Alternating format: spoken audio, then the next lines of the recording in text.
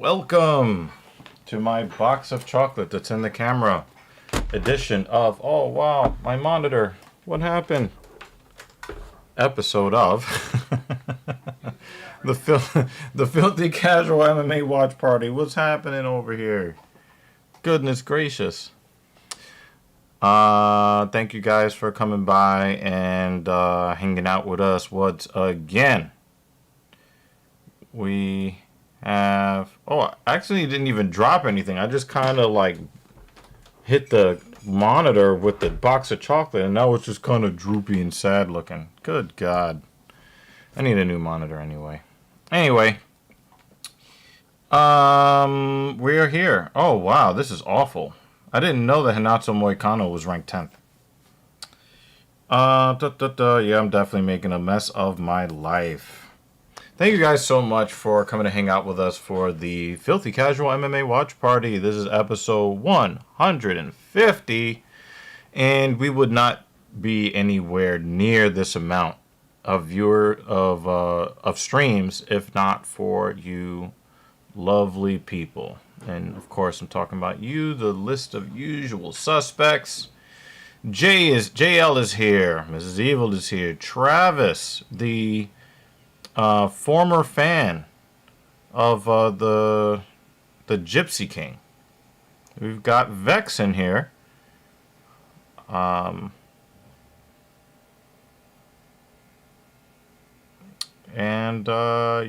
it looks like Vex was asked by Mrs. Evil if he is a squatter, and then he says no, and then proceeds to describe what a squatter does.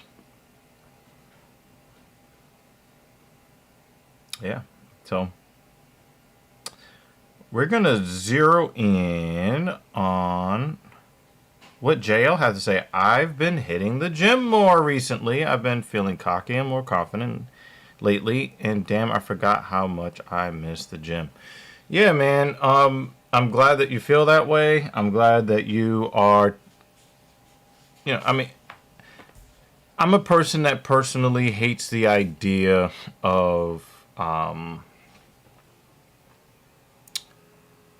New Year's resolutions, but as I've grown older and uglier, I have kind of softened my stance on that. I think that if somebody can find any kind of inspiration to do something better for their life, I don't care what they do, what reason they find to... That was savage, Travis. Chill.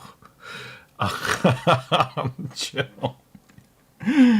Whatever reasoning that they have for improving their lives, I'm all for it. So whatever gets you in the gym to help you better yourself, I'm totally for it.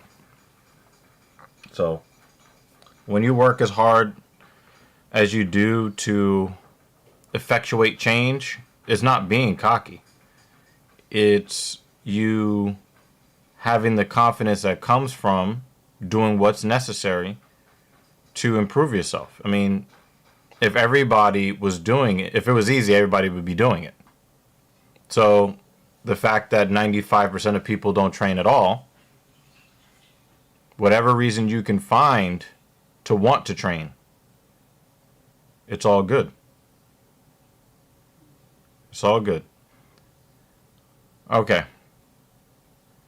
Everyone needs to exercise. There's no excuse to be fat. I'm a full-time student and worked almost a full-time job, and I still make time to go to the gym. Yeah, exactly. Exactly. And 4 times a week, yeah, now I've been going 4 times a week, staying consistent. Thankfully, my progress didn't totally fall off. I don't like talking about success because once I start talking about it, I sound like I'm right. I'm going to get into that. That's going to be our social conversation for today. Because we're going to talk about that. That is an issue that people have with that I have a major problem with. So we're going to talk about it today. We're going to talk about that. And Travis says 4 times a week is good. Yes, 4 times a week is going to be the sweet spot for most people under most situations. So, yeah, completely agree with you, Travis, there. Okay. So, let's talk a little bit before this event begins. Talking about the concept of bragging, okay? One of the things that I notice about modern living, specifically under, Judeo-Christian situations,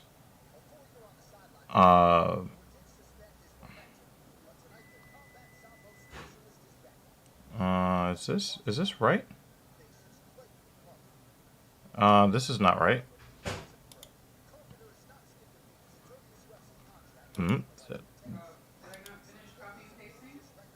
Probably not, or maybe I went a little bit too far ahead. Let me see. Okay, I got it. Whew! I was like, what's happening here?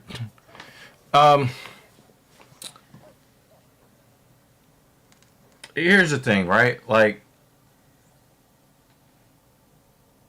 in Judeo-Christian environments, one of the things that I've learned, and I actually learned this from a book called the Mind-Body Code. And one of the ways that religion has been used is to subdue and subjugate people to be able to rationalize having nothing and liking it. So it's a really, really good audio book, The Mind-Body Code.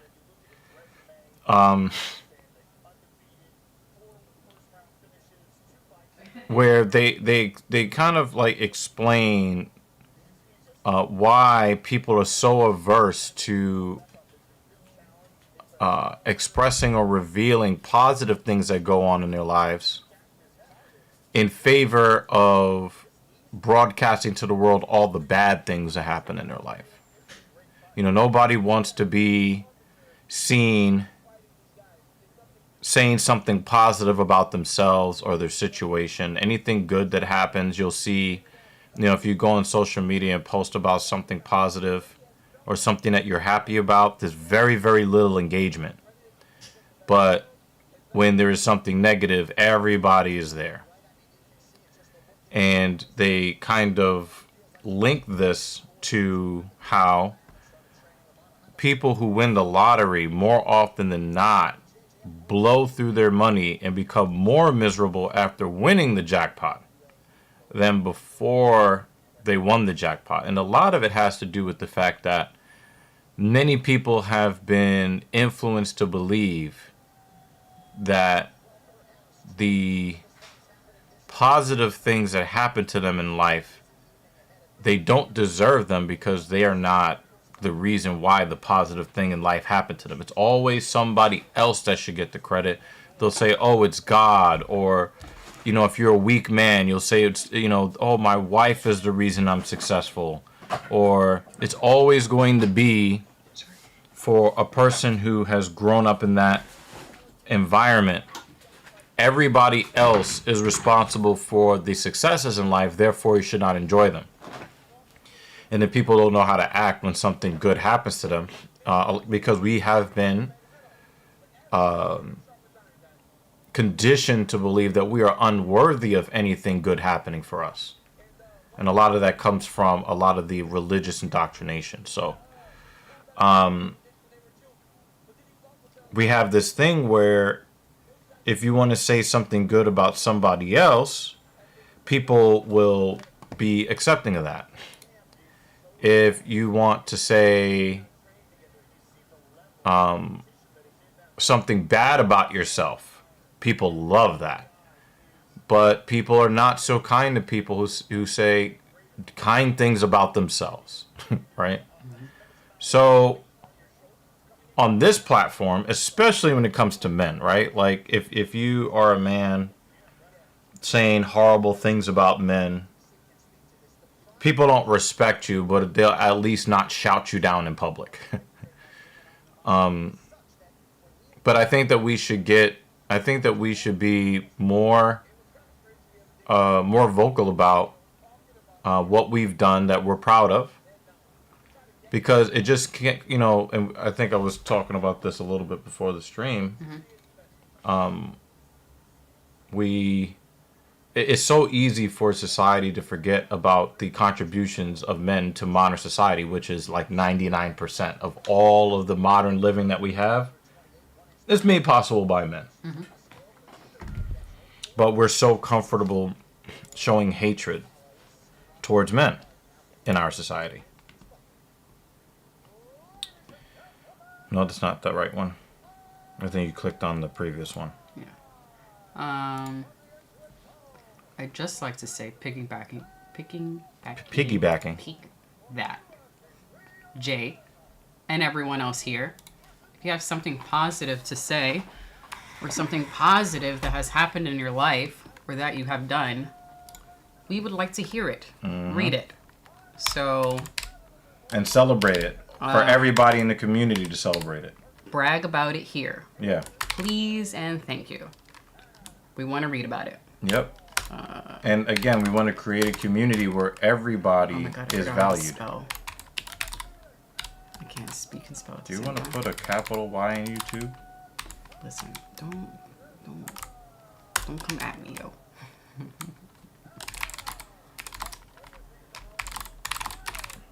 Or like DMX used to say, get at me, dog. I'm having trouble multitasking right now, okay? Okay. This is what I usually write.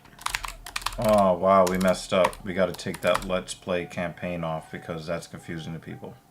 We have to put, like, just talking and some shit. I don't know anything about that stuff. Oh, okay. You can take care of it. I don't do any of that stuff. Yeah, we'll try to fix that because we don't want somebody to search for Let's Play, and they get that's been up there MMA watch party forever. But yeah, so, as I said, please Dan brag. Jensen says nothing wrong with bragging about yourself if you have a good reason to. But here's the thing, Dan. I think that most men in society who make modern society possible have every reason to brag about the good things that are happening in their lives. I think it's way too easy for society to disrespect men and act like the contributions that men have to society are worthless. But then if you took all the men away and they didn't show up to work every day to create and maintain the infrastructures, I mean, again, like you see like a lot of the modern women who are so quick to talk about how evil and worthless men are and how much they don't need men, from iPhones and Android phones that are powered by the electric grid that men created and maintain inside buildings that were designed and built, and sometimes men have sacrificed their lives for the opportunity to give you this modern accoutrement for you to say that they're worthless and evil and they're all, evil people. That's crazy. That's crazy work. Well, I think also still on the topic of the, celebrating the victories, whatever it is that you consider a little victory, big or small, size doesn't matter. Yo, damn, but it's also the bitch-made beta male feminist dudes, too, engaging in it, too. Before I distract myself, celebrate even the small victories. So, no matter how many times you went down to the gym or whatever you did, you made it to the gym at least once this week. Yo, we're glad to have you back, Dad. We are glad to have you back. The point is celebrate it. If it was a more fleshed out comment, we would already make that comment of the night. It's really crazy, and something that I saw from these guys, and it's like, You know, and the thing is, you know, I would probably, would it be fair to say that, like on the scale, oh my God, Travis, don't even get me started on that. Like if we were speaking like really candidly, would you find yourself either in the middle or slightly leaning towards feminism or slightly leaning away from feminism or right in the middle? Would you say? I'd say slightly leaning away today. Yeah, so maybe like 49%. Okay. I'd probably be leaning more towards feminism earlier, especially at the beginning of our relationship. You know, When we were in college, yeah. You know, the home that I grew up in, as Right. similar to most homes. Same here. Most yeah. of the women who. Oh, he grabbed the fence! No, you With gotta his take a toes. point. No. The guy on the bottom. I didn't catch that He part. actually grabbed the fence and then used the grabbing of the fence to change his position away from the cage. You gotta I take a missed that. point for that. That was horrible. They really let Carpenter get away with that. That was crazy. You gotta take a point for that. Anyway, you were saying? More when I was younger, less now as I'm older. Yeah. TLDR. Right, and you know, I used to be a feminist too until like, you know, observable reality. You know? And you know, it's just really crazy that it really is crazy that we live in this society that you know, I just watched a video yesterday of from this channel Into the Shadows. And they were talking about a man who was part of English high society that was one of the very last people to get on one of the lifeboats when the Titanic went down, right? And I mean, she was in the car, so I'm not really talking to her. I'm just, you know, you're the human being sitting here, right? So we're gonna pretend I'm still like gonna nod. right. We're gonna act like we're normal people having a conversation, right? And the guy had a chance to stay on the ship and die or get on one of the many free seats that were left on the last lifeboat that nobody else wanted. And this man came home and he said, well, aren't you so-and-so? You're a man. You were supposed to die. And it's just so... And then people, like, denigrating him because he wanted to live and nobody else's life had to be sacrificed for him to live. But everybody showed so much hatred, men included, to him because he dared to get on the lifeboat when a sinking ship was going down. Like, the fact that people just expect men to be beasts of burden with no opinions, with no dignity, it's absolutely insane to me.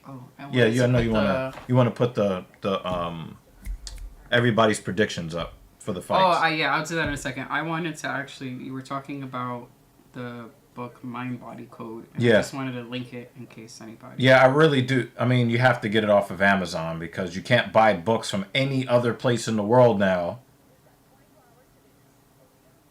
Travis said, "Be a man and suffer." Nah, like. You know, the thing is that we need to be in an environment where everybody respects and values everybody else. And so... I mean, there are other websites that sell it, but, you know, I'll just put up... Yeah. But, you know, I just think that, like... I just think that we could do so much better to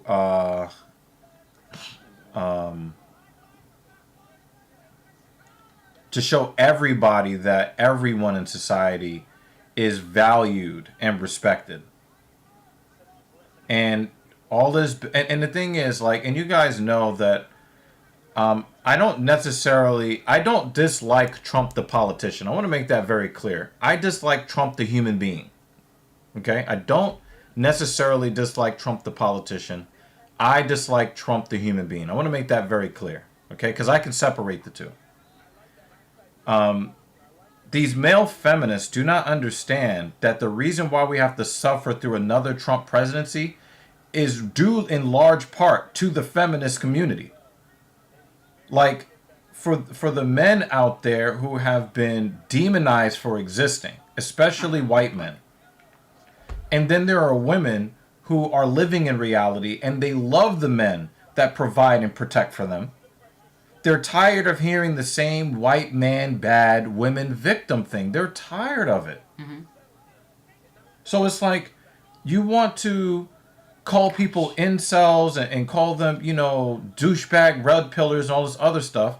You're the reason why we have another Trump presidency. You. And there are plenty of men out here that respect other men that don't like Trump. But guess what? We all got to live under Trump because of these dumbass male feminists and the other feminists. Mm. You know, always insulting people because they disagree with you. And it's like, well, that's the reason everybody went to the ballot box, some of which voted for Biden last time, voted for Trump this time.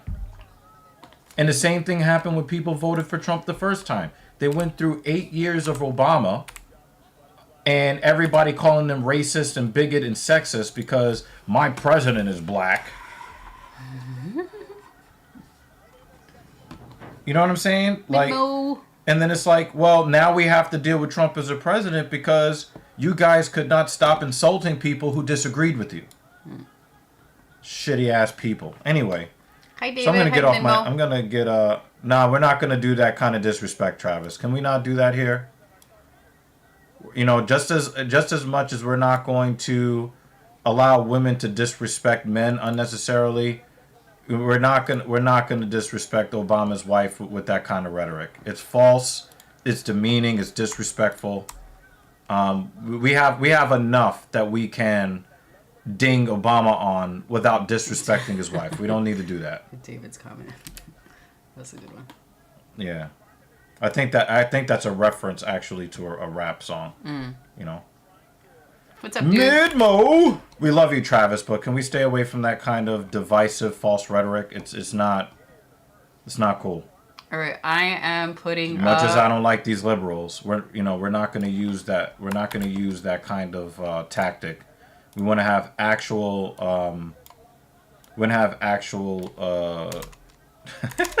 You skipped the first and the last letter, ended up with DR.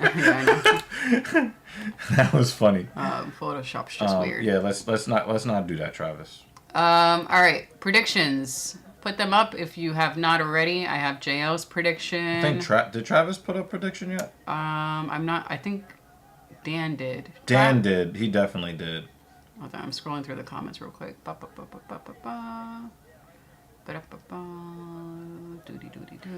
Travis says something interesting. Religion is used as a tool to keep morals intact so people don't turn to chaos. That is the proper usage of religion.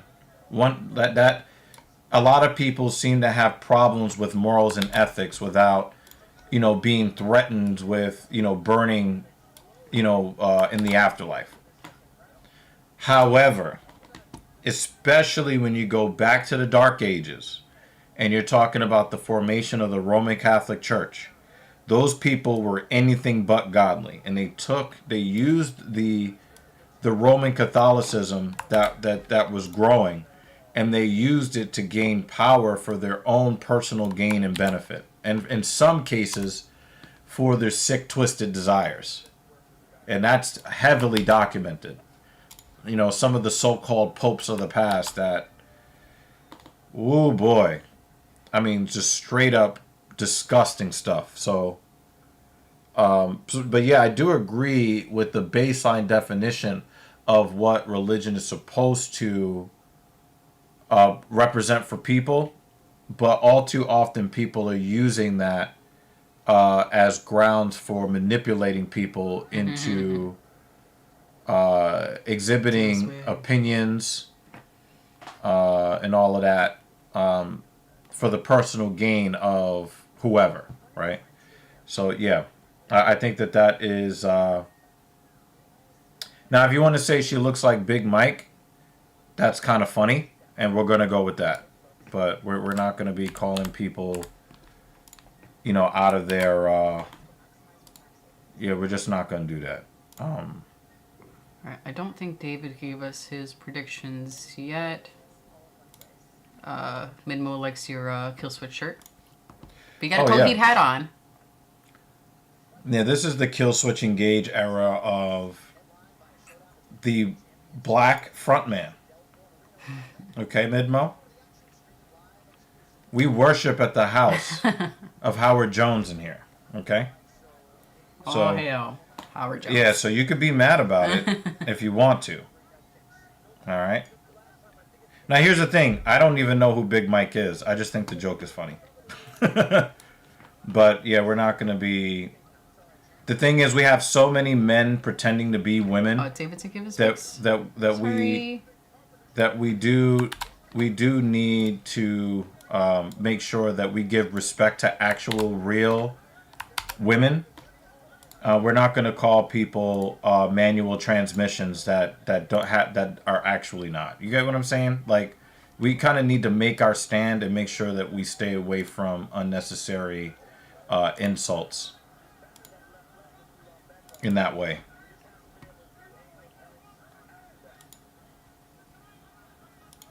I think so.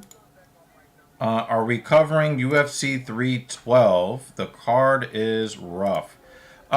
We will look at the lineup. Don't be Nice to see DG wearing a kill switch tee instead of a Coheed That's what we're talking about. That's why I and also pointed Cambria to your shirt. hat. But that's what I was saying. Like, you don't see the fucking hat? Holy crap! But all hail Howard Jones. All hail Howard Jones. Okay. I did miss David's picks before. I was scrolling too fast. All right. I think I got everybody. Travis, I did not see your picks. If you did give us your picks, would you mind just putting them up one more time? Please. And as other people trickle in, we'll just... Thank you.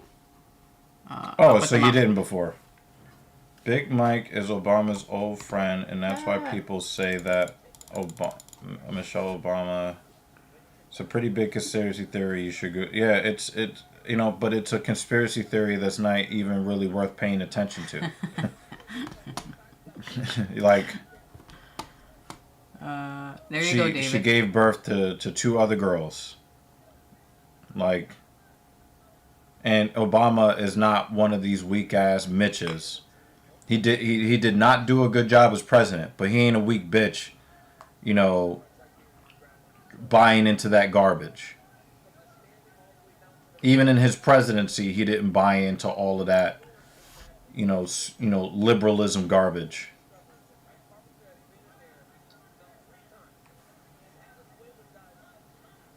He was a good orator. He knew how to dress well. He knew how to pander to the black community without ever actually doing anything for the black community. But, hanging out with, yeah,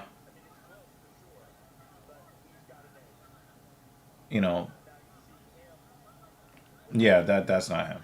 You know what I'm saying? When this fight is over, we'll check.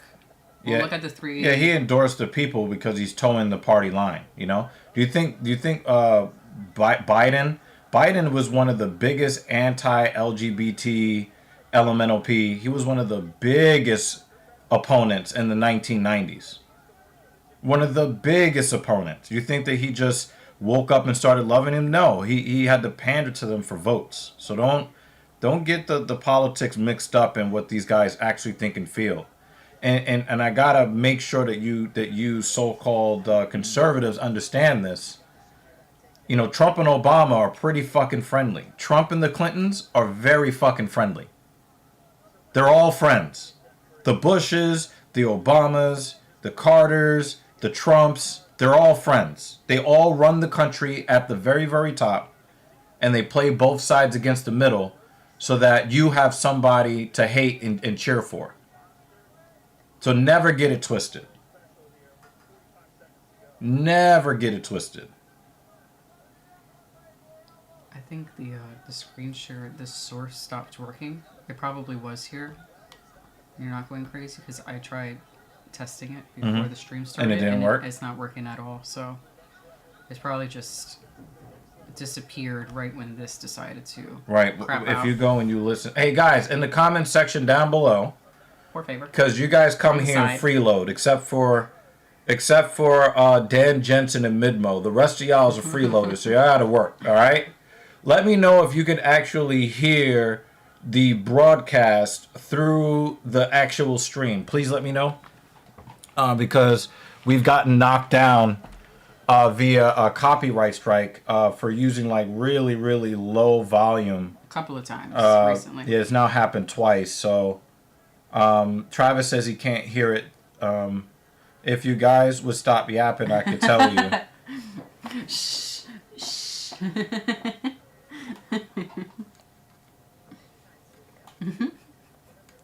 That's for you, Banner. Okay. Okay.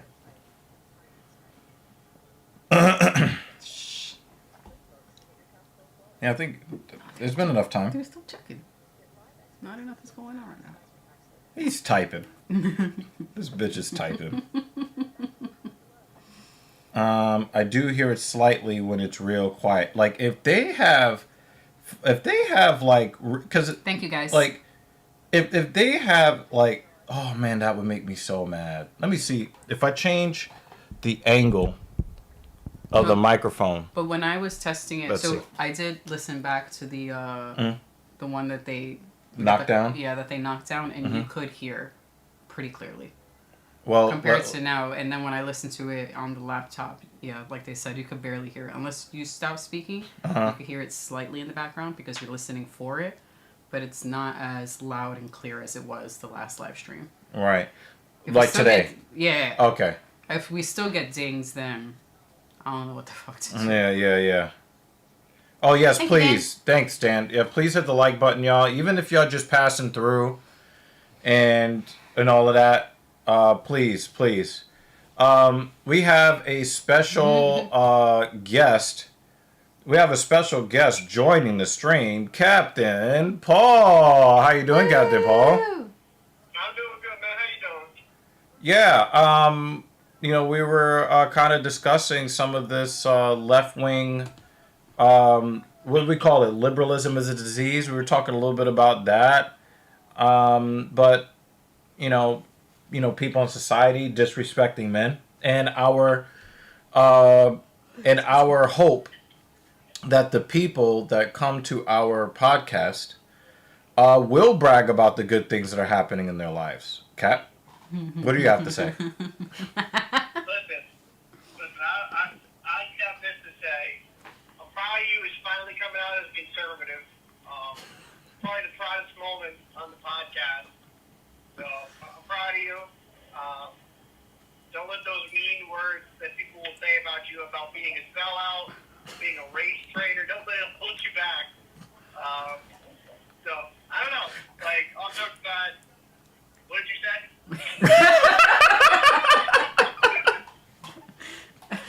You got to read David's comment to him. David Banner says, I was just about to hit the like button too, and then this guy has to call in.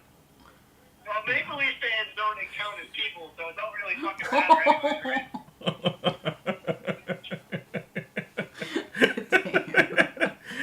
Yeah, around these parts, we don't recognize Maple Leafs. We only recognize maple syrup. The only thing I'm bigoted against is Leaf fans, so...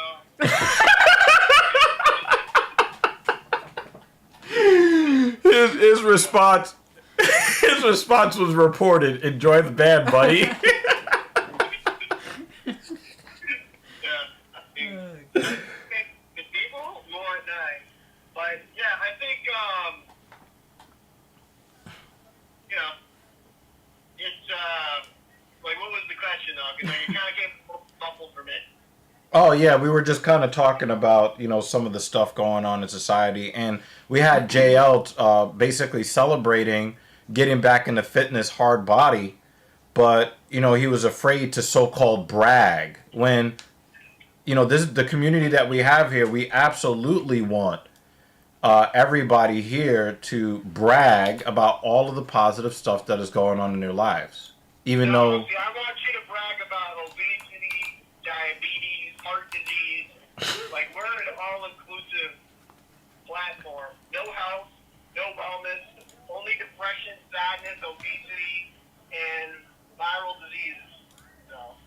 Okay.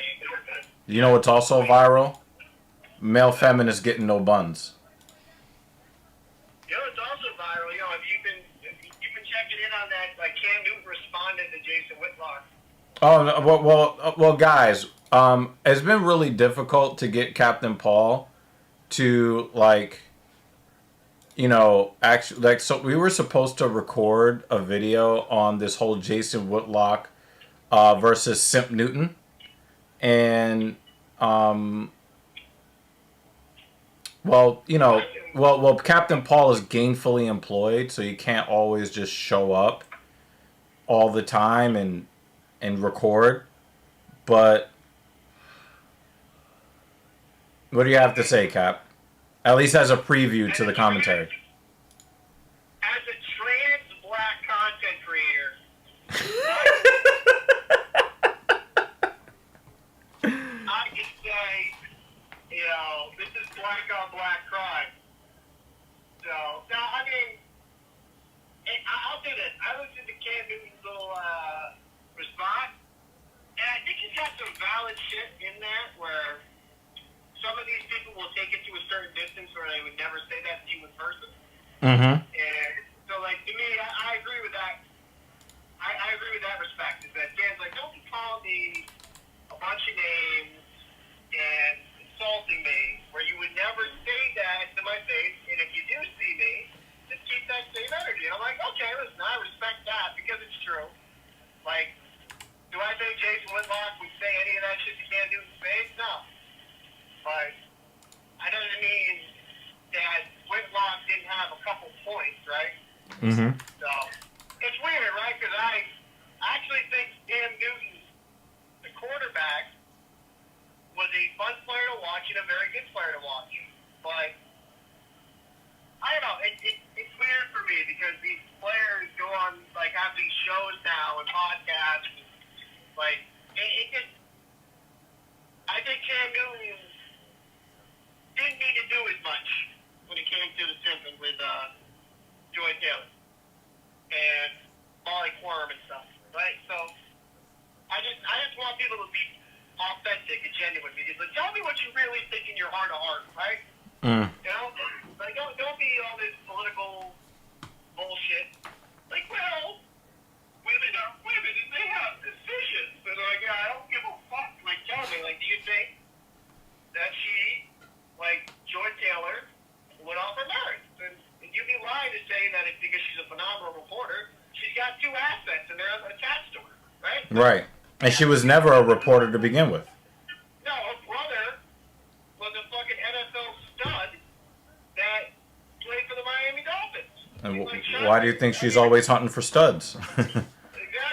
So, but it was interesting back and forth. I kind of respected what Cam said. I personally think a celebrity death match should be brought back personally. Oh my God. That'd be fun. I don't really respect what Cam had to say. I think that Cam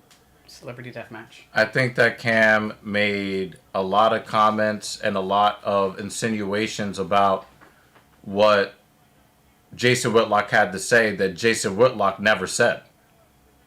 You know, when Jason Whitlock was saying that, you know, the peanut butter skin and them tig-old bitties, what he was saying is he knew that A, he had no shot, and B, he didn't want to end up as party of a lawsuit. Like, so he stayed away from her. He saw she was throwing her assets all around, Right. and he just did not want to, you know, he did not want to, you know, be a part of any of that because he thought that she was trouble for the workplace.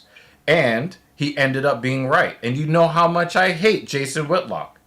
But I have to, you know, call a spade a spade. And Jason, you know, and for Cam Newton, and it's like, and the thing that is so disappointing about Cam Newton running out there, Joy Taylor, you don't need to kiss Joy Taylor's ass publicly to hit that. She's giving it to everybody except Jason Whitlock. So you don't have to simp publicly to get them cheeks. She's going to give it to you anyway. I don't disagree. I think the problem is, I'll just say, with Jason Like I said, I hate Jason Whitlock. I hate that dude, but I have to defend him. It's kind of like Lux selling out his own people too. Oh, don't even get me started. So like, to me, it's peculiar, and it's just weird, right? With Cam Newton, he's dressing like a peacock, like a fruitcake, and that is what it is, right? That's just. Yeah, I don't have a problem with the way Newton dresses though. That's his own style. You know what I'm saying? Right, I get that. And he's not wearing a dress yet, or wearing makeup and raptor claw colored nails or anything like that, like some of these, fucking sus guys are doing. I mean, who's to say what happened though? But I think listen, I'm not a fashion person myself, so whatever. But Yeah, because you're a real man. That's why. because I got real shit going on, yeah. But I think the interesting takeaway from this is that Cam Newton, an athlete, I feel, if he was not recording, not in front of a camera, we all know what he'd really say. Yeah, and that's why I have such little respect for what he said. Because it's like, dude, you're trying to jump out there to get feminist points, and you don't need to do that. Well, and another problem I have, just overall, when it comes to this whole conversation, right? Cam Newton attacks Whitlock and his appearance, like, oh, he was never an athlete, he was never this, never that. So, like, I'll say this. I don't like both sides. Like, it doesn't have to go to a certain level unless you really want it to. But I will also say it is kind of corny when athletes say, well, you never played the sport in the NFL or this. I'm like, well, who knows? They could have played it, like, in high school or college, whatever. Right? But it doesn't make them any less right or wrong. Right. And that is one narrative I get tired of from athletes. Because when I see Gilbert Arenas have some of the worst dog shit fucking takes of my life. Oh, he's terrible. Oh, my God. The NBA, and I'm like, God damn, bro, it's just proving my point. You're not, just because you play doesn't mean you're cerebral enough to decipher the fucking game. So,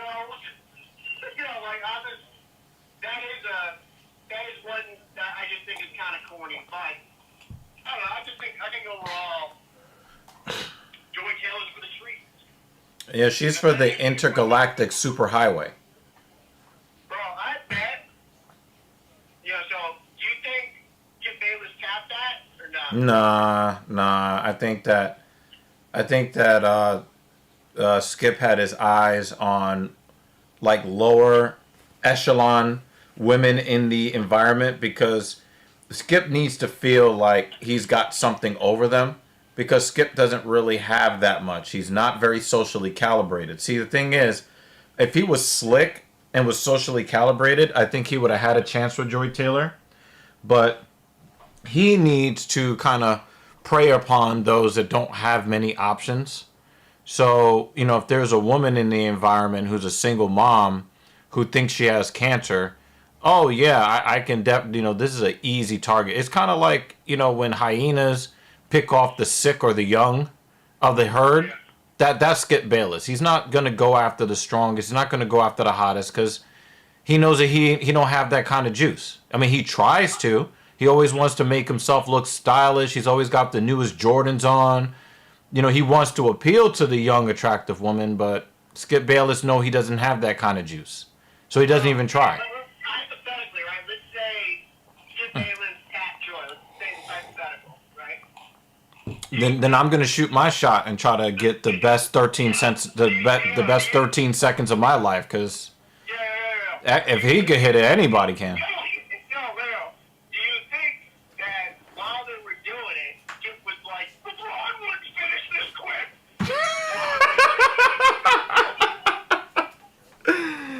Oh, for those that don't understand what his shitty microphone from his car is saying, he said LeBron wouldn't finish this quick. Yo, he stay on LeBron's dick. That's maybe he's not really attracted to Joy Taylor, because he stay on LeBron's dick. I mean, listen. With some of the stuff that's come out with LeBron and possibly cheating on his wife, which is weird. I don't, you know. The dude is a billionaire, one of the most popular men in the world, with every vagina on the planet being thrown at his feet. I mean, it's really not a news story.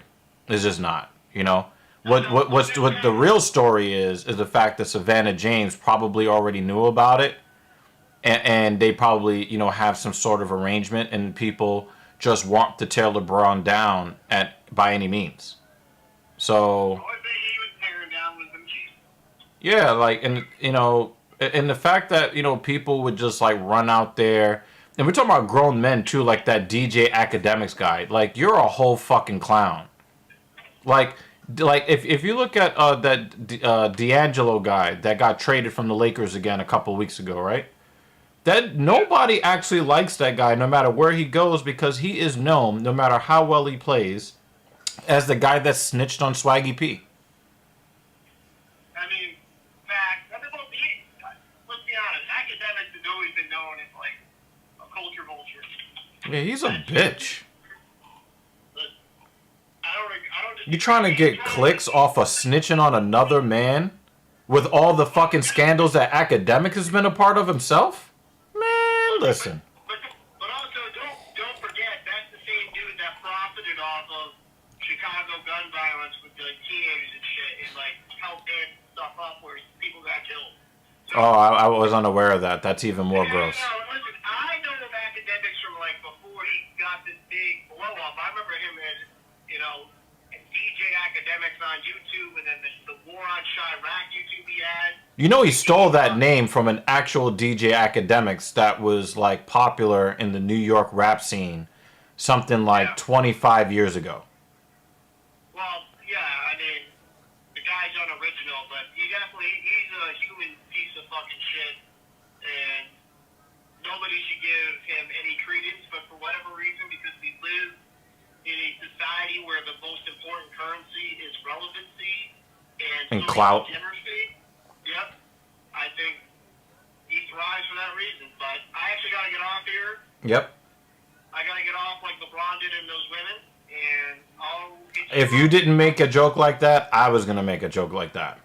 I mean, fair. I appreciate you. But again, welcome to the half and half magic hour, where we sometimes do the trans black. I'm trans black. He's trans white. We are the half and half. So make sure to subscribe, like, comment, and fuck you, David Banner. Fuck you. Fuck the Leafs. But no, I'm just joking, David Banner. I don't hate you. I love you. I feel pity for you. I pray for you because you're a Leafs fan. So I'll see you guys in the next one. Bye. And that was Captain Paul. I can't believe you did the jingle.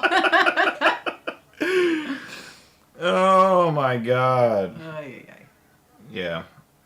We've got real problems here.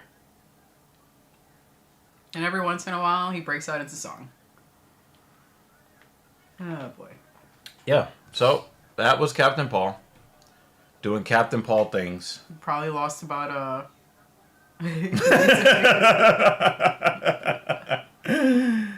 Oh, man. Oh, man.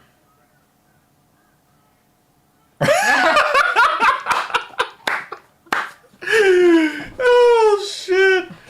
Yo, the dude We're gonna get reported twice now. Dude went right. He went right from the phone call, right in the comment section. Holy crap, we're going to hell. Mm-hmm. Ricky Tertios is working hard like he normally does. We're in round 1. So that's kind of like a preview of, the kind of conversation you guys might have. You might hear us have in a future recording. I got to think of something I'm going to record after I leave the gym tomorrow. I got to figure out a story I want to talk about. I think there are a couple of things that need either a thumbnail or yeah, we're going to release some more too. Yeah. But I for me, it's very difficult for me to kind of get the making content, getting the inspiration to make content. Mm-hmm. I basically just have to find the inspiration wherever I can get it. Mm-hmm. And so, you know, when I'm coming home from the gym, you know, I see a story, I'm like, oh, I'm going to talk about this. Oh, a tiny bit of blood. No, that's not tiny. It just got smushed a bit. It's not that much. You take that cut and see if you think that's only a little bit. It's UFC. It's only a little bit. They are human beings, you know. I know. With a tiny cut. Oh, they just clashed heads. Careful, guys. Now, if I were at work and I had that cut, I'd be like, ooh, look at that blood. See, that's what I'm saying. but I'm not a fighter. So it's different. So if you're not a fighter, what are you? A lover. I'm going to test that out. And it's a different show now. Oh, shit.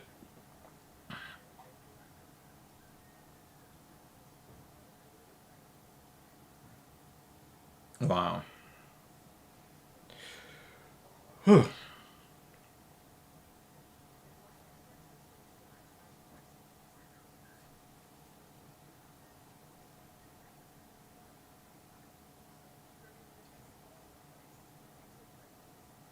Yep.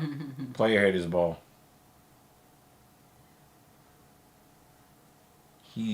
I'm a shoo-in for hater of the year.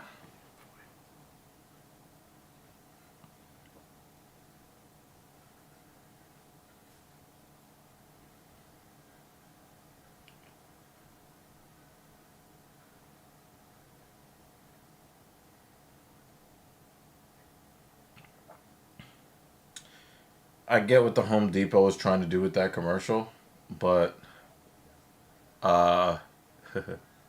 the trades are not going to pay you millions of dollars a year. Mm-hmm. That's just it'll pay your boss or your boss's boss millions of dollars a year, but it won't pay you. But I'm glad that people are finally starting to put it out there that we do need more professionals. But I think that most young men would go into the trades if they got more respect from society. Like, why should I, risk? Yeah, why would I want to work a hard job where I could lose my hand in carpentry? Yeah. You know, if some bad thing can happen to me and I could be maimed or killed on the job, just so I can hear some feminist who I built her home, right? Or if I'm an electrician, I made it possible for her to have the infrastructure for her to show how much she doesn't respect me. Or I could just work, some rinky-dink job that just barely pays my bills, right? That just barely pays my bills, allows me to have, a cheap flat screen TV and a PlayStation 5 or an Xbox and stay single, which is what a lot of young men are. Can we celebrate Jake Miller's comment? Yeah, we're always... dude, this is the place where you can brag about all the good things happening in your life. Jake This is Miller the place. says, I finally became a real adult. I now own property. Congratulations, dude. Congratulations. We got 2 dudes who own property, actually. Dan and Jake. There might be another. That we know of. Yeah, there might be another, though. Maybe. Oh. Damn, Sopaz just chased Tercios around the cage. Congratulations, man. Happy to congrats, Jake. But you were always a real adult. Our economy is a very exploitative one. And, Wait, do you want to brag that, or you want to wait for it to actually hit? The city drove me out, and I bought a home in the sticks. Well... Very cool, dude. The cities are driving a lot of people out, Jake. What city are you talking about, Jake? Was Jake in New York? I don't remember. Mikey is. Mikey's a New Yorker. Yeah, Mikey is, yeah. And tell us about your new home, please. Well, he said it's in the sticks, so it's probably a fucking double wide. I'm just kidding. I've got my double wide trailer.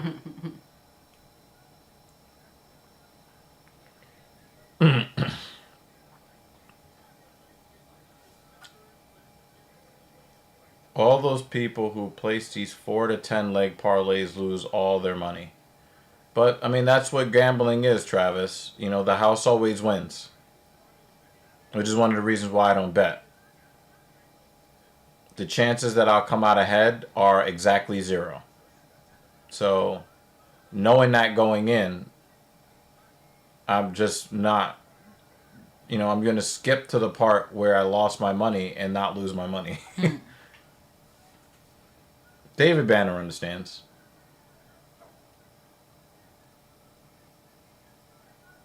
I think David Banner left the stream until Captain Paul left. Yeah, he was quiet. Oh, by the way, Banner, you should probably scroll up and look at some of the comments you missed from for Captain Paul.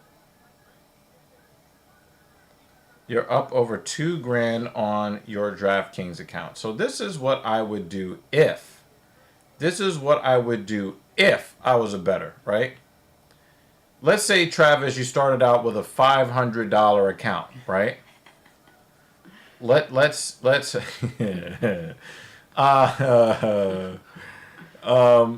say, Travis, that you started out with your DK account and you put $500 in, right? And now that account is at 2,500. In my opinion, what I would do in that case is I would cash out $500, put it back in the bank account. Why? Because if you're already up $2,000 and you take your $500 back from them, right? Now you're playing with their money. So even if you end up losing your money, you already, like, you didn't actually lose any money. Yeah, but he might get... I'm not sure if the betting websites work this way because I've never tried it, but at least with stocks, as soon as you withdraw it and put it, so you get taxed on it immediately. I think, yeah. Taxes. Yeah. So anything that you earn, like on DraftKings, right, even if it did not go into your checking account yet, that you would get taxed on it? Or is it that you get taxed as soon as you withdraw it? No, I think you have to report your winnings and pay taxes at the end of the year. Okay. Right? But even then, like, you can pull, maybe you pull out, instead of pulling out $500, you pull out $800 and $300 to cover whatever crazy 40% tax or whatever, right? You're now, you never have to feel like if something goes wrong that you fucked yourself. Because you're not playing with your money anymore.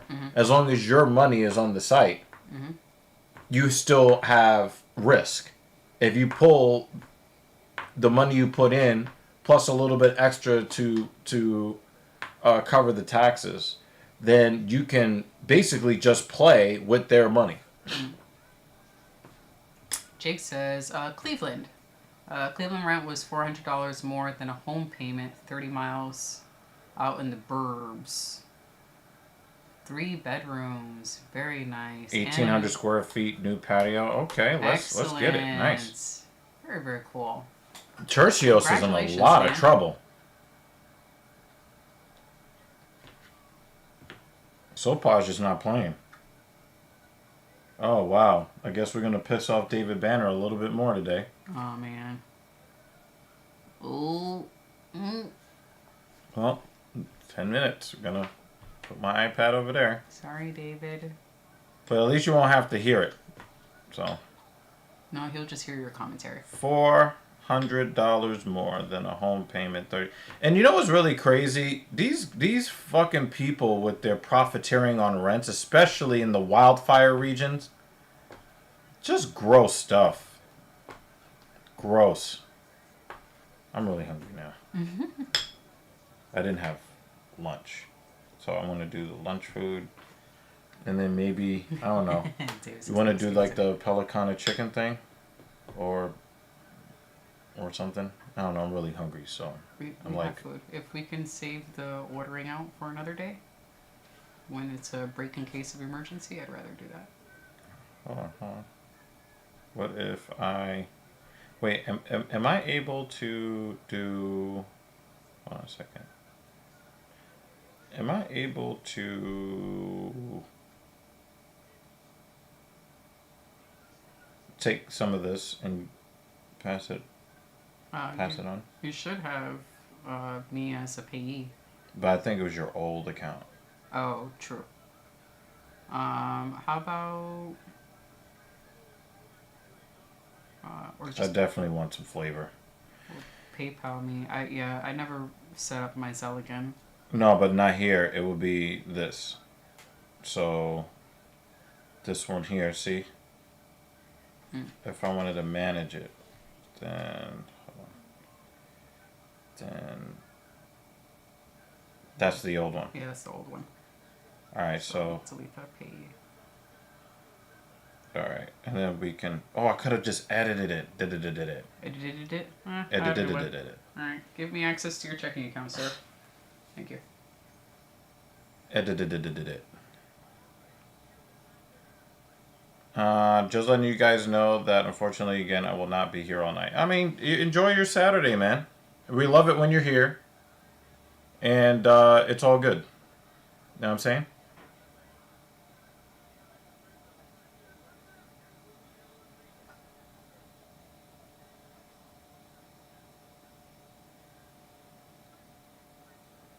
He said, I'm not reading hate speech. Yeah.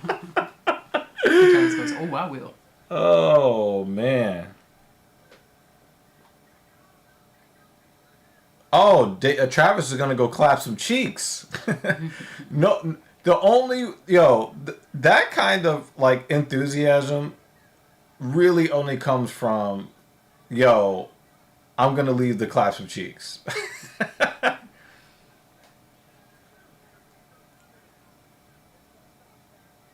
And now Jake Miller can clap really any cheeks he wants now because he's got his own house now. And he said it's out in the sticks, so... Burbs. How far away are you from your neighbors? How close is your closest neighbor?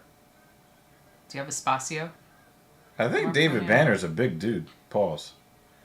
More importantly, I am visiting a family that fosters dogs and getting a dog since there's no dumb pet fee. Oh, nice. Well, hopefully you get a very friendly dog. You want to tell them about your experience with Apollo? Oh, yeah. Oh, well, I call him Clifford the Big Red Dog because he looks like Clifford the Big Red Dog. I was so happy. Well, start from the beginning. They don't know who Clifford, who we're talking about. Well, where we live, you can explain better than I can. There are two Tibetan Mastiffs in our building.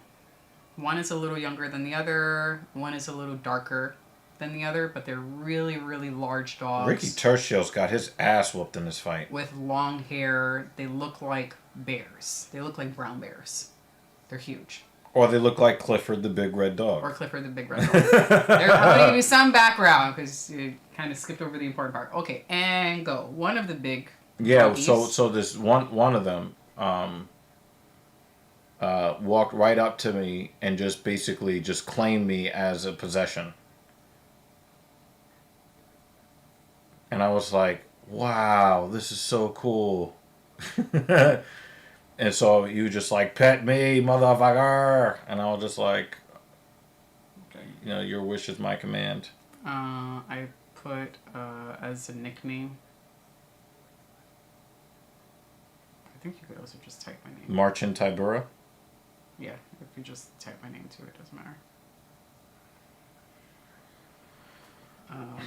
But let me do this part so that we actually know what's happening.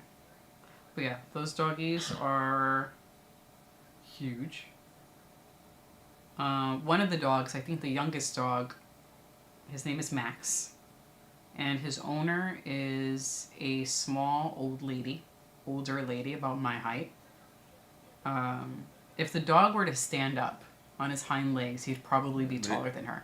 Yeah. And usually when she goes to take him for a walk, he is dragging her down the street. Yeah. Yep. But he's so freaking cute. The other one, Apollo, seems a little more tame. A little more. He might be older. Yeah. All right, let's see what happened with this decision. Wow, Tercios got 30-27. Goodness gracious. Ricky Tercios is a tough guy, too, so that's a big win for Sopaj. Oh, David is tall. Yeah, he's a big dude. Told you. Yeah, he's no slouch.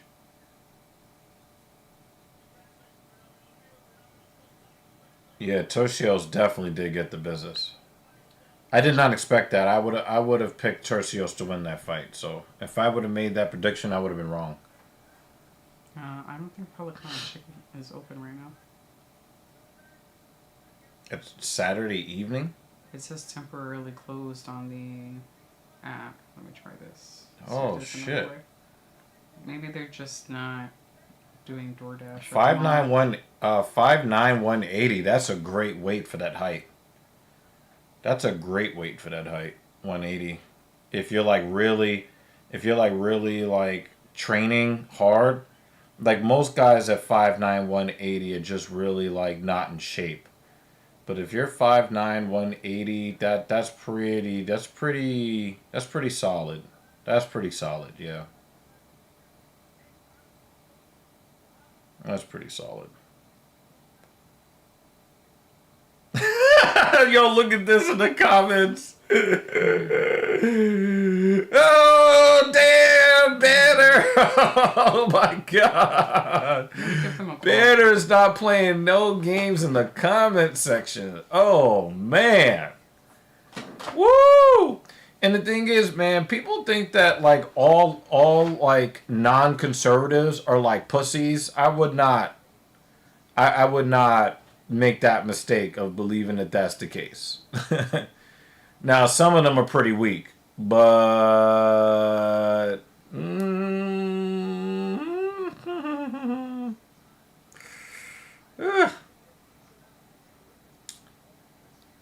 that Renier de Ridder versus Kevin Holland, that's going to be very, very entertaining. That's going to be really entertaining. Look for Sergey Spivak, even though I really hate watching him fight. Really hate watching him fight. Look for a positive upset there. Even though he looks like an orc and he can't speak English and he's really boring. Just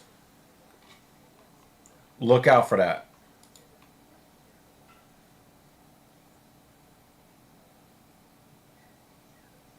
Depends on which Kevin Holland shows up. Dude, you never lie. A lot of times, like, you would think that Kevin Holland has got it in the bag, and he just doesn't show up. You know? And it's really annoying, too, because I really love his personality. I think he leans into the whole company man thing just a little bit too much, but I really love the guy's personality. I love the shit talk. I love the fact that he's actually a really cool dude and not a douchebag. But at the same time, yeah, it says that it's closed right now. Oh, wow. They're not normally closed at this time, but they're closed today. And it says that they reopen on Monday. Oh, wow. That makes me a little bit on the sad side. So if you want to order from somewhere else, we could do that too. Yeah. If there's like some really cool, like, place. I don't know. I'm feeling a little bit celebratory. Okay. You want to stick with chicken? Maybe not. I don't know. Or you let me, or I'll just hand you the app and you can decide.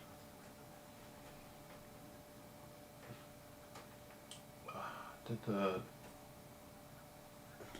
thing on the side pop off? Now I gotta search for it on the table.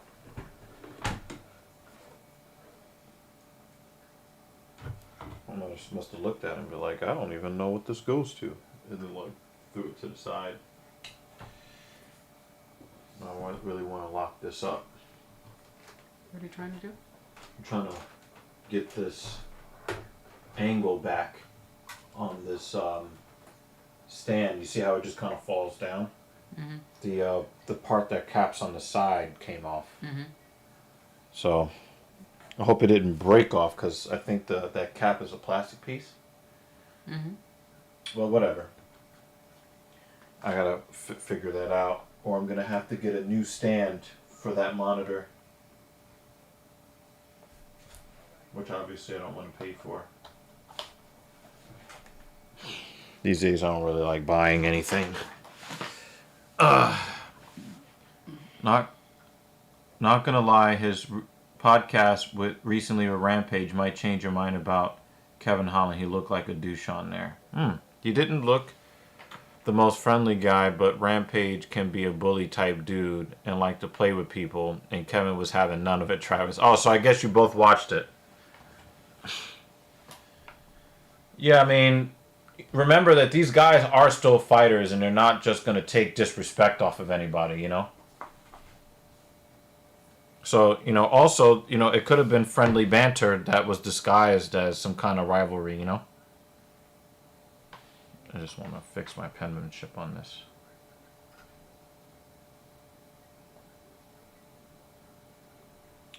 And then we did 3 sets, 10, 70, and then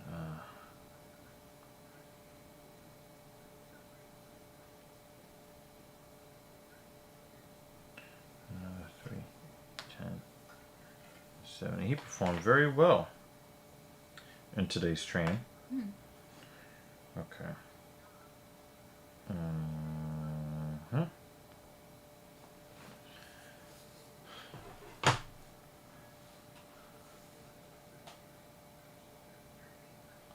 come on.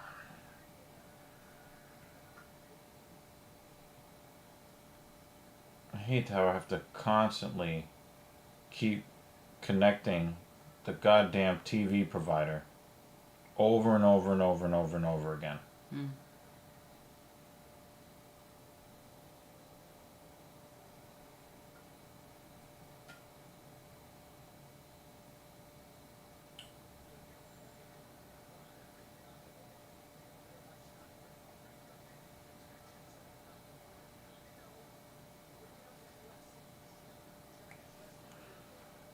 I need Patrick Mahoney. Oh, yeah, I don't pay attention. Yeah, I don't pay attention to that sport, so you can discuss it with Banner.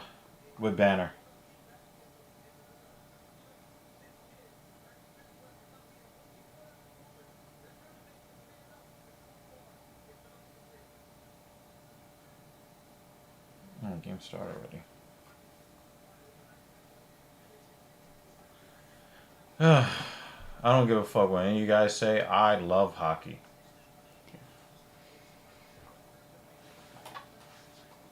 Where you want to eat?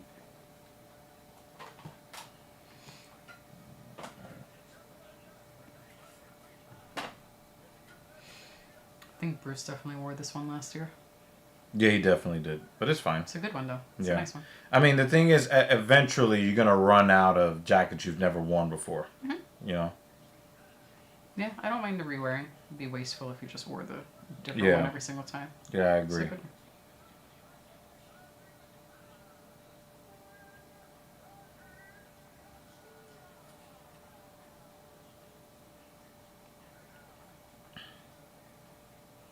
I do agree.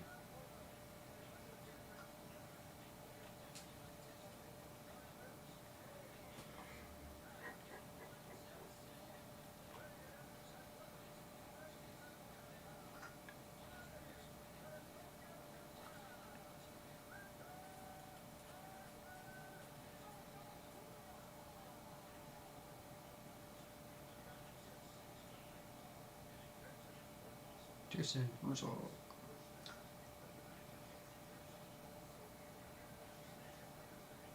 Let me know what you could possibly think about this. There's some sort of BOGO thing going on here. It's up to you. It's mainly for you. I already had dinner.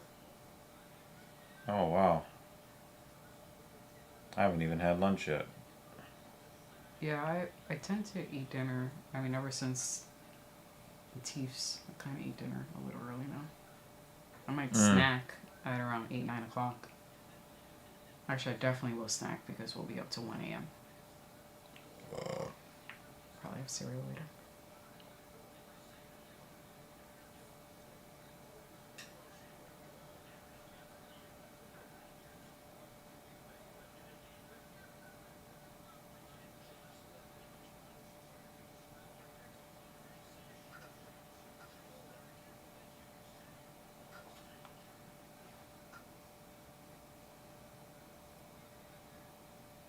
They have Parmesan truffle fries. That always sounds like a good idea.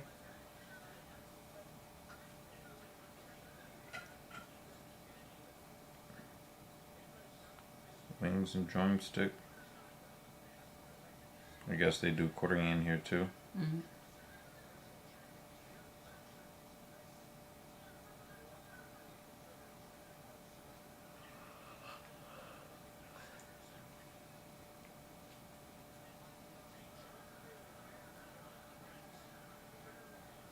I just want to know which is the stuff that's buy one get one free. I can't find it. It doesn't say. It says see items. Add 2 eligible items. Mm-hmm. Like, what are the eligible items? Let me see the items.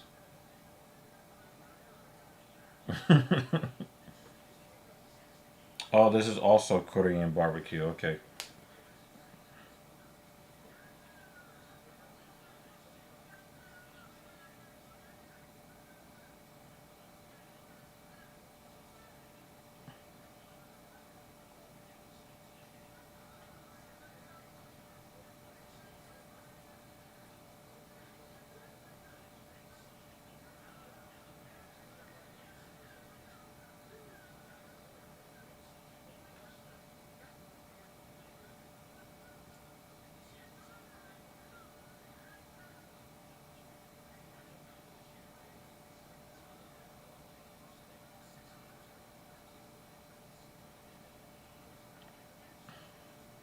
Did he just get punched in the dick? Or almost punched in the dick? Well, if he got punched in the dick, Nakamura. it would have definitely been, one of those, And then he kind of kicked his opponent in the dick.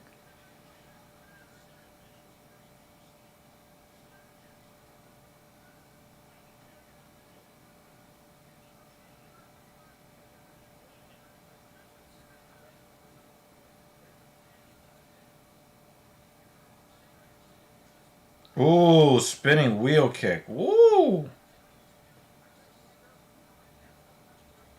You know what? Oh. At any point, Here you go. somebody can be knocked unconscious.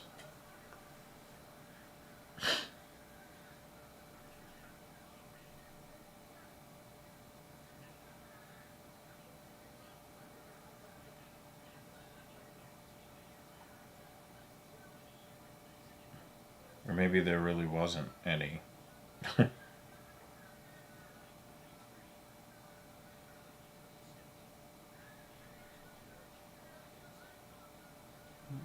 The other suggestions are just so that you can order from multiple places. Yeah, okay.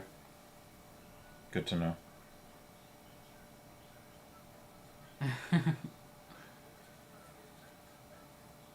Yeah, it's all yeah. that shit always creeps me out, Dan. Helps to keep him warm in the winter. Extra insulation. But only on the left side. Nah, that's just to freak people out. Like, dude, you got that shit on your back. Shave that shit. And it's not even like a full t-shirt. Mm. You know?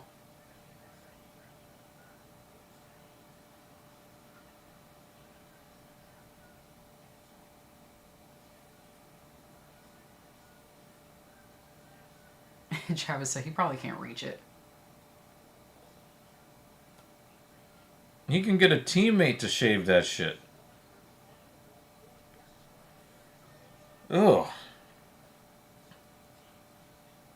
Yeah, the hair growth pattern is weird because then when you look at his arms and his legs, you would think that those would be much hairier than they are. Travis said, nobody's trying to touch that. Dan says pay a professional. Yeah, Well, who somebody. wins this fight? Somebody. Please.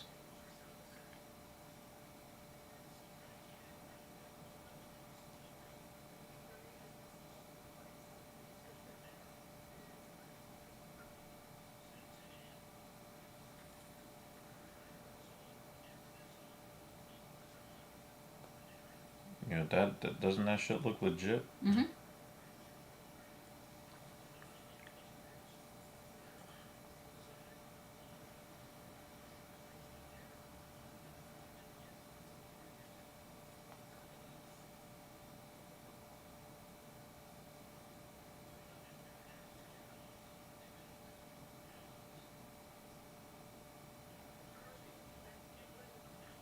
They only have soda for beverages. I mean, we got juice, but it'd been nice to get like a shake or something.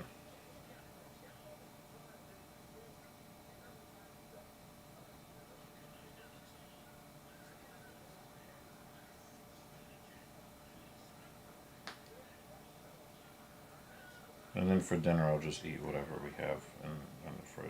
Okay. There is the root beer icy in the other freezer. You bought more? No, it's the Oh, one that no. you never finished. Oh, I thought it was mostly done. No, I think there's 2 left.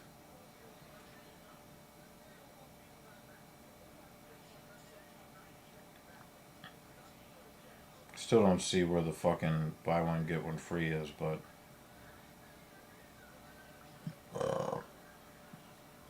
I guess we'll just go with this.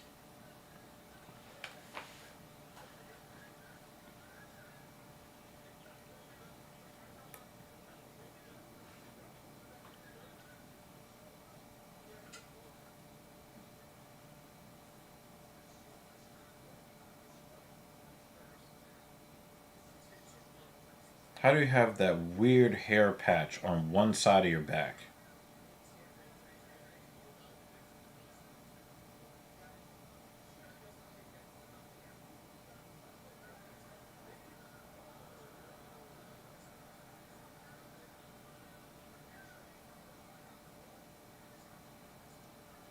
Gafarov's his striking is pretty proficient.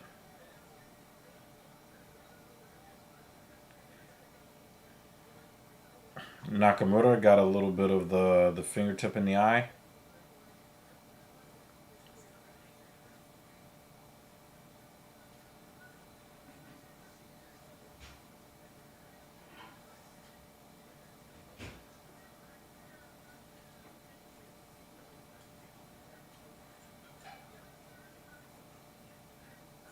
Oh, that was a big overhand right for Gafarov.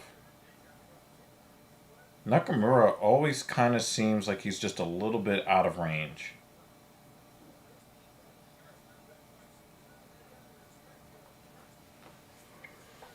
Travis, if you pull the money that you put into DraftKings out and only play with DraftKings money, you will never lose money. Ooh, step in left straight for Nakamura.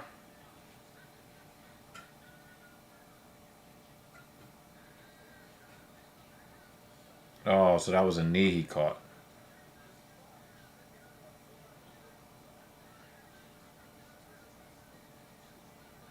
The camera angle that they had before, you couldn't see what happened to him. Fees that they're adding on to this now are nuts. How much? Fees were...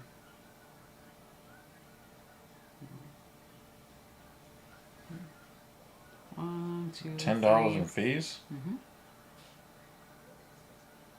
Not including tip.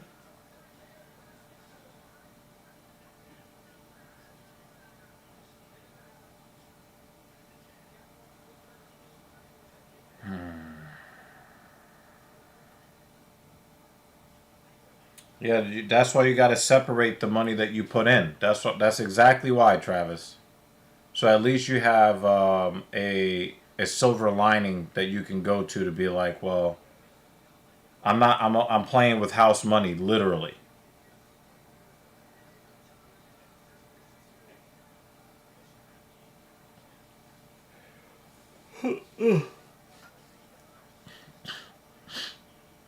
But that's how they get people. That's how people become addicted to gambling and ruin their lives and their families' lives. And they don't care because as long as they have the money, they don't care where the money came from. You know, there's so many, you know, whoever runs DraftKings are probably billionaires. And, you know, they became billionaires off of the pain of Americans.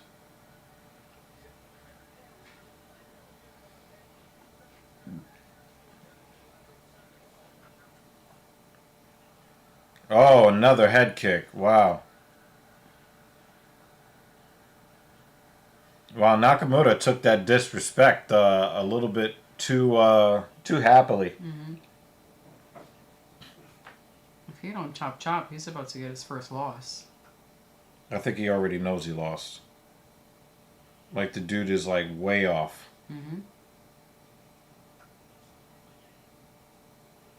Look at his face.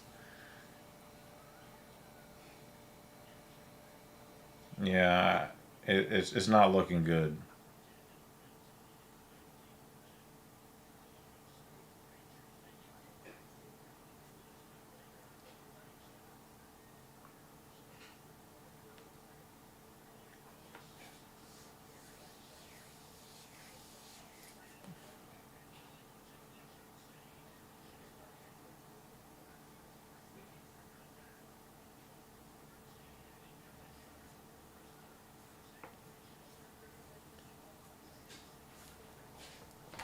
How you doing? A little sleepy.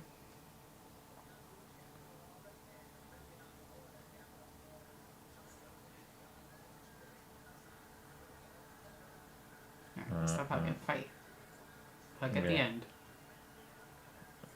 Yeah, I mean, it would be good, but, you know, it looks like another undefeated record bites the dust. You know, oh, wow, big, crazy overhand right. I mean, he takes a lot of punishment. I'll definitely give him credit for that, but that's unfortunate.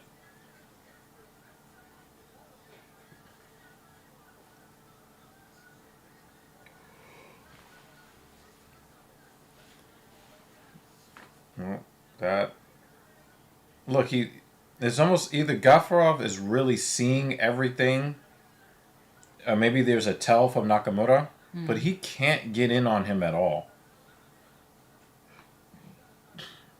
He's not connecting at all. And Gafarov is connecting almost every time. So, I don't know. It's not looking good.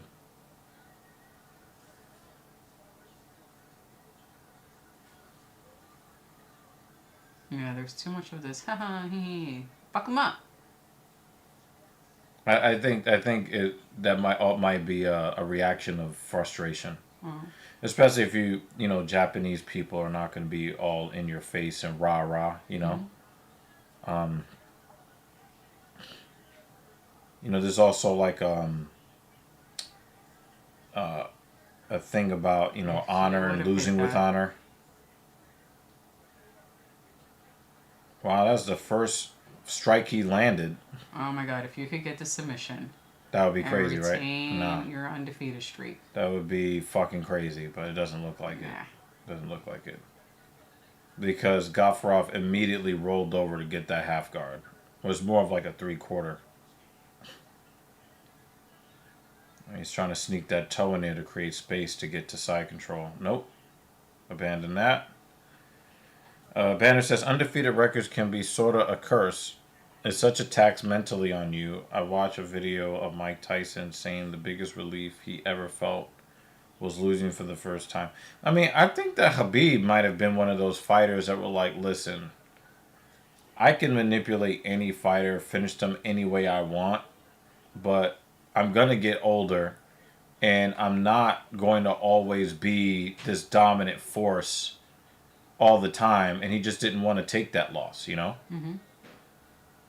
Nah. He's squeezing his legs, but nah. Did he get his hands together? No, I don't think so. Oh, he got... All right, so he snuck his arm in there. Okay, so he's still fine. giving the thumbs up. This is a desperation squeeze, and the other guy looks like he's Yeah, he looks fine. like he's chilling. No, well, all right, his hands are not moving anymore.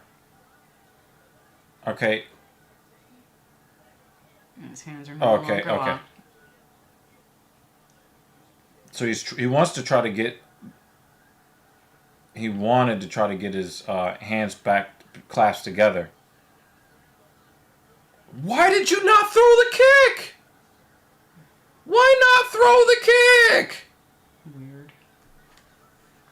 The dude is just not sure of himself. Oh, per usual, went to go forage for food. Welcome back, sir.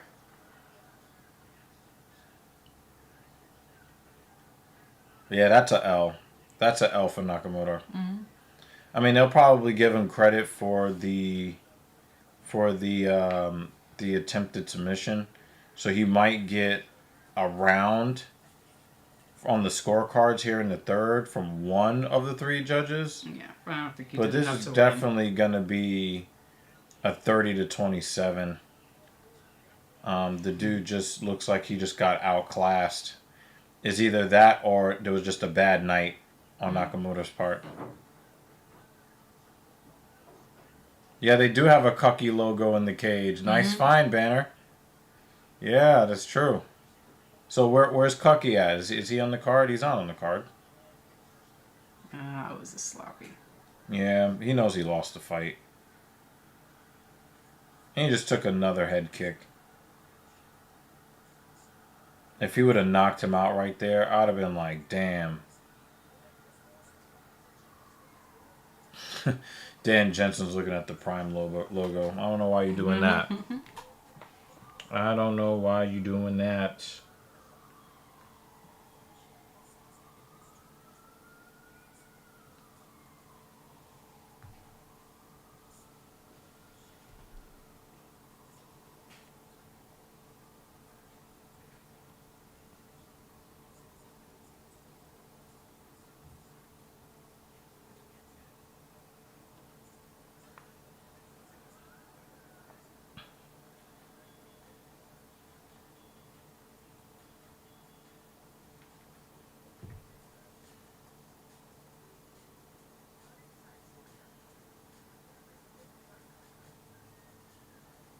Yeah, I can't fuck around tomorrow because we're gonna get actual...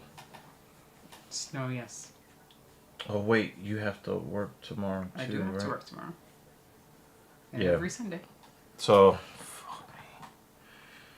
So, I'm gonna just try to get to the gym as early as possible and get out of there as early as possible because I think it's like the middle of the afternoon is when it's supposed to like. Yeah, I think around 2 o'clock it's supposed to begin. But then Monday, we'll take the SUV. Mm-hmm. Well, Monday. We have to like really like be thankful for like how good our lives are. Like just in the fact that we have covered parking. Yep. So while everybody's like digging themselves out, we won't be having to do that. Nope.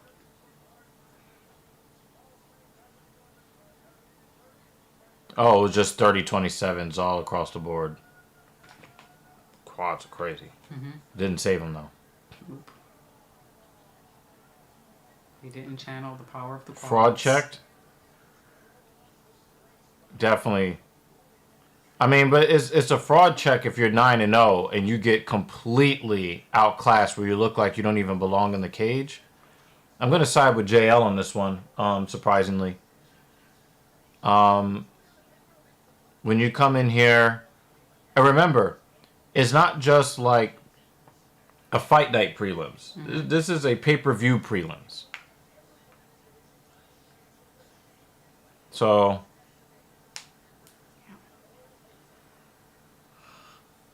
So Travis, the reason why it's an issue is because I drive a convertible that's rear wheel drive only. Not So that snow. if it accumulates at all, I run the risk of I'll run the risk of kind of losing control of the car. But You do have the larger vehicle. yeah, so the thing is, she's going to be taking the SUV tomorrow. So that means I kind of have to make sure that I'm out of the house at 10 a.m. I torture these legs and then, quickly get back to the garage as quickly as possible. Yeah. I don't need it so much later in the evening anyway. No, I'm not taking the subway anywhere. Just no. The answer's no on that, Travis, and the answer's no, and it's a huge no. Take the subway. That's a massive no.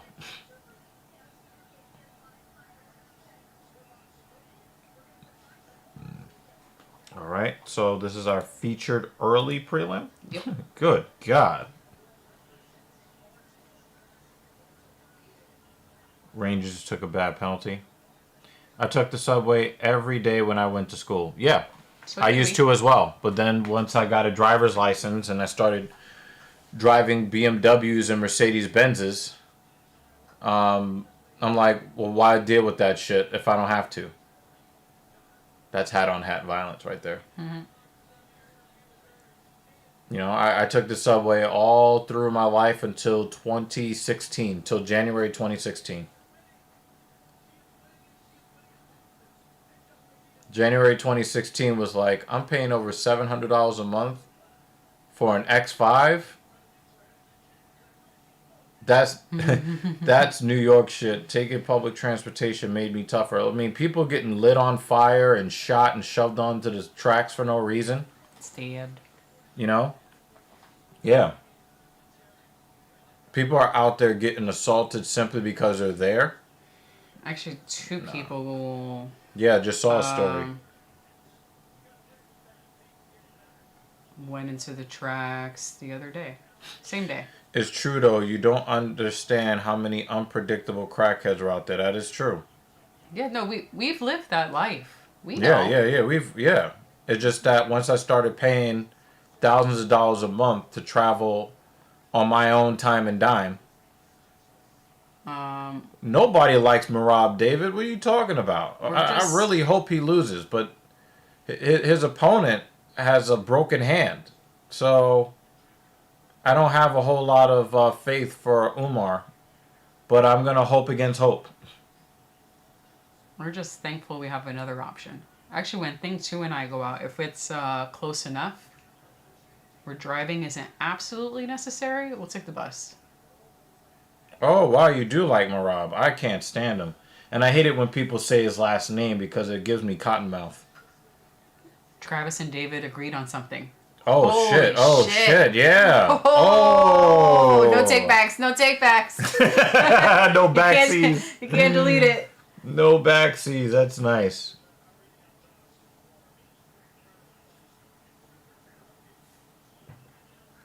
Yeah, I don't like Marab as a champion.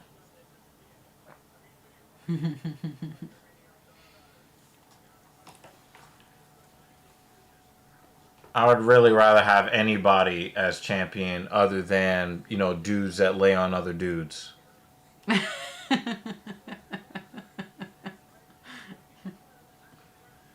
Wow. Wow. Nah, I don't know about that banner. He takes the subway, so he's tough.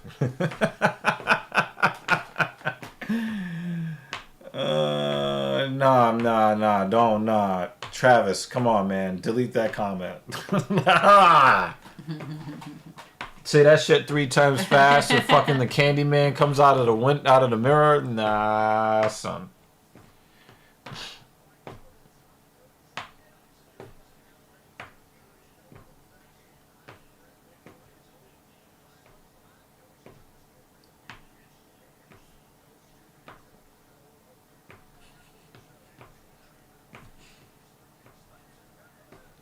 New York City restaurants offer to cover congestion tolls to save their businesses.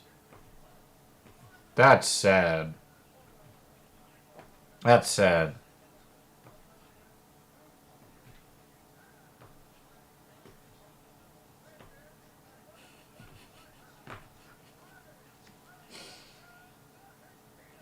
Travis goes, David, we have freedoms here in America. David goes, these hands are free.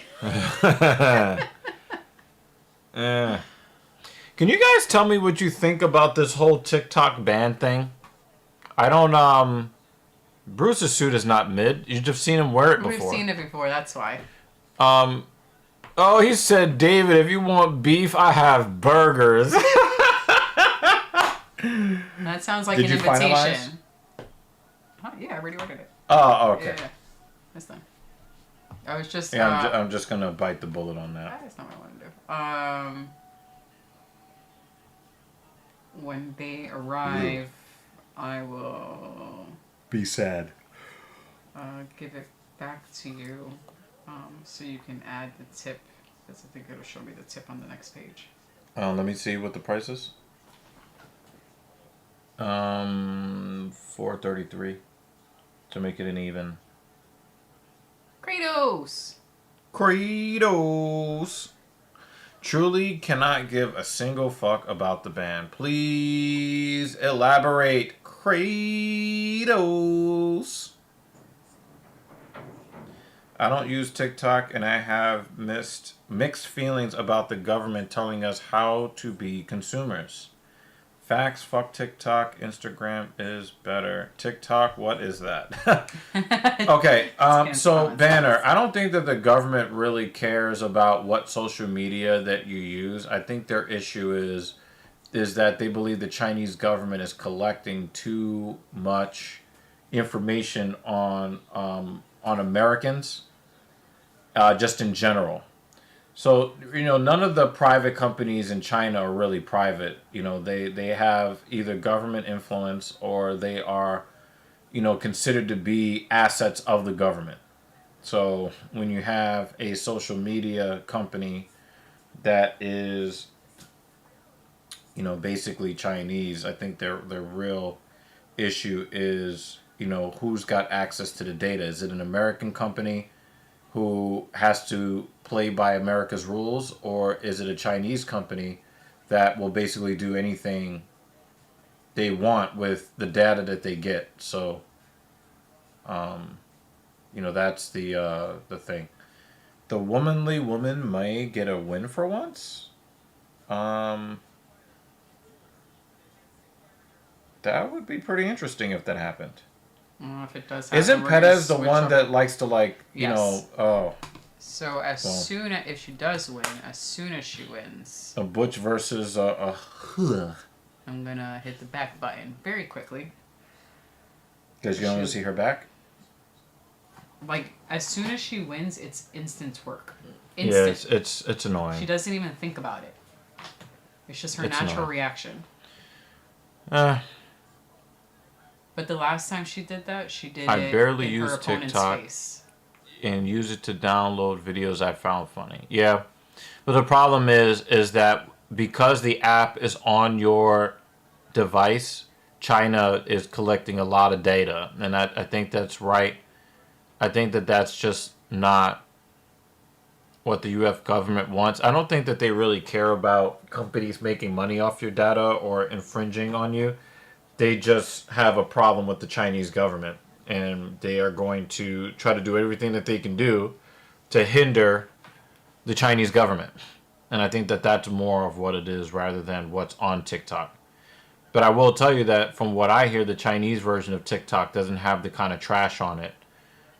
She took the foot to the face and then just walked backwards. That was funny. I just... I heard that the Chinese version of TikTok is more productive and useful. And hey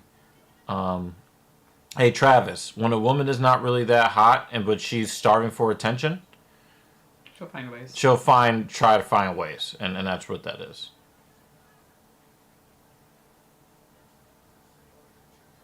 Yeah, it's just the last time she did it was so disrespectful. Kratos says he uninstalls it a lot. Mm-hmm. Yeah, I refuse to download the Facebook app. They keep nah, I'm good. I'm good on that.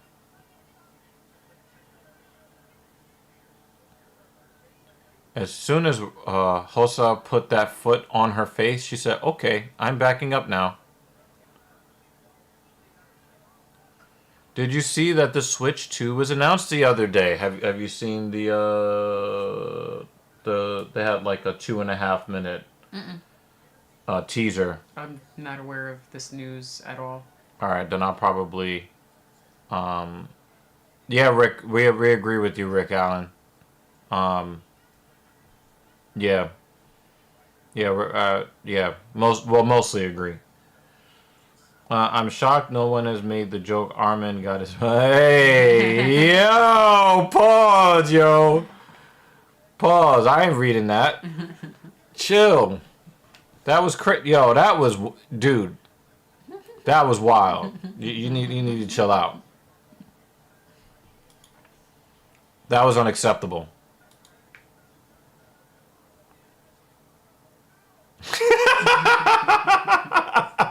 We're in a different cult, not that cult. Yeah. We're not It's in that different cult. It's a different cult. Yeah.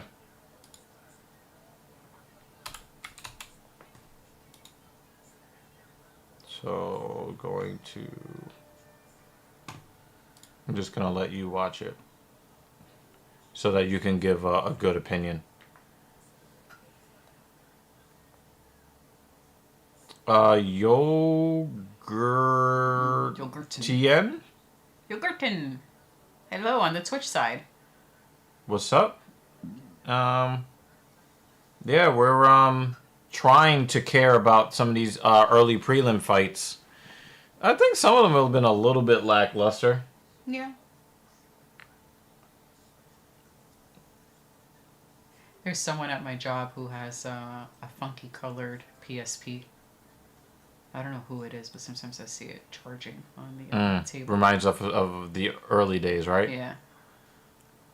Yeah, so I'm letting Mrs. Evil see the trailer. Yeah, I'm watching it now.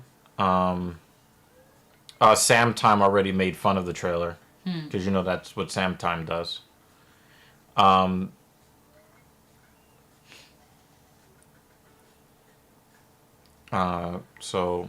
I don't know. Here's the deal, right? I have not touched. What time is Makhachev on? Well, the main card starts at 10 p.m. Eastern Standard Time. We are in the early prelims portion, so we're about 2 hours away from the start of the main card. The actual fight is probably going to happen around midnight. Probably about midnight. So probably about 4 hours from now. You don't know for me as I'm from UK. Okay, yeah. So we get some people from Europe. We were in the UK less than a year ago. Yeah. So it's Eastern Standard Time. So it'll probably be somewhere around 5 or 6 in the morning for you.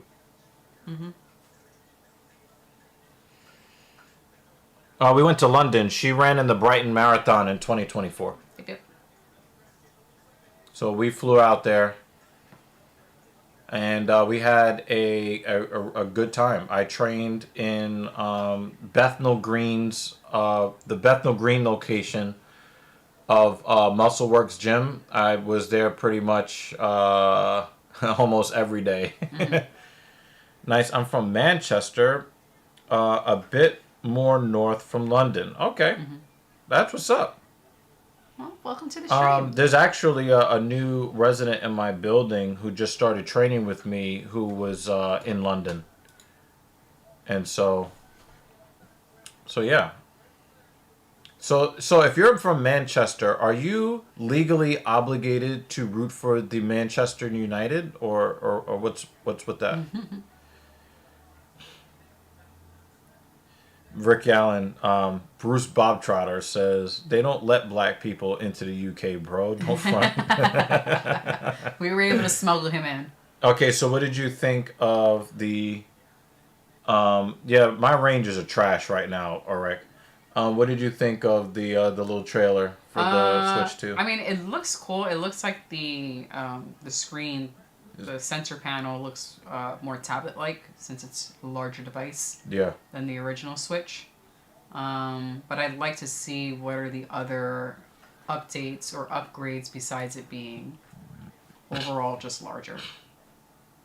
I mean, it looks fine, but from what I saw in the trailer, I'm not like, oh my god, we need to buy a Switch 2. Well, I will say this because for me, I've been a gamer all my life. The first console I ever played was the Nintendo Entertainment System. First time I played a video game was 1988. And I started with Nintendo. I had the original Game Boy in like, what, 1990 or 1991. Mm-hmm. You know, I had, you know, the Game Boy Color. I had the Game Boy Advance. I had Game Boy Advance SP. I was online the day that they released the first... the foldable, what was it the DS, the original Nintendo DS. Mm-hmm. But here's the thing, for me, once they went anti-content creator, I just couldn't. Hey, thanks for the follow, Yogurt. I just can't. I can't see myself giving Nintendo money when they've been so firmly anti-content creator. Uh-huh. I look at the Switch 2 and I'm thinking, oh, there might be some fun, you know, stories, but it's like, oh, well, if I go on my YouTube channel and want to do a Let's Play, then that's dead. Mm-hmm. How much you said? I don't remember what you said. I said, what was it? It was 35 and something, right? Yeah, so I said 433. Just making it even. Mm-hmm. So... You started in 88 when you were 30? Fuck off. I was 4.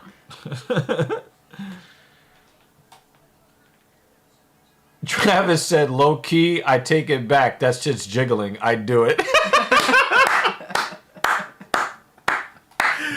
Oh, Travis likes the cheeks. I mean, we like cheeks over here.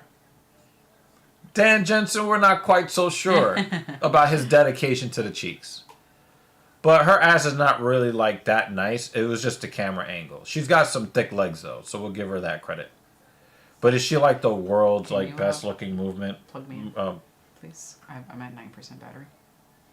Poor favor. Lightning cable. You said something else, so I was about to hold you to that. Post show. Thank you, sir. She asked me to plug Post show. You know you're going right to sleep. God. Don't tell that lie. Probably. You're like, hey, babe. Yeah, exactly. And then I'm snoring. Yep. And then I get accused of some sort of... And David goes, Travis is simping. Yeah, exactly.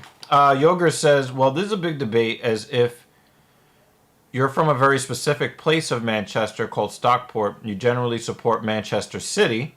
However, my dad and my granddad supported Manchester United, so I support. I mean, if they're both Manchester, I would think that it's acceptable. I mean, is it like a Mets and Yankees thing? That's a good question, Yogurt. I don't know if you understand the non-rivalry between the Mets and the Yankees, but is it kind of like that over there, where like you live in Manchester, but if you root for one, you can't root for the other? Like, if is there one fan base that's more douchey than the other fan base? Definitely let us know. Dominican from New York, you're supposed to root for the Yankees. All other Hispanics root for the Mets. Yeah, that's crazy.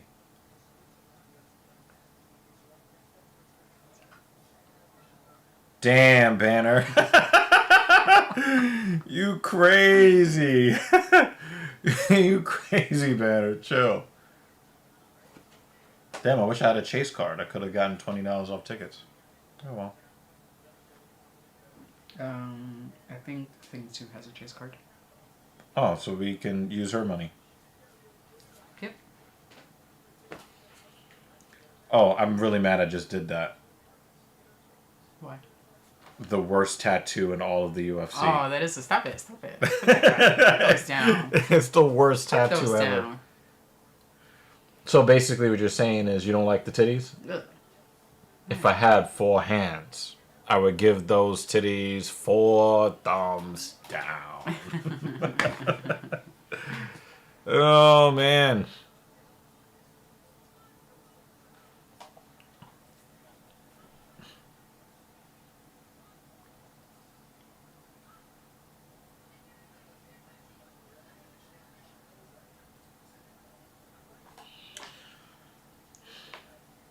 I don't know, maybe I'm an asshole, but when I see, like, legitimately physically unattractive women over the age of 35, and I see that they require strict monogamy, I'm like, damn, you're a lost soul. You need to get on the poly bandwagon as soon as possible.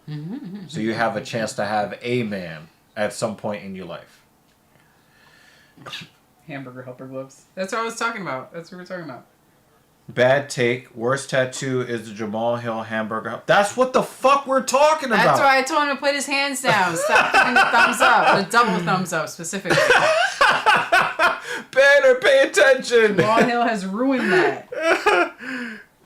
Oh, man. Yeah, sorry. I did that. We don't do that here. We don't do that here. No. Yo. Oh my god. Oh my god, man. Typical David. Niggas don't listen. Oh man. Damn, Banner. That is a bad look, Danner. Oh man. Speaking of Canadians, that's Gilgis Alexander guy. I really wish he would choose one last name. But that dude is a killer on the court, man. These Canadians can play basketball. I don't think people know this, but I think basketball was actually created in Canada, if I'm not mistaken. So it actually makes sense. It actually makes sense that they would be good at it. Spinning back fist for Perez.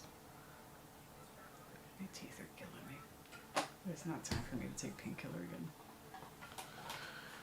Yeah. Well, That hurts. I could distract you with pain elsewhere and be helpful that way. We're not making it till 1 a.m.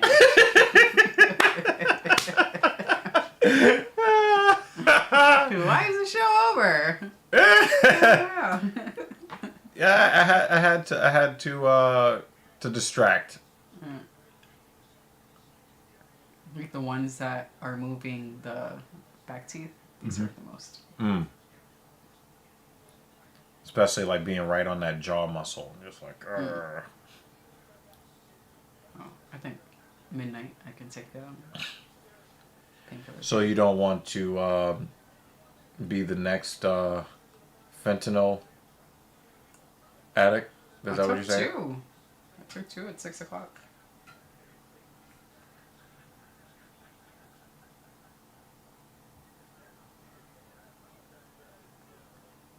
Do you get the feeling that Perez feels like she lost a fight or something? Or I don't think know, her it's just legs weird. are hurting. Oh, Because that's every what it time is. she gets hit, you could see her react. Stumbling back? Yeah. Oh, she's Rosa needs she's to- lumpy. Rosa needs to go for more of those leg kicks. Rosa. Rosa. More leg kicks. Perez is She looking doesn't like it. lumpy space princess. On both legs. No, on her forehead. Look at her Oh, forehead. I wasn't even looking at her forehead. I was can't looking stop looking at her forehead. I was looking at the red marks on both of her legs. Oh man, that would have been wonderful if she landed it.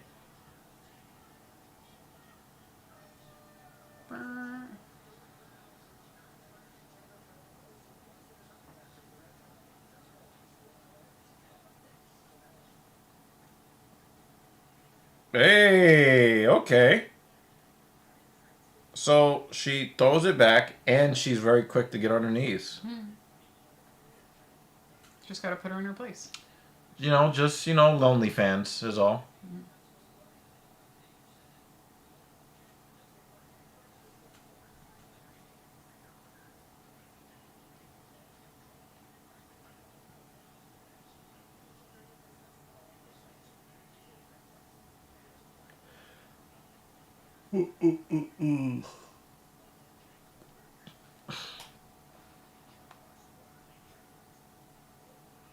Cap is putting out videos. Good.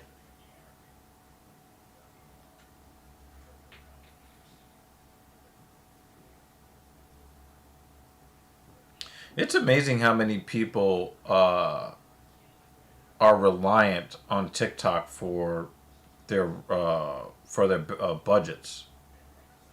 That was one thing that I was a little bit like, wow. What do you mean? Like, there are people that are like, I'm going to be homeless if TikTok is shut down. Which is just crazy. Like, people are just out there putting garbage out into society.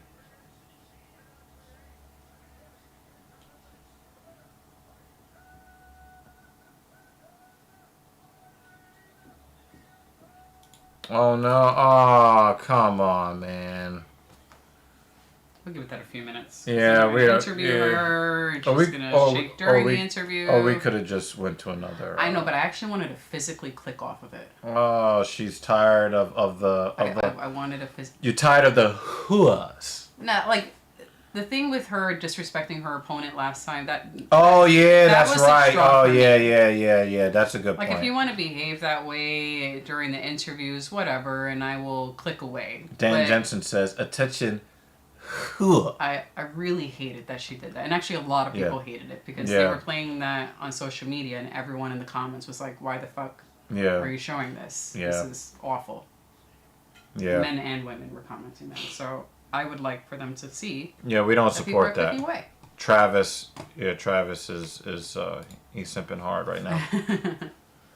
Yeah, we don't really like people that display poor sportsmanship. Yeah, that was gross. Yeah, that's really the issue.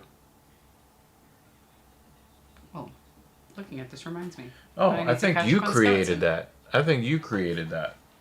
Oh, I don't remember creating that. I created one for you a while ago, and then I haven't touched it since. Yep, you're when we first set you're this up. weird and strange. It's what I do. Yep, weird and strange stuff. Just on principle alone, I will not be.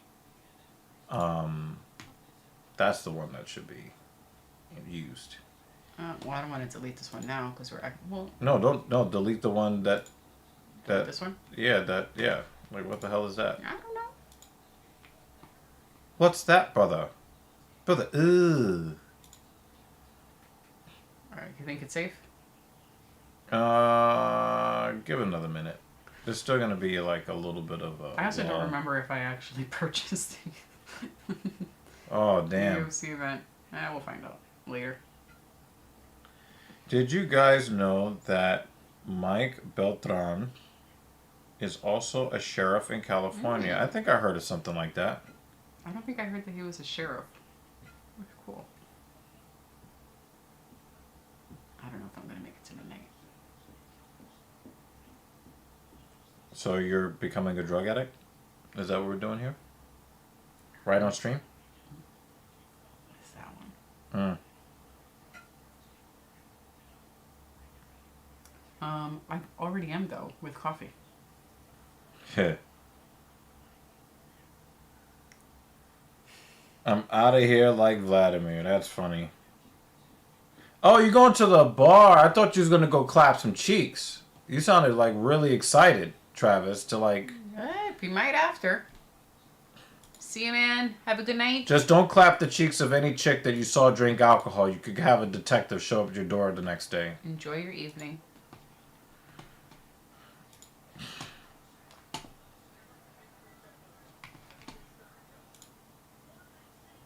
Cool. All right, we good. Thanks for hanging out, man. Just, if she drank any alcohol, don't smash. Oh, my leg.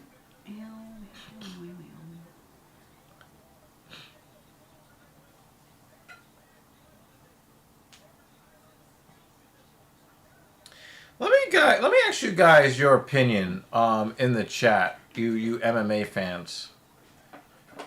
Do you think that the UFC is better with a dominant champion that goes on long win streak holding the belt? Or do you think it's better that we constantly have a different champion in these different divisions? Are you more happy with a dominant champion that's the man that like becomes like an immortal of the sport? Or do you like the fact that the belts are changing hands at rates that we've never really seen before? I would love to get your opinions on that in the comments down below. I like somewhere in between, in the middle.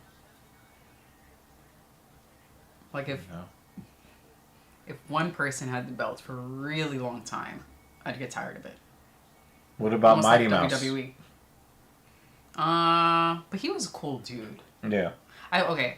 It also depends on who the person is. I mean, Israel Adesanya did like a lot of bitch shit to try to keep the belt by like not fighting. Mm-hmm. So I get that, but you know, having like really entertaining fights and just being the better guy, like Habib. Habib never, you know, backed up. He never like tried to wrestle fuck somebody or lay and pray or anything like that. Yeah, but He was trying to finish fights if it's and dominate people. changing hands like every single fight, then I don't know. I'd like to see someone retain. There's something nice about watching a fighter retain the belt, especially if I'm rooting for them. If I'm not rooting for them, then fuck that dude or chick. So that's why I say somewhere in the middle. All right, let's see what the people have to say. Both is okay for me. This is Jan Jensen, but I don't like types like Marab, Bilal, and Saul. Yeah, I really don't like the wet blanket guys. David Banner says, I don't care who's champion, really. I'm here for the performances. If, like Habib, someone dominates and holds the belt for a long time, I'm for that. But look at someone like Charles, not a long run. But it was fireworks the whole time. Yes, I completely agree with that. Yeah, I agree with that. But there are some guys, like, it would have been nice if, like, Sean O'Malley developed the skills to be an all-around great fighter and then went on a run with the crazy personality and all of that. That would have been cool. But, like, seeing that he's basically a two-dimensional fighter, I kind of don't want to see him win the belt again. Because it's just kind of, unless, like, he really shows off his wrestling, at least from a defensive standpoint. Or, you know, becomes, you know, dangerous on his back or something like that. Kind of like Chase Hooper. We watched Chase Hooper be a grappling only guy and then blossom into a dude that will knock your block off. You know? Chase Hooper is who we was hoping O'Malley would be. Banner says, crazy personality like O'Malley, he couldn't sell on the mic and nobody likes that rainbow hair shit but the Nelk kids who don't buy pay-per-views. That might be a fair point to make. I kind of like this personality. I watched his podcast a few times and, you know, I like the personality. But if you don't like him, I can't blame you. I can't blame you for that. I can't blame you for that.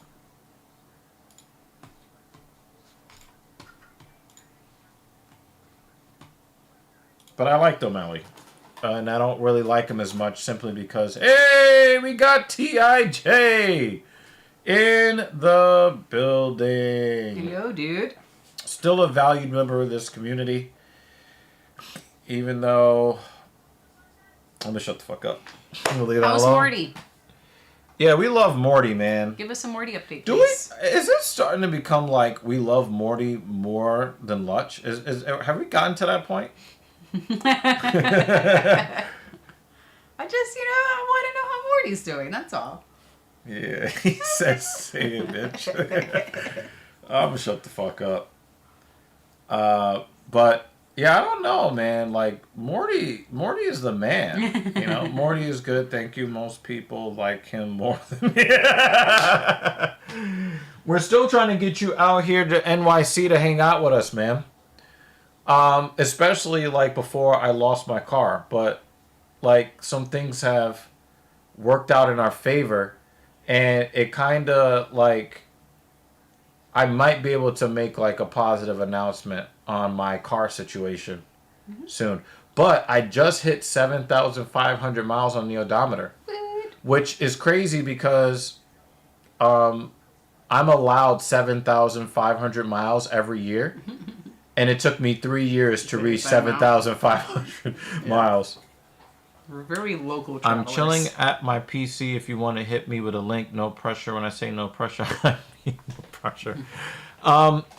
All right, so here's the thing. I don't know how to fix the stream page without pulling it up on the screen on this software.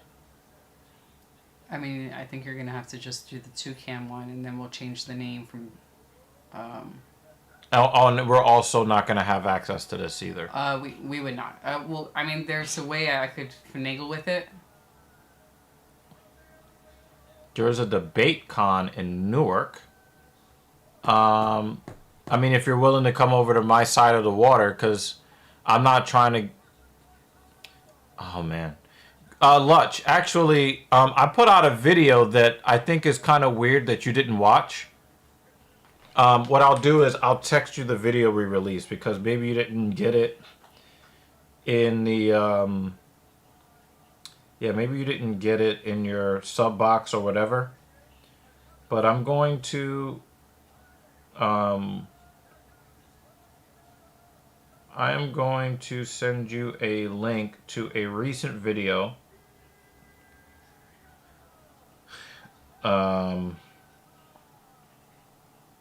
that I just did on TSP. Okay. Yeah, let's all right, let me see what's going on with the situation. I might just have to We might be able to bring the labels, just bring them up, and I'll mess with that as you guys are chatting. All right. So guys, it's about to look real low budget for a second. First of all, please bear with us. Yeah, bear with us. We're gonna try to get our boy Lutch on here. Which means I gotta do like the whole text label thing and. Well, let's at least send him the link first, and then we'll.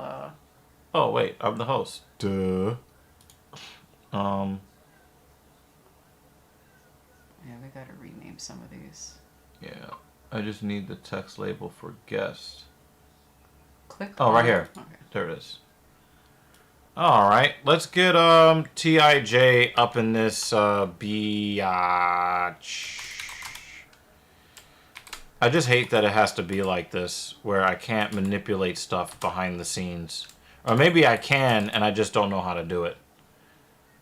But we are going to... What is it? Wait a minute. Oh, here it is. I found it.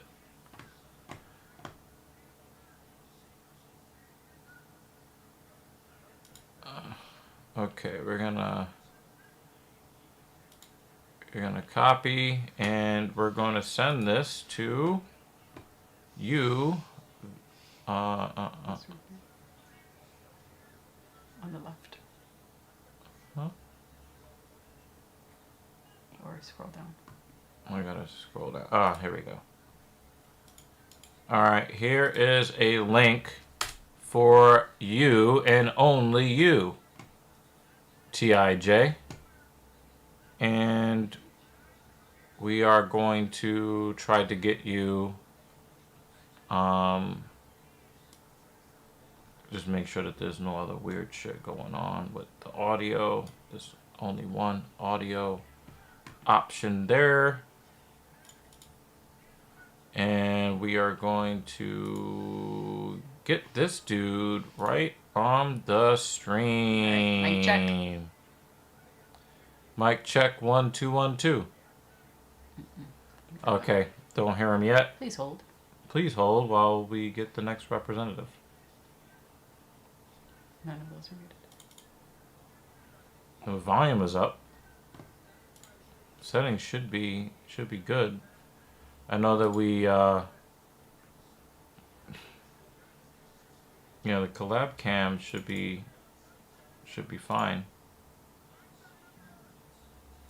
Test. Uh-oh. Testing. Do we do it like that? All right, mic check All right. again. Check.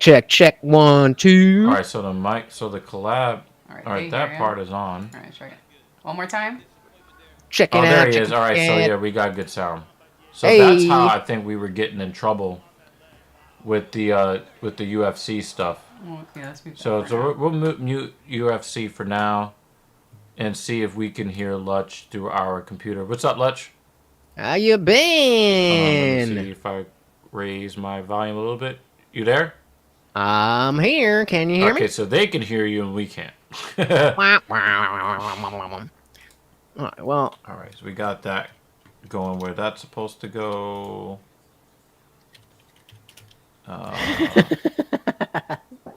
Dad, y'all want me to start singing? Output. Good eye, Output settings. I think he's singing. What if that actually He's worked? singing. Should we What if just, that like, actually not worked? put him Mid on here? singing. Hey, All right, there we go. We got him. Oh, we got it. I got it. Hey, all right. I was gonna say it was a problem. Don't worry about it. But I am glad to see you guys. How you Yeah, been? what's going on, man? How you doing?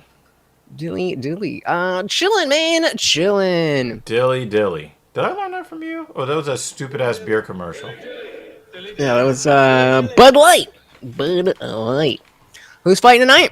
So, Islam? you weird ass conservatives, you guys are back on the Bud Light train now, or are you still remembering day 25 of being a girl, or whatever bullshit that was? Well, Oh hey, my I god, that was awful. The chick got fired, and they said, we ain't doing that anymore. So, all right, you made a oopsie. You said sorry and changed it. Now we all good. Nah, I'm not. Nah, I'm not buying that. Like, to me, you know how they say if you stand for nothing, you'll fall for anything. The fact that they pulled that at all just let me know that like they're just trying to manipulate the American consumer. Yeah, And that's what business I, is. I just can't. be. I just cannot abide by it. So well, you don't drink anyway. But if you did, Yeah. which beer then would be the one that Whichever is one not? is not trying to sell me men, counting the number of days they've been a girl. Fair enough. Fair How enough. about That's that? yeah, definitely fair. That is probably one of the unique situations where I guess you could say you fall further right on the spectrum than I do, because my principles are about grace and forgiveness.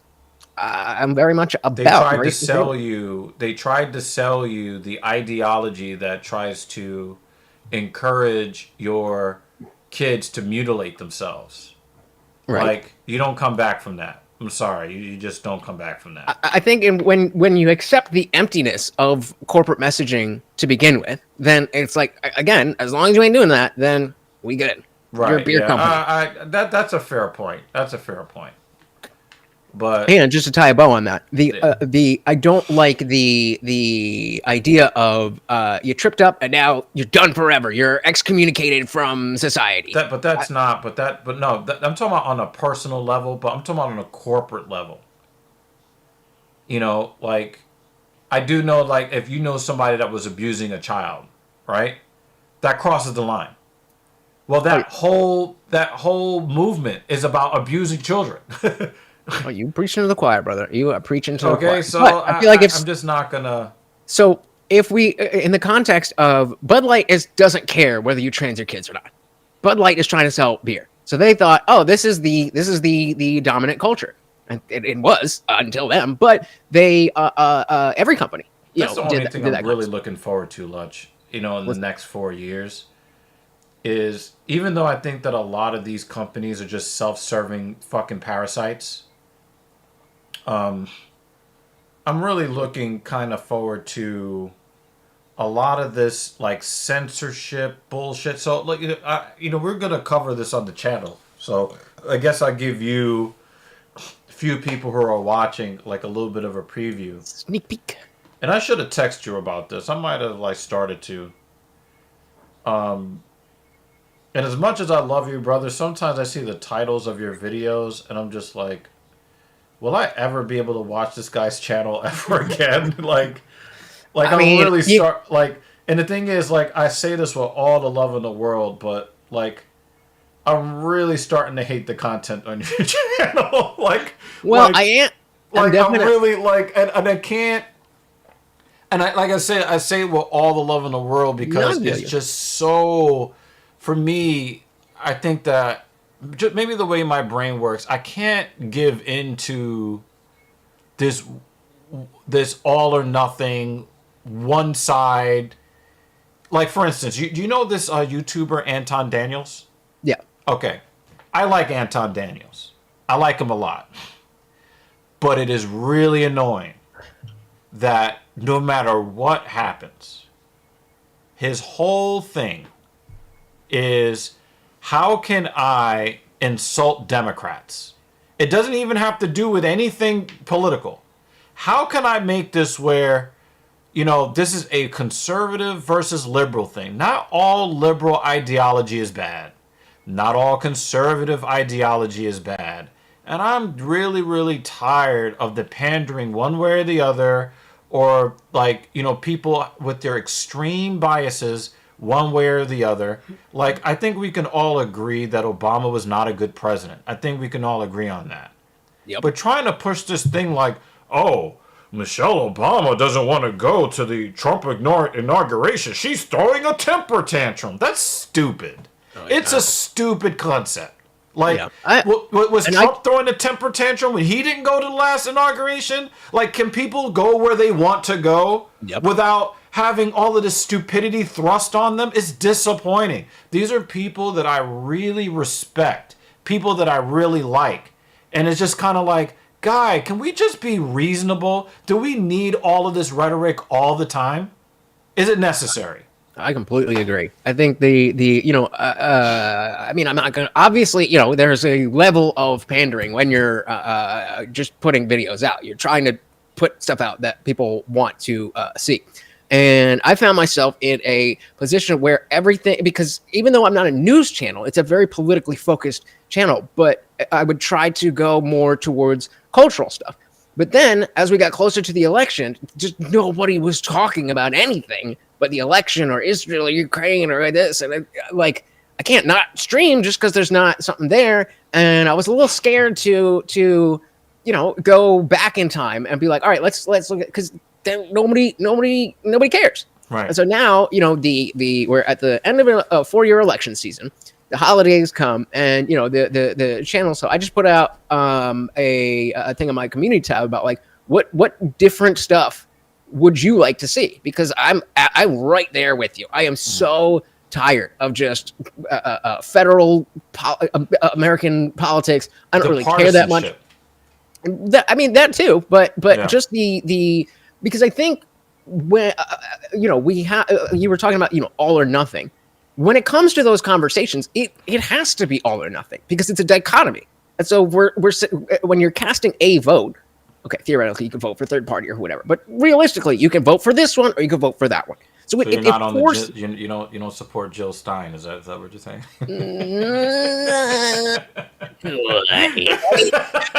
If I had to pick between her and Kamala, I don't know. I'm probably definitely going Jill Stein. Yeah.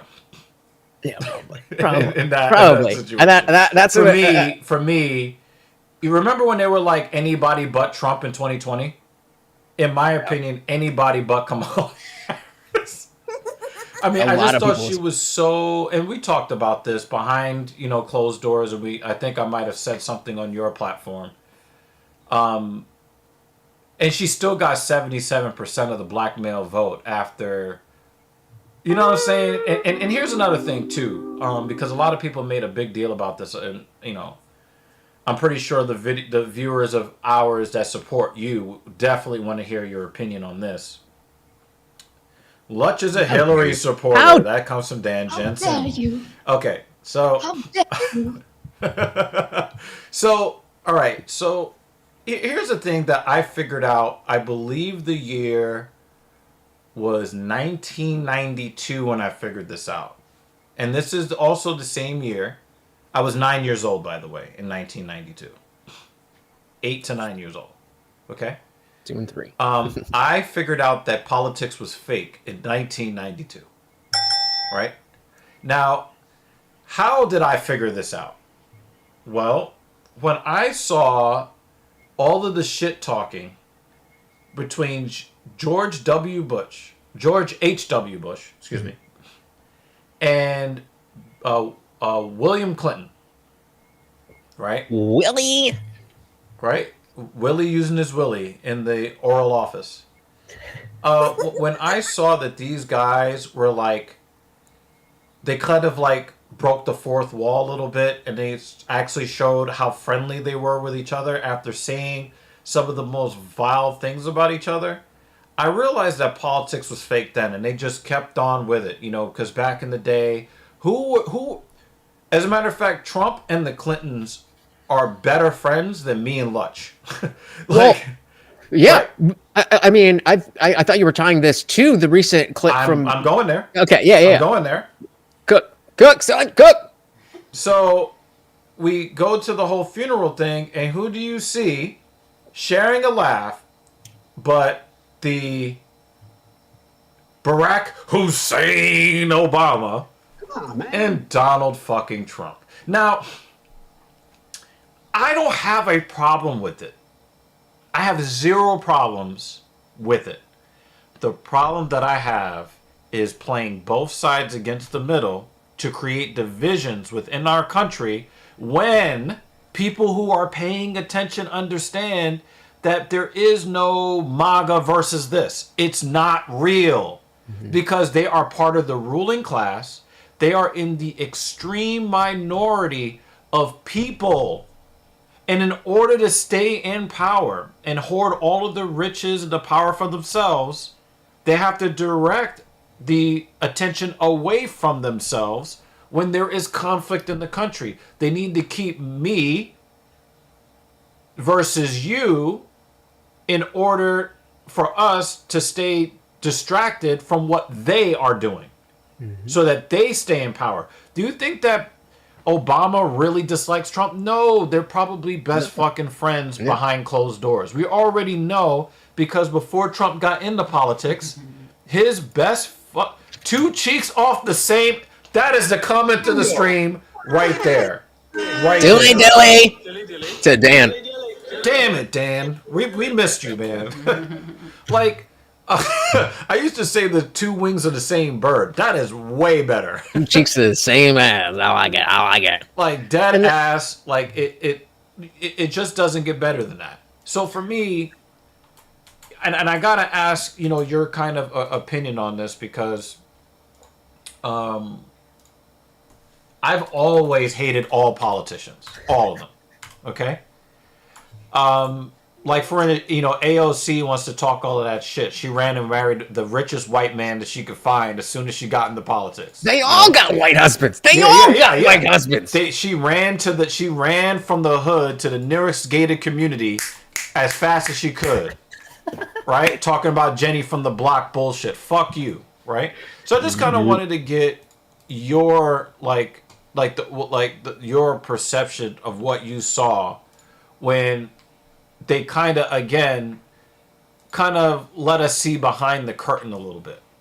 Well, actually, I really appreciate you asking because I haven't really talked about this, but I think it exemplifies the type of message that I feel like I try to keep at the core of whatever we're doing. You know, obviously we've been talking about Trump and Kamala and Biden over the past few months, but even before election talk was the main thing, there was always a caveat. That's like, okay, I'm not voting for a friend here. Were they gonna tell us that our fucking food is here? Sorry, Lutch. Wah, wah, it's cold now.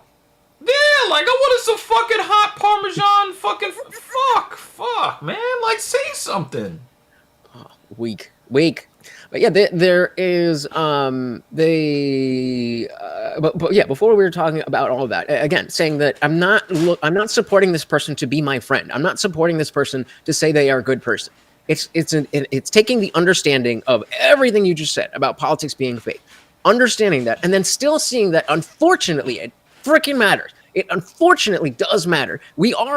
America will be very different with a Trump versus a Kamala versus a Jimmy Carter, a Jill Stein, whoever it is. It is going to be different. And as much as the individual doesn't really have that much power, that is all the more reason not to give up the little power that you have.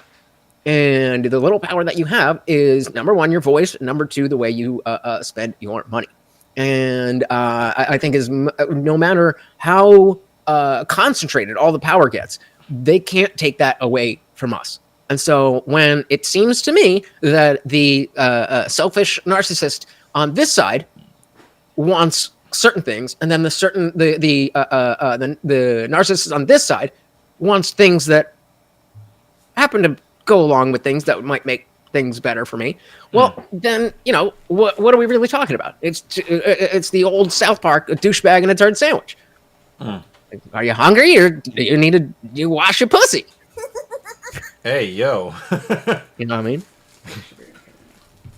Yeah, I just like for instance, like we love our guy Travis, but making comments about Michelle Obama being a manual transmission and all of that, and it's just like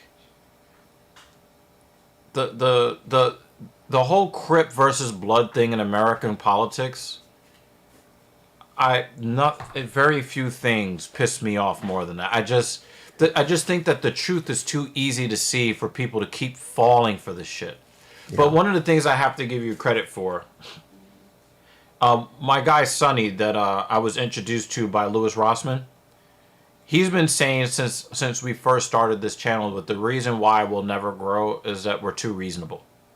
We're not going to get a whole bunch of people to stop in and be a part of our community because they want you to take the head off of somebody. Mm-hmm. And for me, I think that the truth is always in the middle. I think that some of the things that liberals fight for, I think that they're important. And I think that without anybody fighting for those things, some of these people that are big MAGA heads, they would have a much worse experience in this country without the tireless work of liberals. Now, the unreasonable stuff we should be digging them for, but can we give the credit where credit is due? Like for instance, like I would be so happy if Trump actually makes a difference, because even though I think that he already has, we got a ceasefire. I'm getting there in a second. I really hate how opportunistic the Facebook guy has acted, but even though I don't like his self-serving motivations for what he's doing,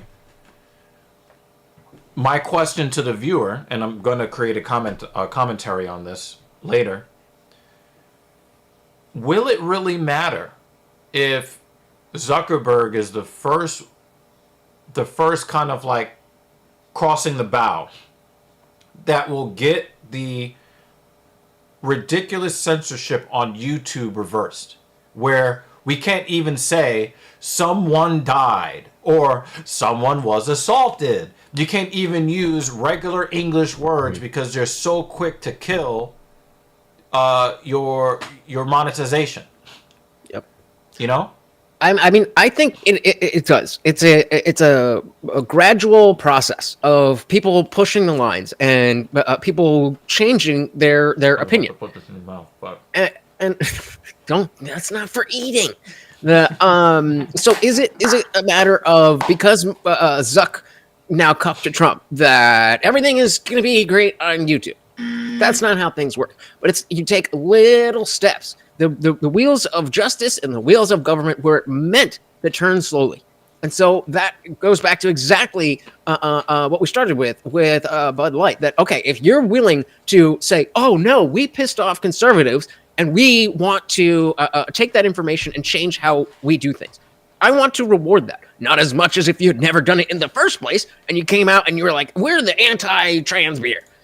Then I would have bought, I would have been stacking up cases. Maybe not. But the other thing is exactly what you're seeing that I didn't necessarily see in the same context. And what I mean by that is in that time, and let's say 2, 3, 4 years before the whole Bud Light thing, the whole thing was anti-wokeness.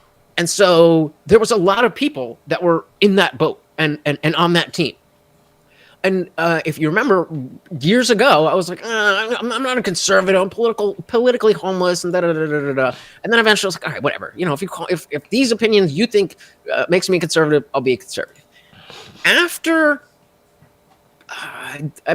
it was short and not directly with the October 7th stuff, but ever since the Israel stuff has been going on, and I've seen a lot more just identity politics BS from people on the right who I thought we were in the same boat of like, yeah, we don't do that. That's why woke is bad, because it's dogmatic by identity.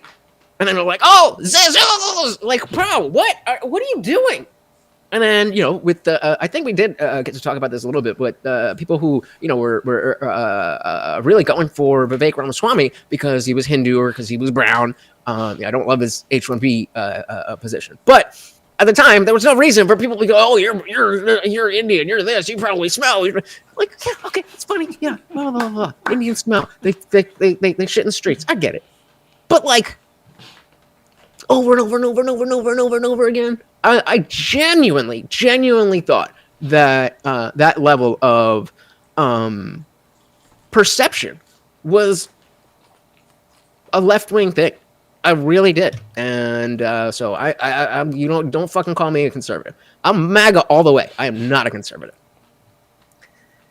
That's really interesting. But remember, I did send you a text message recently, or it was that, or I posted this on one of your community tab posts. And I think that it is worth at least keeping this in the back of your mind. Because the thing is that I sent you a link to my latest in the car commentary. Well, it's actually not the latest. You're going to love the latest one. Where I suggest, I'm going to give you a little bit of a preview, because we haven't released a video yet. But I believe that all women that disrespect men in public should be made to take a one month course of testosterone. I'm telling you, man. Okay. Dude, I'm listening. I'm listening. When you see this video, you're gonna be like, wow. Okay.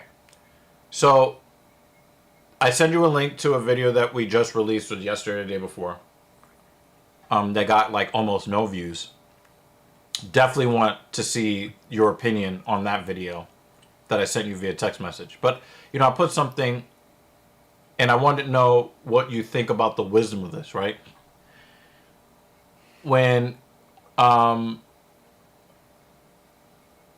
you were all gung-ho about Hillary Clinton in 2014, 2015, 2016, right? How sure of yourself that you were in the right with that political view? So sure. Okay. So sure. And real quick, I know you should go, but that is why, as soon as I voted for Trump, and I've never voted for Trump before this year. So as soon as I voted for Trump, I was mainly on Facebook in 2016, and so I just voted for Hillary, blah, blah, blah, blah, blah, blah, never Trump, blah, blah, blah. And so instead of doing that type of thing, I was like, did I just make a mistake again? Mm-hmm. The lack of confidence or certainty. Yes, that's a better word. The lack of certainty of what I'm actually buying into made it. That's 100% why I didn't vote for Trump in 2020. I was already open to him and liked him more than Biden, but I was just like, I was so sure that the world was going to end unless I personally vote for Hillary Rodham Clinton. Oh, wow. That is way too much being ideologically possessed. Yes, Way too and much. to self-important. As if my one vote into Jersey makes it like Trump didn't get a Jersey. No matter, but it does. But it doesn't. As long as you understand that it does.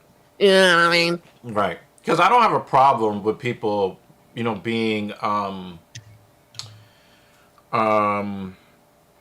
enthusiastic about political discourse or politics as a subject. My issue comes from when people become ideologically possessed to the point where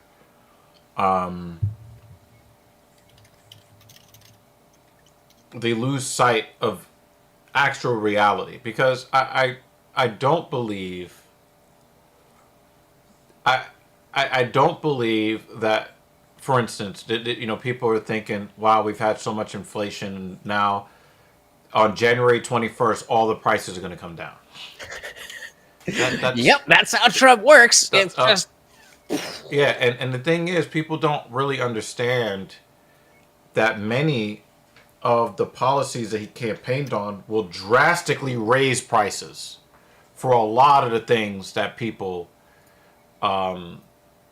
temporary. Yeah, he looks like him. Yeah, he does look like him. Yeah. He looks like a European version of What's his Anthony name? Smith. I was gonna say, like, what the fuck is he talking about? What's his name? I just want to see. That is Bogdan Guskov. I can spell that for sure. Um, First one. uh, He's yeah, so bald. yeah, so I Wait, for wait, me, wait, I just whoa, don't. whoa. I'm seeing that was canceled. No, it's happening right now. Oh, okay. I mean, we do have a canceled championship fight, but they basically just broke up one fight and then took that fighter and put him in the championship fight. That was the look back. Wait, is this even? No, that isn't. That was the look. Just like bald. I mean, he don't have any eyebrows. Yeah, but but the thing, he's got the same eyebrows. He's got the same nose. Not the same tattooing, Okay. but close enough. Okay. I was looking at the first picture. I'm looking at some other ones. Yeah, it's pretty close. It's pretty close. Oh, it's not his original opponent. Thank you, Mason. DeMaio. Well, Mason. Mason says that Johnny Walker. this is not his original opponent, so this is a replacement. Oh, Mason already commented. My bad, man.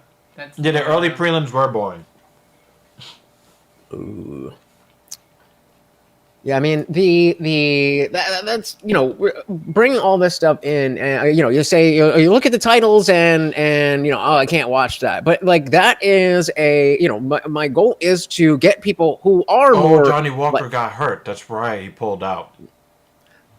Getting people who are more like that, like all in on the one team, whether it's the religious stuff, whether it's culture, whether it's politics, whatever, to take people who I agree with in certain areas and show them like, okay, we agree on certain things, but we can disagree here and still also be politically on the same team. And I'm trying to open that up more. And again, I think the cultural stuff, when there's more stuff happening. 1 second. DeMaio, Arman Tsarukyan was canceled because Arman Tsarukyan suffered a back injury that was announced like 2 hours before weigh-ins. Beta. So, Joke. hey, somebody said he got his back blown out earlier, and I was just like, hey, yo, chill. No diddy. No diddy. Everybody's saying that except Meek Mill. But continue what you were saying. Yeah, I mean, especially, Diddy. oh god, especially having the perception of now wanting to see. I don't know if you've seen discourse about the woke right, but that's the cultural conversation happening now. And people who are talking about, oh, the Jews this, or there's a lot of people. There's a lot of people who just are like, women shouldn't have the right to vote. I'm like, okay, The rapey, I'm with groping goipers. great. Yeah, right. citizenship. I'm totally with, saying, okay, maybe women need servants guaranteed citizenship. You have to be drafted in order to vote. Like, okay, I'm with, that thing where they basically have a freebie. And they get all the rights. They don't have any of that responsibility. But like, come on, man. Saying that women shouldn't be able to vote. But I even did a poll where I said, okay, if women were conscripted for the draft, that doesn't mean they're going to get drafted, but they could. Would you think it would be okay for women to vote? And some people still said no. I'm like, are you trolling? No, I think the proper answer would be yes. Why is that? You can send somebody to war, but they don't have a say in it. Right? Yeah. I totally agree.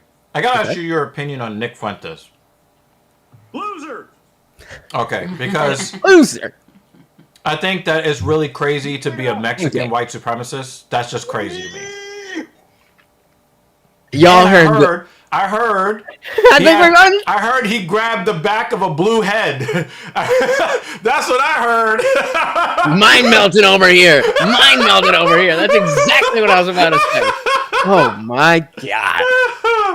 If the comments Blue Hair made about the sassy nation attempt wasn't bad enough, bro, I can't ever have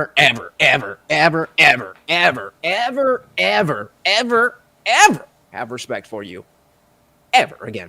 Sorry. Morty! Cookie. Don't forget, guys, whatever stream, whatever channel, wherever I am, if there is a super chat or a donation, Morty gets a treat. Well, he heard his name. That's a freebie. Let's get him some more. Mason DeMaio says, what are your thoughts about John Minadeo, a.k.a. Handsome Truth? I don't know who that is. Do you know who that is? Oh, he's going to check him out. Uh-oh, looks like Elikana is getting...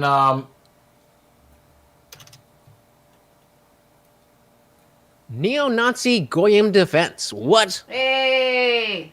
Dan, just Hey, there we go. Thank you so very, very much.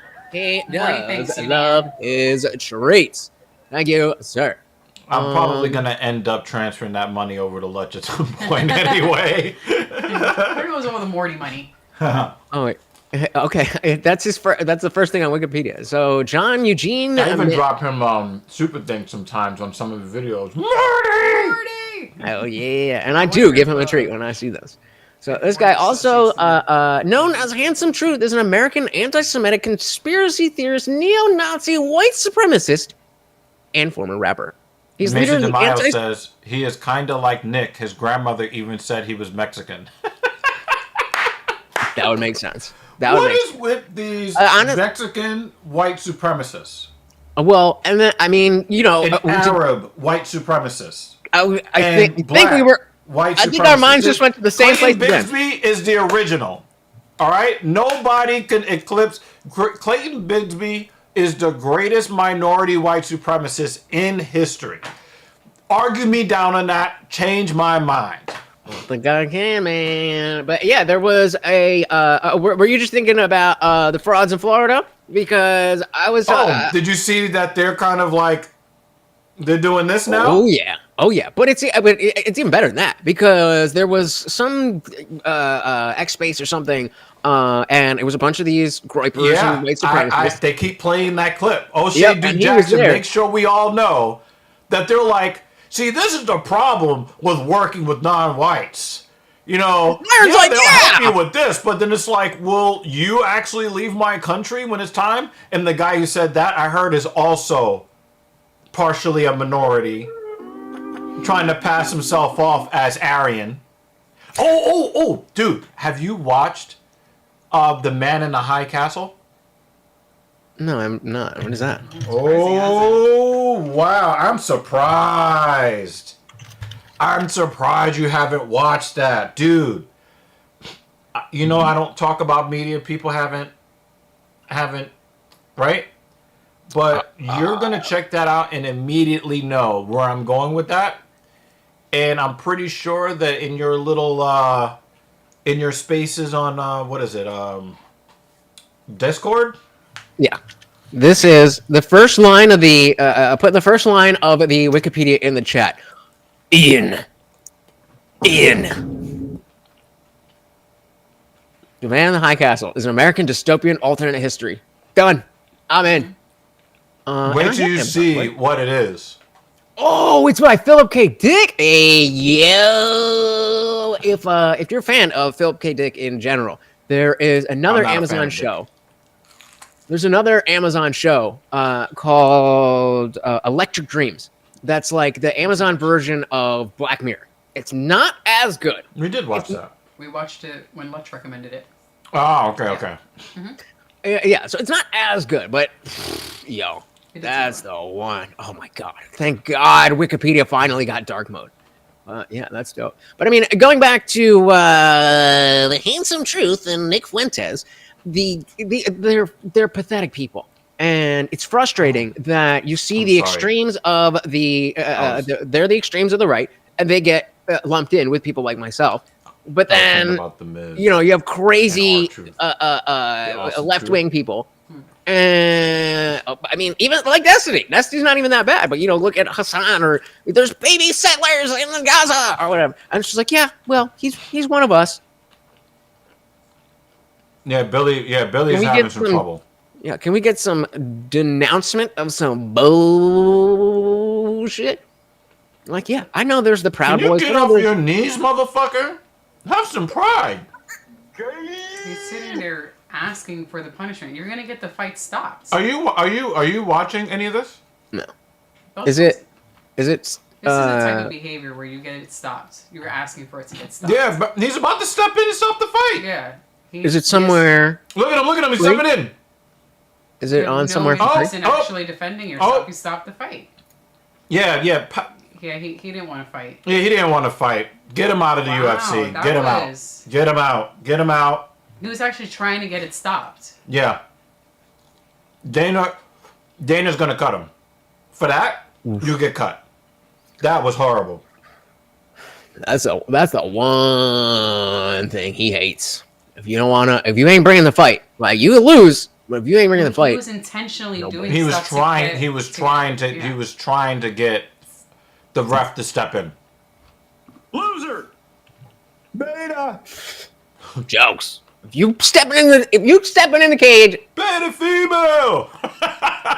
Wait. Did you hear Jesse Lee Peterson was outed for his love of Yeah. Hey, yo! Yeah, that was like 2 or 3 years ago he got outed. And he tried to sidestep that whole shit.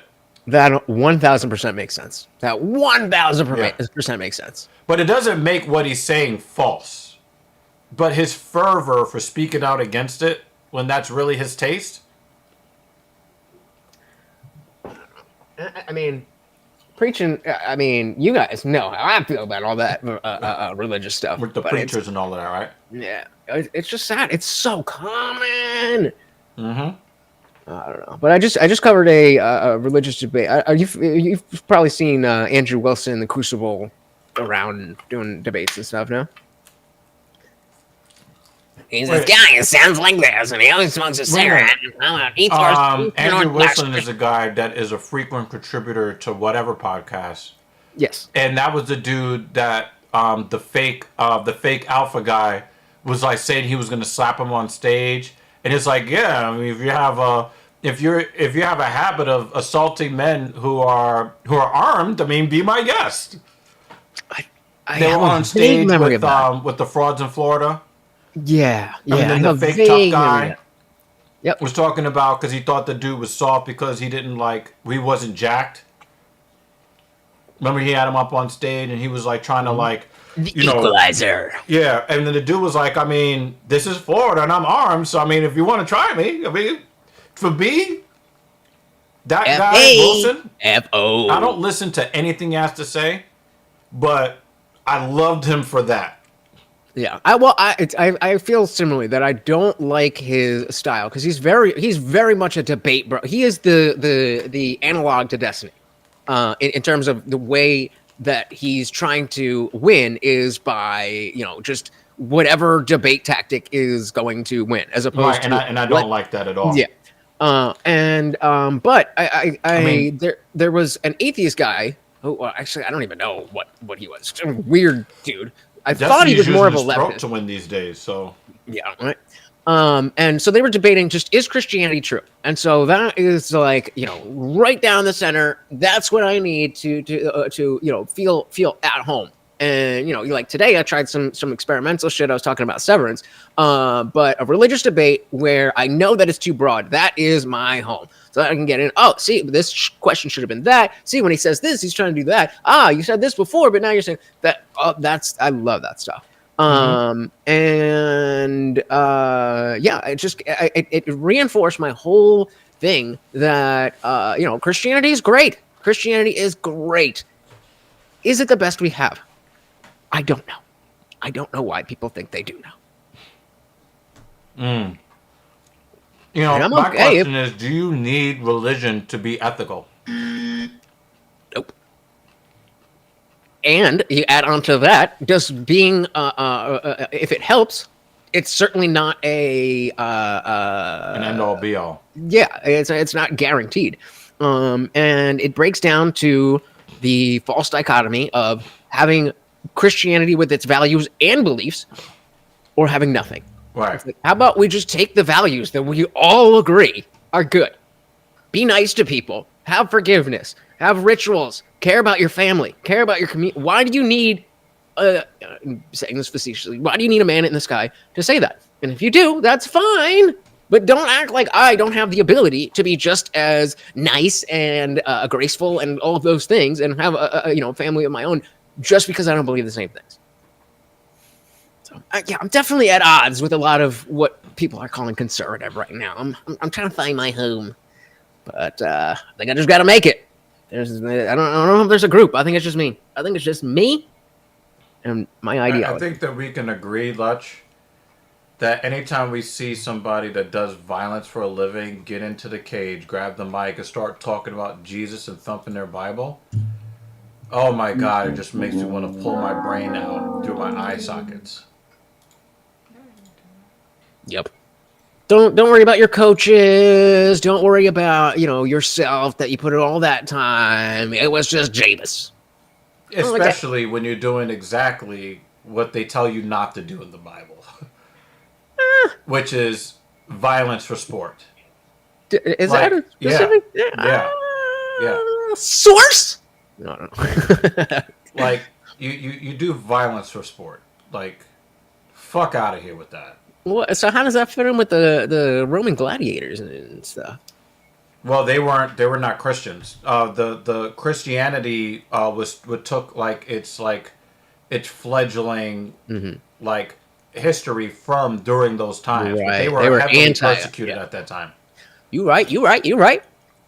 They were definitely not. They basically tried to treat the Caesar as if he, and the gods, how they looked at nature. Each component of nature was like their own god or whatever.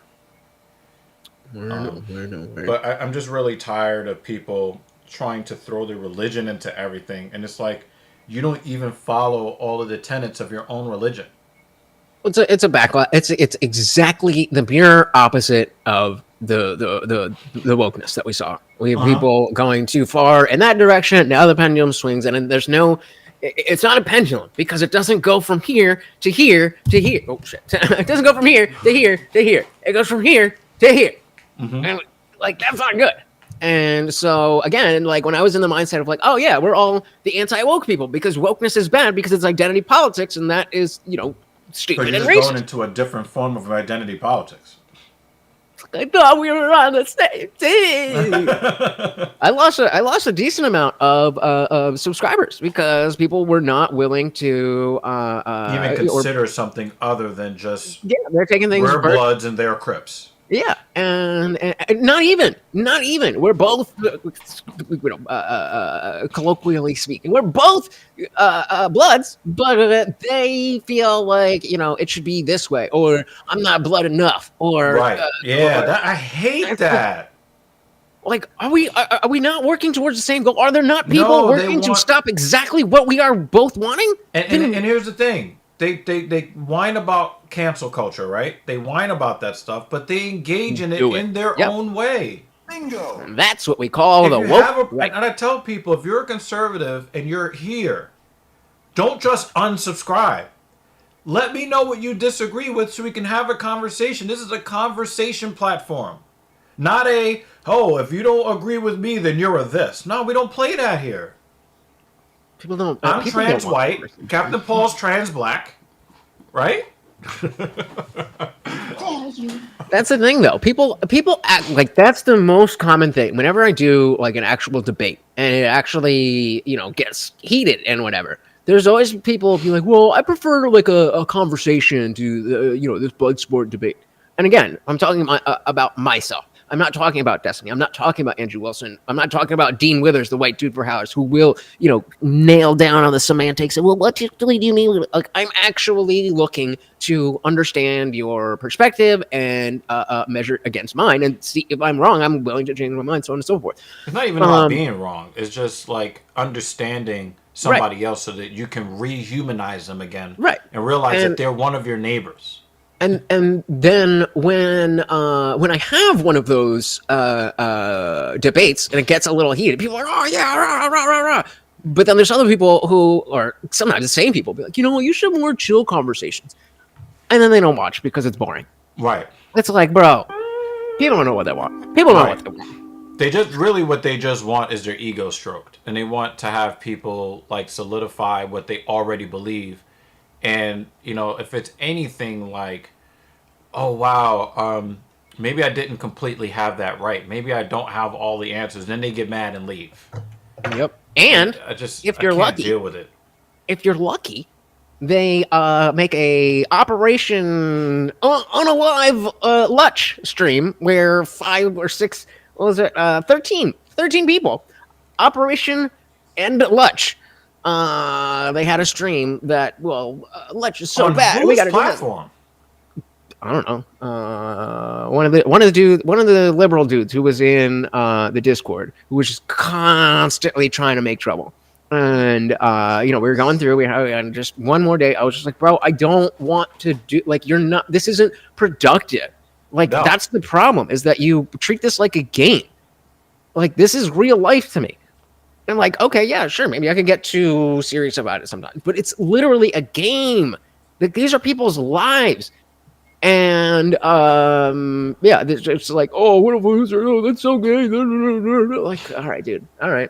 And we were discussing things, and they went too far, and a bunch of them were talking. Somebody, I made notes, or I took screenshots and notes. Somebody was like, somebody pull up so I can end you. I'm like, bro, you can't be saying it's not even my rules. It will take down the Discord if you say that shit. Yeah. The thing is, they don't care. And again, it's just another one of those things where people are so angry they can't even think clearly. And people are not looking to find peace, solutions to problems. Yeah. They're looking, like you said it before, for a fight. And it to me is just it's just very disheartening, but I'm going to continue to keep pushing for balanced discussion on all of these things. Again, I would love for you to see the video that we just uploaded a couple of weeks ago. Doesn't look like YouTube wants anybody to see it. Maybe I'll do a reaction. It's something I'll take a look at it. See if I'll do a reaction. But yeah, I know that you've heard a lot about congestion pricing. Yep. OD. Their whole thing is trying to get people to use the subway more, right? As a bunch of people are dying on the subway.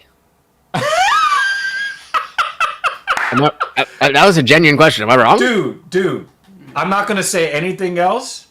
Just watch the video. I'm not gonna say anything else on that. I'm gonna just let that. Yeah, there's a lot of really good videos we've made that you've missed in the last month or so. We've actually been putting out content. Are they shadow banning you? I go through my I'm around the right as soon as the election was done.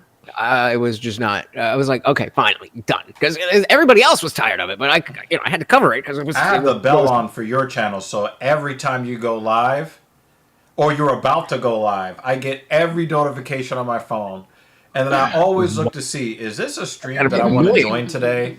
And these days, it's like, nah, I'm just gonna let them be. I'm just gonna let them be. It's actually interesting because there's another dude, Trey, who happens to be our token black guy in the server. Oh, I remember him. Yeah, Williams, right? Yeah, and we were me and him were chatting last night, just about the channel and same kind of conversation about end of the election year, holidays, time to experiment, so on and so forth. And he was saying like typically when you cover religion, like I just don't even go. I just don't even bother because I see that. I'm sorry. You didn't see the schnoz? That was just like it was. That's anti-Semitic. It was just there. Nah, it wasn't a wind sail. It was a potato sack. No, the guy before him. What? That's the one that I was pointing at. Oh. And his schnoz was here. It was like. I'm sorry. I was distracted by noses. Holy crap. Like, I'm trying to pay attention to what this man has to say, okay? No, we don't really get the privilege of... The nose was weird. Of having Lutch here all the time. Yeah, hey. Continue. I don't really Lutch is about to hit 5,000 subscribers too. Shout out to him. Uh-oh. That's what I thought. In October, I was like, all right, let's see if we can get to 5K by my birthday. And I was like, all right, let's see if we can get 5K by the election, or the other way around. By 2027. Yeah, right. But I didn't anticipate the exodus of people caring about politics, and it happened before the election. It's just like people are just tired of it. Yeah. But it's like, I can't There's too many problems that people have to live through to then add that and another reason I hate my neighbor. Oh, another reason why I can't find a girlfriend because they're all like mentally ill liberals. Like even me, man. I'm a little bit left of center. And Papa Lutch, look at it. I don't know. Not if I get there first. I was like, wait. How old is she? Does she have kids? Oh, 22? and is she a liberal? I could work out with that. He's like, I just want some titties on my mouth, man. I don't care if they're liberal titties, conservative titties. Bro, are you? So she's 22, which is a little young, but I'm with it. But if she's from Colombia, she might be, wife material. Yeah, that's what I'm saying. And so, she had no kids, so I'm down with that.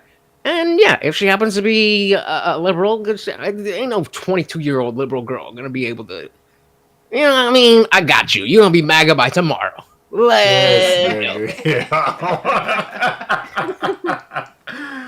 I was actually, talking to Mrs. Eva. We don't really. It's really crazy. We do not talk about politics at home.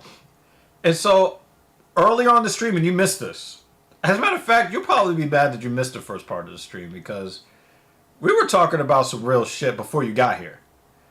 I actually asked her, I was like, where would you put yourself on the spectrum as far as feminist or anti-feminist? And I got some eye-opening answers. I was like, oh shit, okay. Yeah. That's interesting. She's definitely her own woman. Yeah, I they always say on a first date, you don't talk about religion or politics. Yeah, but that's they throw it in the fucking date. They throw it in the dating. Well, that's you. But even if we're just talking meeting up with people at the bar, which, right?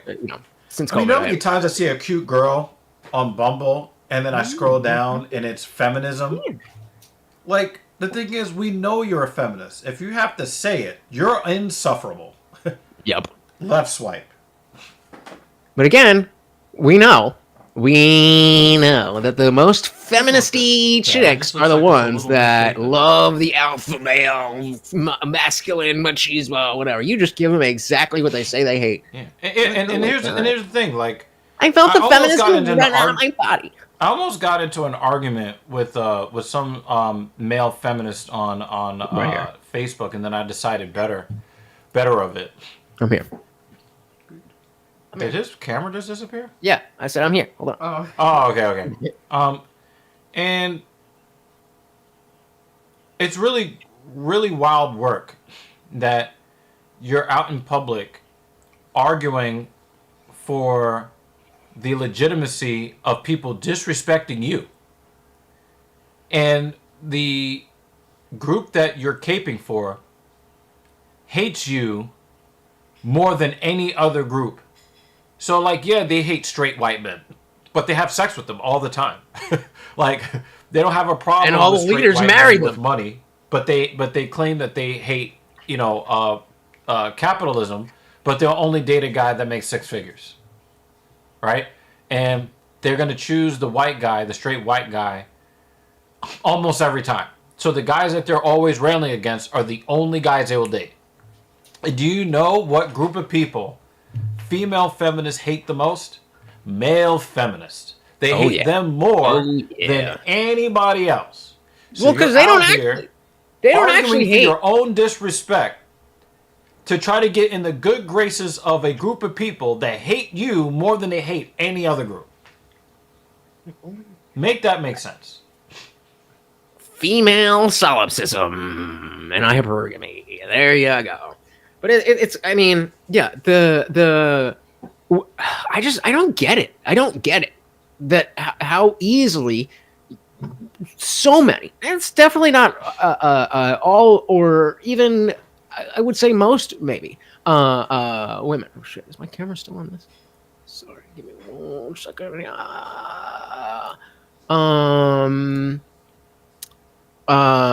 Yeah, what was I saying? The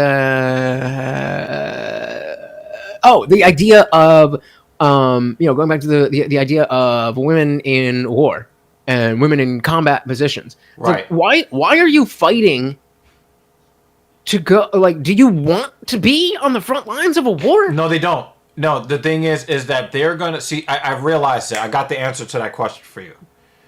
They, as a concept, understand. There's something in the recesses of their brain that tells them that some of their rhetoric runs completely antithetical to other things they believe. So what they're doing is they are going to double, triple, and quadruple down on the BS and ride till the wheels fall off. But here's the thing, Lunch. To them, they can claim we want equal opportunity to be killed on the battlefield. Oh, hold on. We lost him. Hold on. We good? Yeah, we're good. Okay. So the thing is, in their mind, the woman on the battlefield is only a concept, a figurative, concept. Absolutely. That is not actually real. So they'll argue and fuss and fight for the right to be in combat roles. But then, and we already saw this when Russia invaded Ukraine. And then we saw the thing with China and Taiwan. And then when October 7th happened.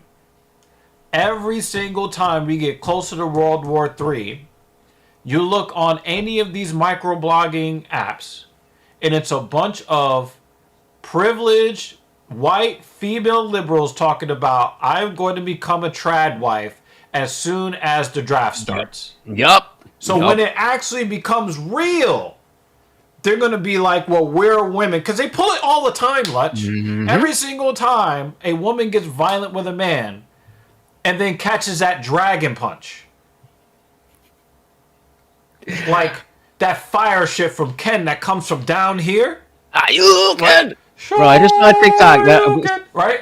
I just saw a TikTok. A dude was like, yo, a chick with no eyebrows just told me that if you hit a man and he ever hits you back, then that man always wanted to hit you. What? Like, It's just like, how are you Yes, I've always gaslighting for wanted the to hit future? somebody that hit me. Yes, I've almost always like- wanted that. Yo, he looks like Michael Jordan. 40. Yo, he knocked him. He knocked And yo, the that knockout man turned just- Reese into Michael Jordan. Thank you, He turned him into the jump in sir. symbol. Oh yeah, I That can was like the super crazy. chat. I can like the super chats Just now. see like the I can't do it on my own EVs. stream, but I can like you guys super. That's a dumb thing. You should be, or maybe if I pop. I gotta out- see that replay. He turned him into a Jumpman symbol. Thank you, Dan. No, we gotta see this. Hold on, we gotta see this again. That's when he tripped him. And then he was going for the armbar attempt. And then I was listening so much to Lutch, I wasn't watching the fight. Have you ever tried to do like an actual watch companion on like Rumble or Kick or something? No, I'm not on those apps. Oh! That was all GMP. I'm not sure I've ever seen He somebody. was just on his side. I mean, good catch by the. I don't think I've ever By the seen ref. somebody knocked out cold that in a position. GMP Yeah, situation. It's usually like, okay, let me step in. yeah. He turned him into Michael Jordan. That was What does that crazy. mean? Come on, can you get to your feet? No, we haven't tried because we did some testing with Discord. Yeah, and, To you allow know, people to watch if they were a member or something like yeah, that. we and it just didn't plan work. to do that at some point, but Well, here's because I've been thinking about because I've told you way long ago that eventually I want to have a pop culture channel. I especially if you look at like my Twitter and what I'm posting in Discord, it's way more about shows that I'm watching and stuff than about politics and religion. But where the fuck was I going with that? we'll give you a couple of seconds to figure that out while I go clean my What did face. you what did he just say? What the fuck are we just talking about? Like, what point was I making there? You were saying Watch Companion on Rumble. Oh, yeah. So I was thinking of doing like watch along things where I would set up YouTube on my phone and just have it, watching like a fight companion like this, but on Kick or Rumble where you could get away with Yeah. anything to just actually stream the movie, the show, whatever it is. And, especially now with StreamYard, they changed the pricing tiers. So it was like $800 a month for the 10 destinations. Right. And I was like, I'm not getting any play anywhere. So it's not worth that money. So I went back to the 3 destinations. I do YouTube, X, and Rumble. But, I still have access to Kick. And like, why not try it? And if they take it down and they shut the channel. Oh, well. Yeah. Yeah, we But- were thinking about it. We just want to make sure, or we haven't found a way where we could share, at least from what we have set up at the moment, where we could share it where the quality isn't really, really bad, where it doesn't look like they're watching it on a dial-up connection. Yeah. So if we could get that working, I would love to do that for, and I think this is something you did or were doing on your channel when you were watching UFC regularly. It's like our channel members to give them, like, if you want to watch UFC, we'll let you watch UFC. Yeah. But I just want to make sure that it isn't worse for them to watch it with us than if they just, raise the pirate flag and attempt on their own. Well, I mean, the big thing for me is that Dr. Bull, he has to articulate everything that's happening. Right hook, left jab. It's like, okay, like, could you at least pause it for 10 seconds? So I get that where and I mean, it is difficult to do, but that was the reason why because I never paid for the stuff. It was only because of you guys where I was like, oh, we're doing this, and I don't have a reason to start paying, because I used to watch it with a different, not my Discord, but a different Discord. I would just hang out, and it was super chill because it'd be, we would all be on camera now, but it wasn't anybody's show. Right. And but then linked up with you guys, and I was like, well, if I'm gonna keep up, I gotta pay for it. And then when that was, I believe, if I'm not mistaken, when the pay-per-views were $60, if not 65. Much cheaper than, yeah. And now, did they raise it again this year? No, they didn't raise it again. But they sometimes offer discounts, probably because people are not buying them at the rate that they used to. Yeah, it's expensive. Like if it was, I'm pretty sure they would raise it if they were getting consistent pay-per-view buys. They would raise the rates. Yep. Well, I think that's I mean, that's the whole thing. I'm gonna go into how my boss is not giving us raises or bonuses this year, but it's a whole thing. It's a whole thing. I'm actually looking to get away from that, and maybe I've looked into doing voiceover work because somebody was like, "Oh, you'd be good at that." You could probably, you could probably do it. And that's like, Just I got the. Oh, Actually, I think you should. That would. I think that would work for characters. I think you absolutely should. That's a good idea. Yeah, that is not a bad idea. And that, because I mean, by the way, I'm this close to making it to 200 pounds. There you go. Did you see that? Did you see the swole goal? So, you know how they have a new thing on YouTube where you can do a super chat goal? Yeah. Mm-hmm. So I've made, I turned that in because we already had the treat. I'm sorry. We already had the treats for him for each donation. And then, we always talking about how skinny I am. And so it was, before I was doing 15 $2 super chats, and I'd do like 30, 40, 50 push-ups or whatever. Then eventually we got to puppy bench press. So I'd lay on the ground here and bench press Morty like 50 times or something. You're just raising the roof. Pretty much. But, hey, I mean, he's 15, 17 pounds, I mean. Oh, shit. It's still resistance. There you go. And we were talking about getting resistance bands because Morty's not gonna be around forever. Using it gives people who don't necessarily feel like, because I've seen the notion, I'll have somebody who regularly will drop like a 10 or a 20 or like 5, and the idea was like, oh, I'll do this, and then hopefully more people will follow suit. I was like, I think what's happening is that I see the people in the chat, they see a 10 or they see a 20, and they're like, well, my $1 or my $1.99 isn't going to do anything. Like, no, that's wrong. They get all adds up, and so by having the goal at they do it by color. So like with Dan, the that would be, if I had set it to 10, or if you had set it to 10, then that would be 2 out of 10 to reach the goal, and you could put the goal as whatever you want. So they have the number of super chats, so it's like 1, 5, 10, 20, so on.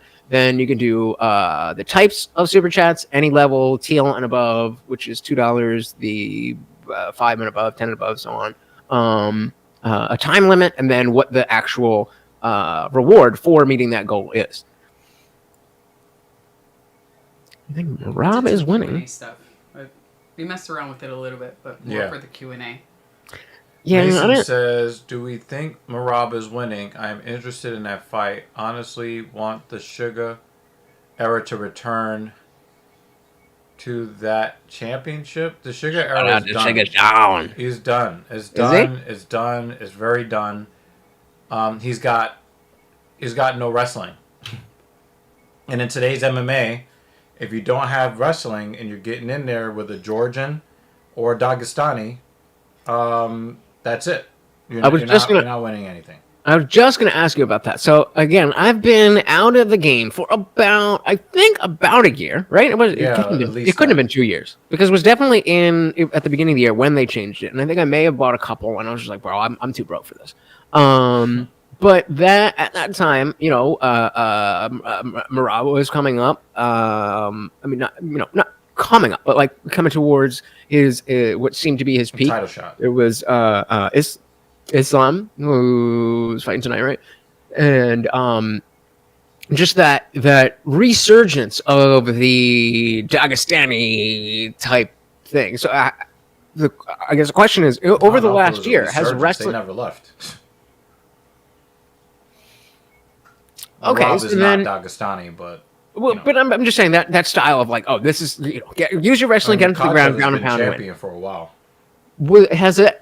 So then, has it become more prevalent? Because Yeah, when we're more looking, prevalent.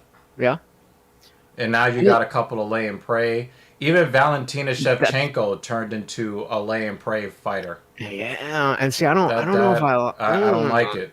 yeah, I don't Bilal know. is a champion right now. He does a lot of lay and pray. It's really not looking good. You're gonna need more entertainment. You're going to need more entertainment. And otherwise you're just not going to. You're not going to get people to buy pay-per-views if you got a bunch of lay and pray guys. That's just what it is, And you and I, we used to debate in the early days of the Filthy Casual MMA Watch Party. That's about the rules, sport bro. of it. That's the rules. The sport versus the entertainment value of it, and Put one in the chat if you know the Lutch scoring system. yeah, exactly. We still use it. Hey, Mason hey. says, really pissed when Marab won. I didn't watch, but I heard. Haven't watched really since Alex versus Yuri 2 and Tom Aspinall's last fight. Yep. Dan says Marab has been on top of another fighter for like in total? hour and 14 minutes. I would rather have spent that 74 minutes on top of a woman, but whatever. Yep. Yeah. No, it's a total. It's a total. I'm open. Yeah. Like, you're heavy. I mean, you're not 200 pounds yet, but you're heavy. I'm getting Just heavier. saying. So yeah, Lutch, when you're talking about the fitness stuff, I've actually hit 3 key PRs since the last Sunday in December. So I had a goal to get to 405 pounds on the deadlift by the end of 2024. That's the one where you just pull up. Yeah, well, not with the arms, but Morty's like, huh? But It's all in the hips. yeah, exactly. And I actually beat the number.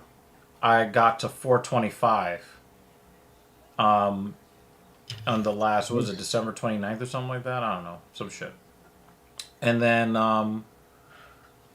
last Sunday on the squat.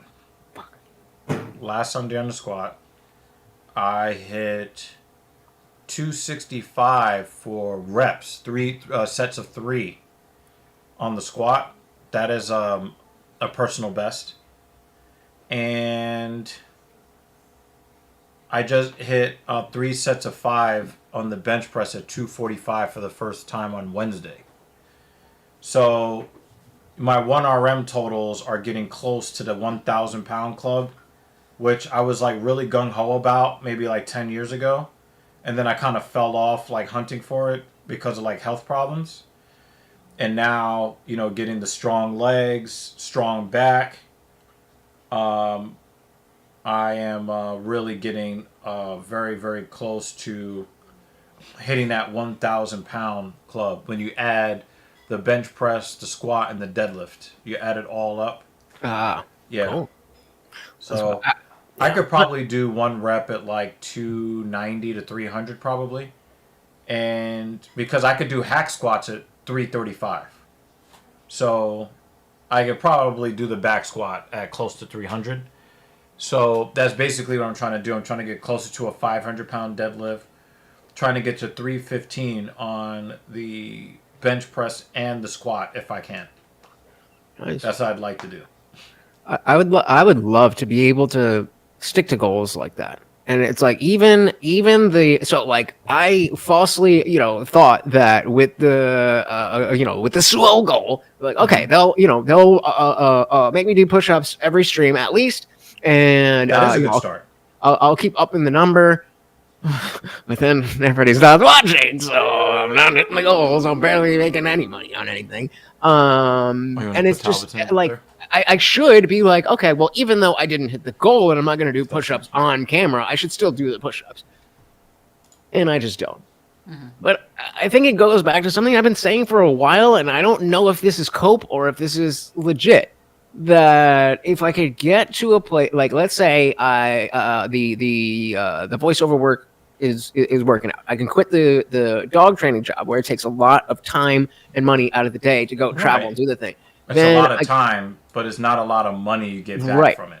and Right. then I can create a routine and figure out where, like, okay, today I'm gonna get up early because I have to do this. Whereas how I'm living now, it's basically just day to day. Like, okay, what do we got to do today? Like, oh, I got to get up early tomorrow, so and for a long time that was on purpose because I liked that freedom of kind of doing my own thing. But especially as I'm getting older, it's just like I just turned 35 on Thanksgiving, and I want to be a little bit further Turkey along in Holocaust? life. So yeah,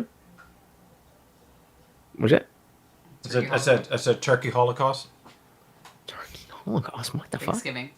Oh, yeah, sometimes things will go right out of my head. Yeah, that's the day. That's the day. But Morty wasn't. Morty. Well, no, was that Thanksgiving or was that Christmas? I don't remember. Did you? You guys saw about Morty's bullshit, right? He's got an enlarged valve in his heart, and they gave him. Yeah, you were telling us about that. I think So- that your sister's an event with your sister. Yeah, he got married in the summer, and then Yeah. he was bugged out. But it wasn't like I took him home from the wedding. He was out in Jersey City, and I brought him back home. I was like, all right, let's just chill and watch. Vomiting all over the place. Yeah, and he was breathing shallow. But like, so then he was better than he was on that night.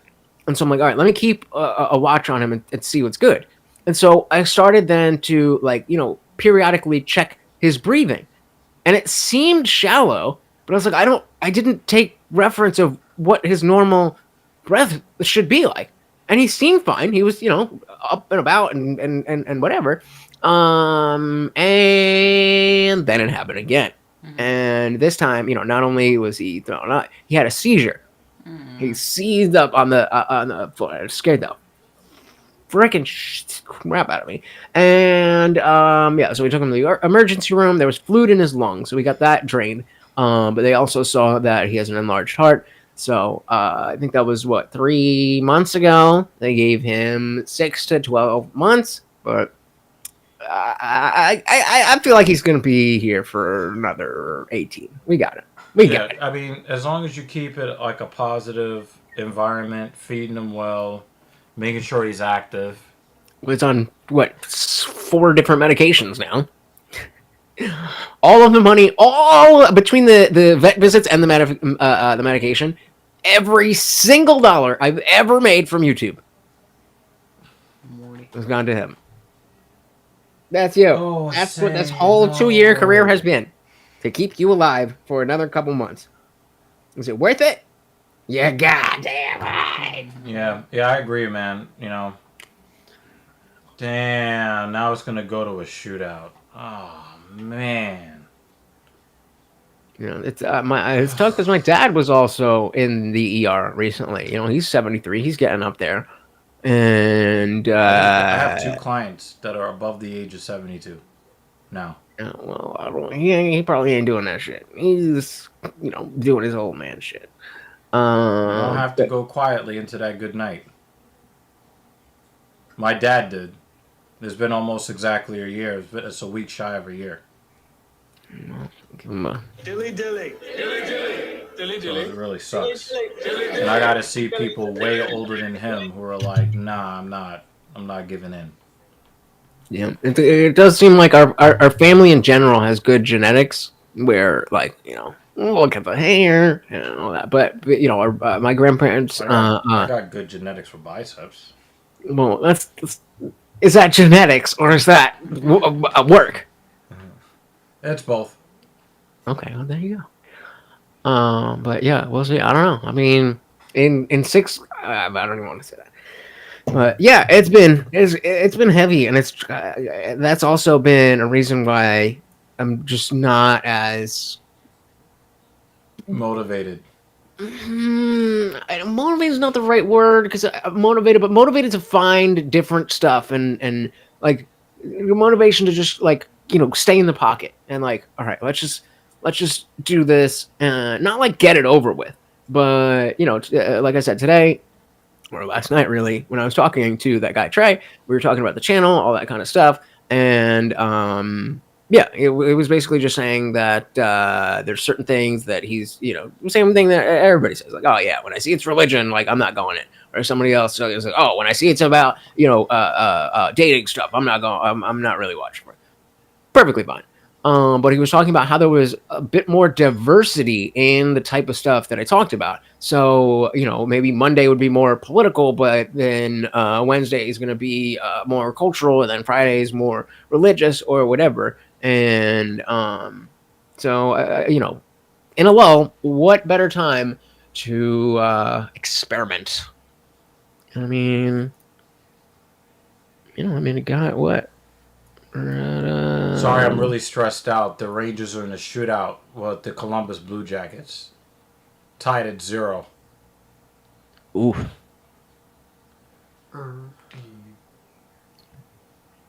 But yeah, 113. That's my my litmus test is 100. If it goes under 100, We lost him. Oh, Trocheck got it.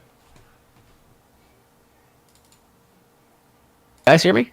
All right, we yeah, can. we lost you. Sometimes, like, if you use this service for long enough, it'll just start dropping. You gotta come back and then drop and then come back and drop. All right. Well, I mean, I could dip out. I mean, and Yeah, I mean, but the thing is, like, have they improved the other service? It's $500 a year. Like, I mean, personally, I don't love I just it hate so that much. everybody's stream setup looks exactly the same. But they have a lot more with customizing. Customizing your layout. So that's a big thing. They've also added different shapes. So you like instead of just being a square, like even in the presets, you could be around. It adds a little bit of difference. And I don't know. For me, the because of I'm not very technical in a lot of things. Like I know how to do stuff, but like if something goes wrong, like everyone's like, "Oh, OBS, OBS, OBS, OBS." Yeah, But like, OBS is really, really confusing. Hold on. We're gonna have to actually pay attention to this fight. We love Talbot. Peyton well, I don't want to. I won't distract you guys. Makes Then sense it was a Talbot's the goat. freaking pleasure, man. I missed you guys, and I'm sitting here. I don't even know. I don't even think about UFC and Saturday together anymore. I Yeah. did my stream, and I was like, "Oh, they're alive." But watch this So, fight though, because Peyton Talbot is the I real don't have deal. anything to watch it on. For real? I don't. I got rid of ESPN Plus and. Oh, and, that's why. Yep. No. All gone. But you guys enjoy. I'm not. I mean, I'm not missing out. After a few months, I thought I'd be dying to know what happened. No, but Peyton just- Talbot is the real deal, man. He sure really he is. I'm sure he is. And he's super. and, He's a super like entertaining guy, and he like really, he really lives up to the bit. When it comes to like anime, like he really, really lives up to the bit. Like for real, for real. What do you mean? Because So, are you familiar he with my has a- so position he has on a- anime? He has a tattoo on his chest that is that makes him a hollow Arankar from Bleach. Loser! You know my position on anime, right? No, but it's awesome, and go fuck yourself. Try to argue with me. Try to argue this. Not everybody who likes anime is weird by any stretch of the imagination. I am weird. Every single fucking creeper loves anime. Tell me I'm wrong. Tell me I'm wrong. Tell me No, I'm some wrong. of them don't You get can. involved in any of it at all. Second, what? Some of them don't get involved in it at all. Involved in what? Barcelos is on his back though. Oh, he's trying to get the rear naked. He flattened him out. No. No.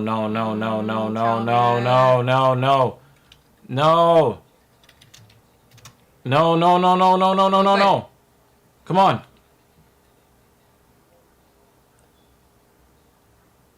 Don't give it up. Don't give it up. I'm dying 2.5 here. minutes. No. Oh, okay, good. Come I on. poured my- Good. Gotta grab a wrist, man. Gotta grab a wrist. Hold on, Lutch. Come on, grab a wrist, man. I poured my drink, but I don't have enough dilution. He's in a lot of trouble, though. Oh, he's grabbing his glove! Yo, ref! Herb Dean, what are you doing?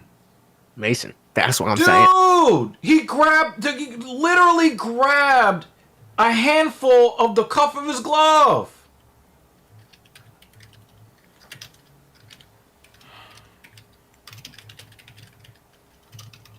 Yeah, I'm gonna. So there's a small amount of anime faces that do not have greasy hair and neck beards or have anime dolls. Yeah, absolutely. Yeah, But all of I'm the a big fan creepy of anime. people out in society She only doesn't love like anime. anime because of the dialoguing during battles. Monologuing during battles. I want people to fuck each other up, not talk. Yeah, that was a massive glove grab. I love that. Right. I love the way you just fucking. It's not dialogue. It's monologue. That's, the grammar nerdsy in me appreciates that. Let me tell you my whole backstory and how exactly I'm going to beat you. Like, just fuck each other up. Oh, yeah, he's trying to sneak out. Nice. I don't know if I can do this anymore, but I'm gonna use all my powers. Barcelos No, is I just- really trying to put this BJJ on him because he does not want to strike with him, and I can't blame him. But this is like a lot of he's. But Payton's not giving up. You got to give him a lot of credit here. And it doesn't look like he's panicking either. So I got to give him a lot of credit. But it looks like he really is like outclassed here on the ground. Even Squid Game. He says, "I'm not reading TV." Even done." Squid Game. I was like, dubbed. That's funny as hell. Come on, Peyton. Just get to the second round. This kind of looks like a 10-8 round, though, if we're being honest. Even though there's no real damage being done here. It was such a smothering. So you mean a 10-7? And it's kind of annoying, maybe I'm just biased. I think I'm only annoyed because I'm biased. That's okay. You know? You're allowed. Good job, our show. Talbot, making it to the bell. Who's he fighting? He's fighting Raoni Barcelos. One of these that's like Italian striker. He's one of the he's a dude that usually will stand and strike with you, but I think that Peyton Talbot he already knows is just gonna piece him up. So he's like, let me just get this to the ground. I mean, to give Barcelos some credit, he is actually hunting for a finish, like hard body. But even though Talbot really is outclassed on the ground, he is not panicking and he's not giving up. So he could have definitely gotten submitted with inside 2 minutes. So And he fought his way through a lot of those. What bad makes you positions. say like Mason saying he's the GOAT? What you're slapping up his schlong? What's so great about him? You were just saying how wrestling his intelligence is a when he fights and his striking acumen. And the fact that like his personality, he doesn't get too high or too low. Like he's not like all up in your face, and he doesn't get down. He never panics, and you can tell that he's in there as a scientist. He has like a very scientific mentality to approaching his opponents, and he has really just been systematically like really breaking dudes down. It's just that Barcelos got 3 takedowns in the first round here, and now Barcelos might have wasted a lot of energy because he's definitely not as aggressive as he was in round 1. So he might have wasted a lot of energy trying to get the takedowns. Oh, nice 1-2 from Talbot. I just don't think that Barcelos can strike with Talbot, and he knows it, which is why he must get it to the ground. See, look at him. He immediately grabs him, and he's on the ground. He got Talbot kind of leaning over his center line, and then I've never seen Barcelos fight like this. But when you're against a guy who's that much better of a striker than you, then he has to fight like this in order to have a chance to win. That's what I was gonna say. If there is this wrestling dominance that's continuing since when I was in the weeds of it, then that begs the question, or raises the question.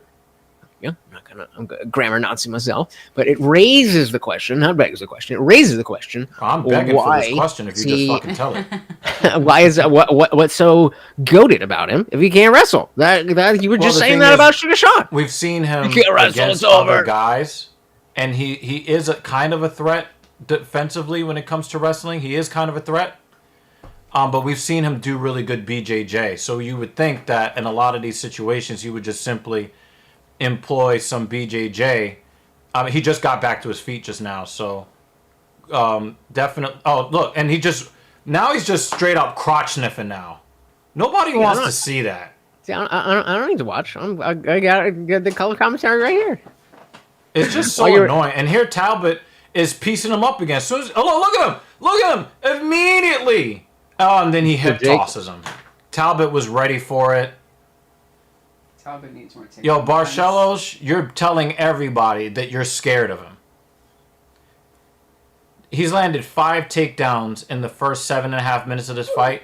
His most ever that he's gotten in a fight was 3. So somebody don't want to stand and bang. That tells me Barcelos does not want to fight. Now he's in high mount. He's in high mount now. He's trying to sink down so he can get in a better position. But so, are we saying that, again, talking about the sport versus the entertainment, that we can say, I don't like the lay and pray, but clearly, if... oh! Nice move, Talbot! The way he just got back to his feet! That was crazy! So, Mason's saying he knows he can't outfight Talbot, so he resorts to takedowns. Yeah, that's the game. That's what we're doing here. Yeah, and I think that once the sport kind of devolves into that, I think that Dana is going to do something to kind of change the sport a little bit. Because, again, like I said, you and I, we have talked about this in the past about the value, the entertainment value of mixed martial arts. They're going to start changing some of the rules if it just turns into a lay and pray fest. I feel like maybe I'm making this up, but I feel like I heard something along the lines of they were going to introduce a penalty for not doing something. I don't remember exactly what it was, but is that ringing any bells? Or maybe no. So they did change a little bit of the rules where you can't just put a couple of fingertips down on the ground and be a grounded opponent. They changed it to where you need to have 2 points of contact if it's not knees or glutes. I was still around for that. Look at him, all dude. Yo, speaking of blankets, bro, I got a new comforter, and it's so good that I had to read just how I tried one of that. I don't like that. Or heated.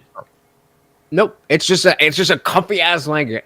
I used to, in the summer, I would put my AC on 64 because I have the loft, so it gets cold and then all the heat rises. So 64 in the summer.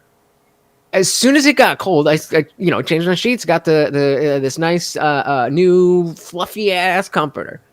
And bro, if I don't have it so the AC only goes down to 59.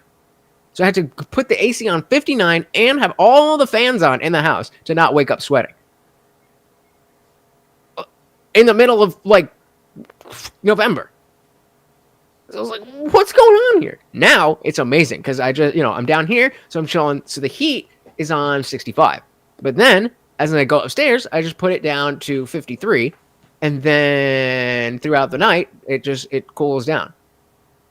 But it's this blanket. I don't know. It's magic. It's a magic. And I'm hoping that, it's not something with me and it is the blanket. Because when summer comes around, I'm going to have to go back to a normal blanket. Otherwise, I don't know. Banner, in this case, I'm not going to call it a fraud check because What's a fraud It check? is clear. There's two things happening at the same time, Banner. Not only is Talbot doing a really good job fending off submissions, but Barcelos is so thirsty to put his face in Talbot's crotch simply because Talbot is dominating him on the feet. So it's not really a fraud check. Talbot's still, Barcelos is doing all of this weird shit out of fear. Not because he's outclassing and he's better than Talbot as a fighter. He just really does not. Job, Talbot. He's doing everything he can to avoid fighting Talbot. And that's the difference. In the other situation with Nakamura, he just had absolutely nothing for his opponent. Nothing. That was a fraud check. 100%. Meaning, completely undefeated. Just had nothing in the wrestling, had nothing in the striking. And now look, Barcelos is trying to keep Talbot in his guard because he doesn't want to stand and fight. That's the embarrassing performance here. I've never seen Raoni Barcelos act like a coward like this. This is a very cowardly approach to fighting Talbot. And look at him. He's trying to stay on his back, and he's trying, and he's doing the whole body triangle, body lock thing to keep the fight from going back to the feet. He's not trying to catch Talbot in anything real. Oh, look at him grabbing the fence. He's not trying to do anything like real or anything. He's standing him up. He's standing him up. He grabbed the fence super hard. He grabbed he got so much of that fence. Look, he just argh. That was crazy. That was crazy. But yeah, I do believe that it is a problem that Barcelos is doing all of this, all this cowardly, behavior. This is cowardly. So again, that's going back to is lay and pray cowardly in and of itself? Because you're trying to avoid fighting. But you're also trying to avoid losing. Right, but you avoid losing by taking it to your opponent. You're supposed to fight your opponent, not keep your opponent from fighting. Agreed. And again, as a spectator, I'm 100% with you. Obviously, I want the craziest fights. But I'm saying, as somebody, and again, going back to the entertainment versus sport, if we take you just taking a knee, them in the face, taking a knee in football, that's a normal thing because the primary purpose here is to be a sport and to win. Why are we making the exact same opposite arguments that we made to each other 3 years ago? Why is this happening? I don't. What do you mean? I made the same this has always been our position. type of argument before, and you made the opposite argument. Now we're switched sides and making the opposite argument. Are you sure? I feel like. Yeah. I don't know. I feel like maybe I'm gonna throw this out there. I may be wrong, but I'm gonna guess based on my own being me for the last 35 years. I think maybe you put too much stock in my opinion as the spectator and saying, even though I don't like this, I understand it. I feel like I've always had that. Yeah, I think we agree on that. Actually, I used to have a personal training client named Joshua Block a long time ago. Never heard of him. But that's what I'm saying. But Dan, you say then fight. Back to the drawing board for Talbot. Damn, man, I can't have nothing. Nobody I like. I can't have nothing. So why is if Jake's saying Talbot did enough to win? That's the primary purpose for that individual. If he were to fight then, and he knows he would lose, why would you do that? Then why sign up to fight him if you don't think you can beat him? Because maybe you thought before it started, everybody has a game plan until they get punched in the face, right? Nah. Barcelos very, very quickly, right out of the gate, was putting his nose right in Talbot's cup. Okay, and then what's the alternative then? So like, oh, no, that Stand guy's and too fight, good. I'm not going to motherfucker. fight him. No, Dana, I don't want to fight. Like, we all know how that goes. Stand Especially- and fight. See if you can knock him out. So just lose, give yourself a larger chance to lose on purpose. Or don't sign up to fight him. If you don't think you can beat Okay, him, fine, don't fight fine. him. Fine, I'll give you that. But let's say we're already at the point where you've signed up to fight, and now you figure out, oh, I bit off more than I can chew. I'm in the cage. I bit I off don't more know than why I you're can. celebrating. I don't like this. I don't like this. Dude, you did Money, everything you could do to money. not fight. And now you're running around the fucking cage like you won the belt. Yeah, I don't like that. I don't like that. Gross. Barcelos does not act like a coward in the cage. This is his first time doing the Bilal Muhammad coward move. Yeah. See, I didn't switch. I'm always back Bilal. I've always backed Bilal. I love, his land prey style, but I've always said, like, hey, that's the man's job. Secondarily, No, I just don't want you running around the cage. Like you just won the championship. definitely Like agree. you Definitely. laid on him so you didn't have to fight him. Yeah, definitely agree that. What the fuck? So It's like when guys miss weight by 2 kilos and they win the fight and they start running around the cage celebrating. yeah. Or if you're Weidman, No, thank no, God no, Weidman finally retired. You put your Finally. fingers in the guy's eyes 7 times. He scored a knockout via eye poke, by the way. His last win. Weidman's last win How was does an that eye work? poke KO. Okay? And he's celebrating like, I'm going to get back to the championship. Oh no. Yo, ask anybody in the comments. Ask anybody in the hasn't- comments that watched that fight that he won. So, He so won what- with a 3... Yo, dude. He did like a 3-piece eye poke. So what? So then it must have been a Jake Miller situation says where Weidman finger banged another man. there must have been a situation where the pokes were not seen as pokes, but then there was still a need to stop the fight from the finger banged man. How do we get from finger pokes to victory? That fight ended on the finger pokes. So then why wouldn't it be disqualification or whatever? Dude, we couldn't tell you. I mean, ask anybody in the comments. His last win was via eye pokes, and he hit him with a combination of eye pokes too. So what if I'm so happy he finally retired. What if the UFC is just on its last legs? I mean, you're asking a decent. Yeah, the guy fell from the eye pokes. Yeah. I understand that. I'm saying like No, so, I'm talking about in that fight. Like that's how the fight ended. So I'm saying if you guys and everybody in the community is like, how is that? Not, you're just asking the same question. I'm like, oh, okay, that just happened. We've seen bad judging all around. Yeah, but then we had bad reffing. Yeah. Well, But I bad think, judging and but, bad- I never really wanted to. Indeed. I never really wanted to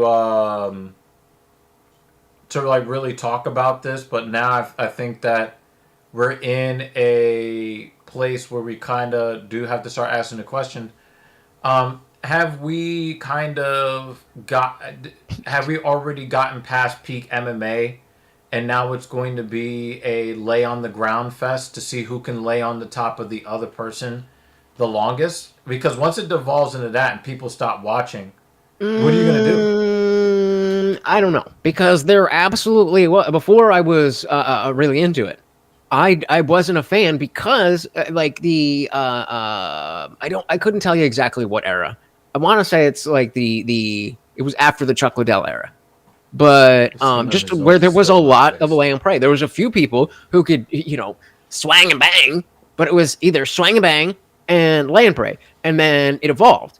BJJ became a much bigger part of the game, which forced the wrestlers to need to strike and so on But and so from forth. UFC 1, BJJ was crowned the best. Remember, they had Right, 8 but different styles. Hoist Gracie ain't fucking knocking anybody out. My point is that we were at a place where lay and pray was very common, and we came out of that. So I'm not asking as saying I think this is happening. It's a genuine question because I do see a possibility without knowing exactly, without having actually watched the fights. The notion that we're in a lay and pray era speaks to the possibility that in order for somebody to break out, then they're going to have to, be able to overcome the lay and pray and then still be entertaining, which seems like a possibility, even if not today. But the other side of that is maybe it's over, and then you bring in the fact that Dana's working with Daddy Trump. I did that just to piss you off. But that's a serious thing. I mean, I don't know what kind of role he's going to have, and I don't know how much he is going to, want to pay-per-view on ESPN. It's fucking stupid. Continue. Sorry. I don't know how much that's going to affect his effort, focus, whatever on the UFC. I don't know. It seems like there's a lot in place. He's got Sean and Hunter, and I mean, if they're still there, I really don't like the fact that they have people in private business having government posts that they were not elected to. I think that the whole thing with Musk being part of the government, I don't think is a good thing. He was not elected. Trump was elected, not Musk. Well, I'm definitely withholding judgment, because if it is what they say it's going to be, it will be amazing. A current for-profit CEO also holding a government position at the same time. That's what they said about Trump, bro. That's exactly what they said. That's what I said about Trump. Won the popular vote, won every swing state. So all I'm saying is I'm right there with you. I absolutely believe that it is a very real possibility that Vivek and the rest of Doge, it goes to their head and all this shit. We've already seen the shade on Americans from the H-1B visa discussion. Yeah, what is everybody's problem with that? It's because they're fucking immigrant. They're on the visas, but it's like, yeah, great, but we have Americans here who can do those jobs. Even illegal immigration issue. Like, yeah, if you need to come in legally and so on and so forth. But like, people need jobs. Why are you bringing in other people from other countries to make American money to send back to other countries when there's people here willing to do those jobs? No, but the thing is, they're not trained to do those jobs. And remember, we got on everybody who went to college and said that they wasted time and money and all that stuff, right? Like, they told them, don't get degrees, go into the trades, which I don't have a problem with. But at the same time, like, that whole learn to code thing and all of that, well, Americans, by and large, did not go to learn to code, and these companies had a shortage, so they went and filled those positions. I don't see the problem. I would argue that it's a completely different thing, that you could pay way less for immigrant labor because of the fact that the Googles and the Apples and the Facebooks are not paying less. They're paying because the people, they're here in America. Not for, but I don't want our jobs sent overseas. That's my problem. But again, my solution. I don't disagree with you that college has become a scam. The solution to that is not to bring in other people and let Americans just continue being stupid and spending money on a scam. The solution is to fix the scam. Fix education and get people into STEM. The companies need people to work right now. All you're talking about is a long ass process, but they need employees right now. Especially in the tech sector, there is so much that I mean. And again, I just did a stream about how I'm purposely not in the corporate world, but there's so much. And again, anecdotal, I guess, but everything I hear about that process of applying to jobs. You apply to a job, you go through 6 interviews, and then they tell you not, and then they relist the job, and it's I forget exactly what it is, but it's something where the companies can get government money when they have quote unquote open jobs, but they don't actually have the open jobs. And so, like, I'm definitely not going to argue that Americans are the most educated and well seated for everything. But I mean, when we're talking about Facebook and Grok and AI, I don't. Number one, I don't think we need to be bringing in people for that. If we can't have Americans do it, then we don't need to do it. Ain't nobody fucking missing Facebook or any of that.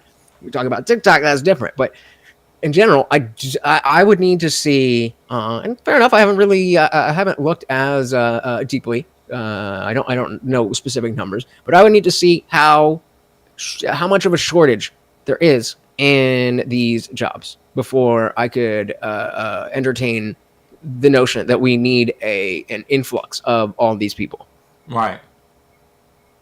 But I also have to say this, Lutch.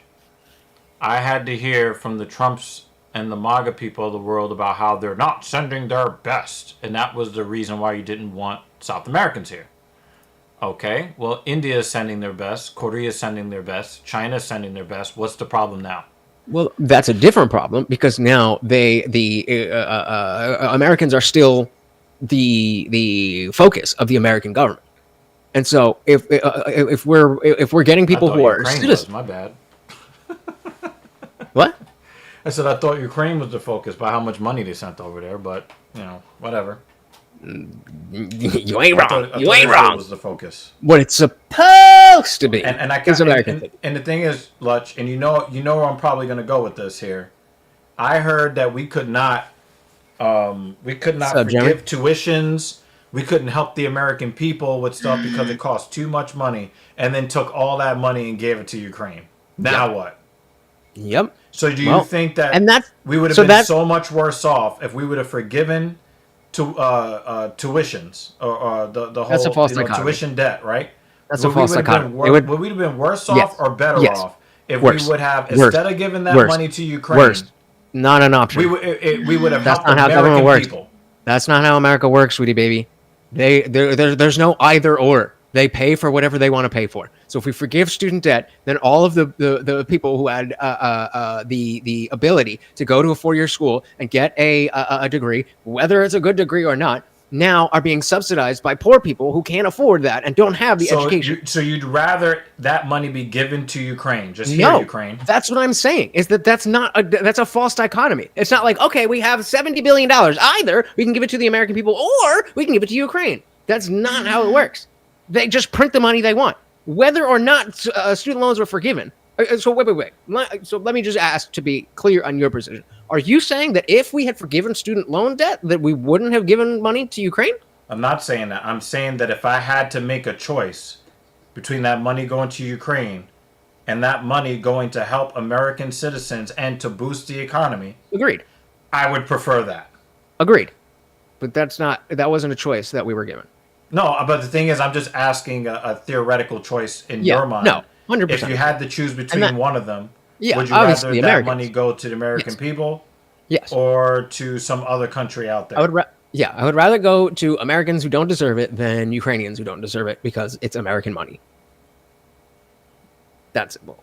But the other part of that is people were complaining about those of us who were saying, "Oh, we don't want all this money sent over." We're like, okay, well then why don't you pay for this? Like, no, what I'm saying is that no, not you. I know you. No, what I'm saying, but the government. Where I'm coming from is that the government, their explanation was, we can't afford it. So if you're going to tell me you can't afford tuition forgiveness, and then just give a bunch of money to a bunch of other countries, these are not loans, by the way, right? Now you come off as a liar to me because when it came to whatever you wanted to do, there's money for it. But when it is something that is supposed to help Americans, all of a sudden, I don't think we could do that. It's kind of like my issue when I was a kid. If I wanted to, let's say, do something positive with my life, everybody would find every reason not to help me. But if I said I wanted to do drugs and alcohol, everybody's got free drugs and alcohol all of a sudden. I mean, I don't know about free. Maybe early on. I'm telling you, I've gotten I've gotten I'd give propositioned you- so many times since I was 11 years old. I would give her free drugs. Just saying. I would give you free drugs if you want. See what I mean? He I'm just just made saying. my fucking point. I'm just saying. Like, if we were over here, and you're like, yeah, let's go. Yeah, No, so, I feel that. yeah. But the other side of that is then because I can say all this money is going to Ukraine and or Israel, and I don't want that. Then the response is similar but not the same as what you were saying. Like, okay, well then we should use that money for this. Oh no, I wasn't saying that at all. But a lot of people were, and so I'm perfectly fine saying no. I don't want to give money to Ukraine. And I don't want to give money to Americans who, who are in student debt. Is the student like? I think the best solution I've heard. I believe it was Dave Should we Smith. use that money to put the Ten Commandments on every classroom I actually wall changed my mind with about a that. I think Bible in that's there? I changed my mind about that. I think that's the best way to get people away from religion. Just put it in their face. Because people don't know what they believe. They don't know their religion. They think they do. Yeah, most but they people don't. that claim to be Christian don't even read the Bible. So. Right. That's how I stopped becoming a Christian. I read the Bible for the first time after 20 years of going into church and never thinking that you could be an atheist. I read the Bible and atheism. I mean, but anyway, I'm perfectly fine with saying that, you don't deserve that money, and neither does Ukraine. In the same way where I can say I care about human life, which is why I don't want Martian, but that doesn't mean that I feel a taxpayer dollars should have to go to every child who's not yeeted. I think those are in line. Right. It's Right. not Yeah, nice, so- but I also think that if we were to do tuition reimbursement, I think that we should only do tuition reimbursement for subjects that push society forward, and that would be STEM, and that would be the arts. the Gender trades, studies. the trades, Yeah. the trades, and I STEM. wouldn't even go that Everything far. else, if you wanted to have, women's vulva studies, then you got to pay for that shit yourself. I don't even agree. I mean, well, I wouldn't fight that, but I'm not even that far, because as millennials, that was the message. We go to college, go to college. Doesn't matter as long as you have the degree. That's what we were, was drilled into us. And so I don't necessarily put it on, 17-year-old future feminist for making those wrong decisions. And so that's why the best solution I've ever heard is just pay back the principal. Whatever you borrowed, you pay that back. Or you're talking about Get rid of the kill all of the crazy interest shit and just pay back the so principal? even if you got a gender studies degree, if you took out $20,000 then to you go, should pay back $20,000. then you pay $20,000. If you already paid I'm more good than with that, but the thing is, you know how many people, King Nirvana is probably one of your guys. He says, Good to Jesus see ya. guy Good seems to interesting, see sort of a ya. smart fella. All right, yeah. So, so there's so many people. So the problem that I have with the system when it comes to like the tuition thing is that there are people who have made every single payment they were supposed to make, and 20 years later they owe more money that's bull. than what, and they paid into it so much more money than they ever took out. Mm-hmm. I just think that that's disgusting. Hey, yo, pause. Hey, yo! Hey, yo! What the hell was? Oh, what? Nah. Please tell me you meant dirty. He corrected has. You're that pretty. I'm just gonna. All right, you know what? No, but that's yo. that's a real. Hey, Pause. I mean, I don't get to hey yo that often. But Oh man. King, you are the king. You are the king. Hey yo. But yeah. So even if you're 17 and you're like, oh my God, women are so amazing. I want to go get gender studies and blah blah blah blah blah blah blah blah. I understand that from that perspective, and absolutely the interest is predatory beyond predatory. And I don't At think least you can admit that. Oh yeah. Oh Yeah, yeah. Dan. Yeah, even Dan, who likes Jessica Androgynous. Even he's not standing for that. Rom. Rom. He's like, Dan might like the Love you, manly looking chick, but he don't like men. Just boys being boys. Boys being boys. Shout out to Alvin and Preach, y'all. Shout out to Alvin and Preach. But yeah, I think you said this a while ago, right? He said that shit too. I think what it boils down to, Lutch, and I think that this is what needs to be more in the political discourse, is that I believe that the vast majority of Americans want a better life for all Americans. They just have a different idea of how to get there.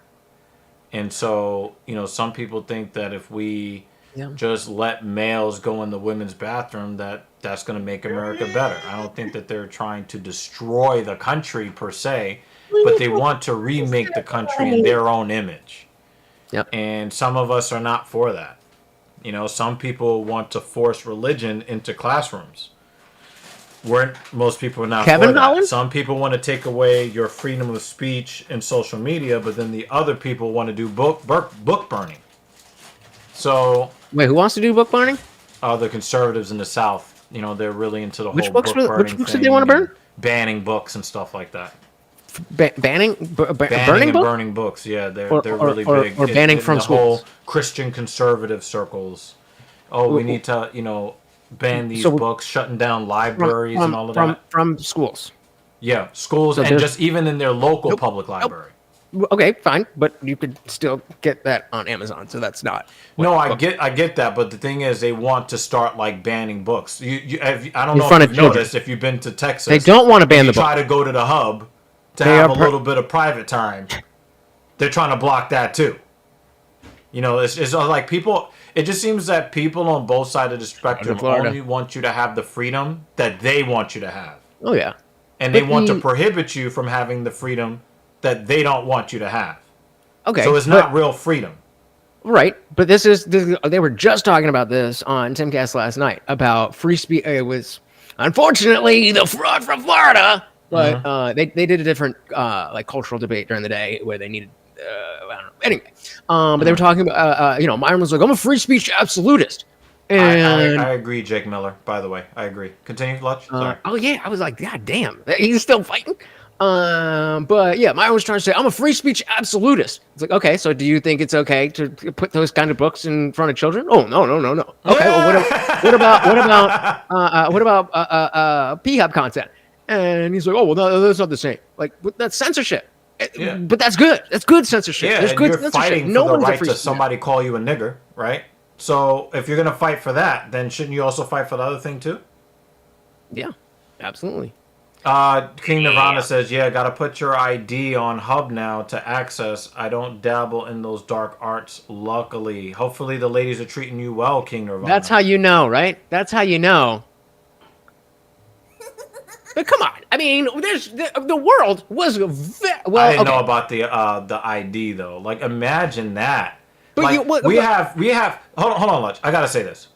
We actually have, Lutch, municipalities where they have, and in the United States Constitution has mostly outlawed stop and ID statutes, right?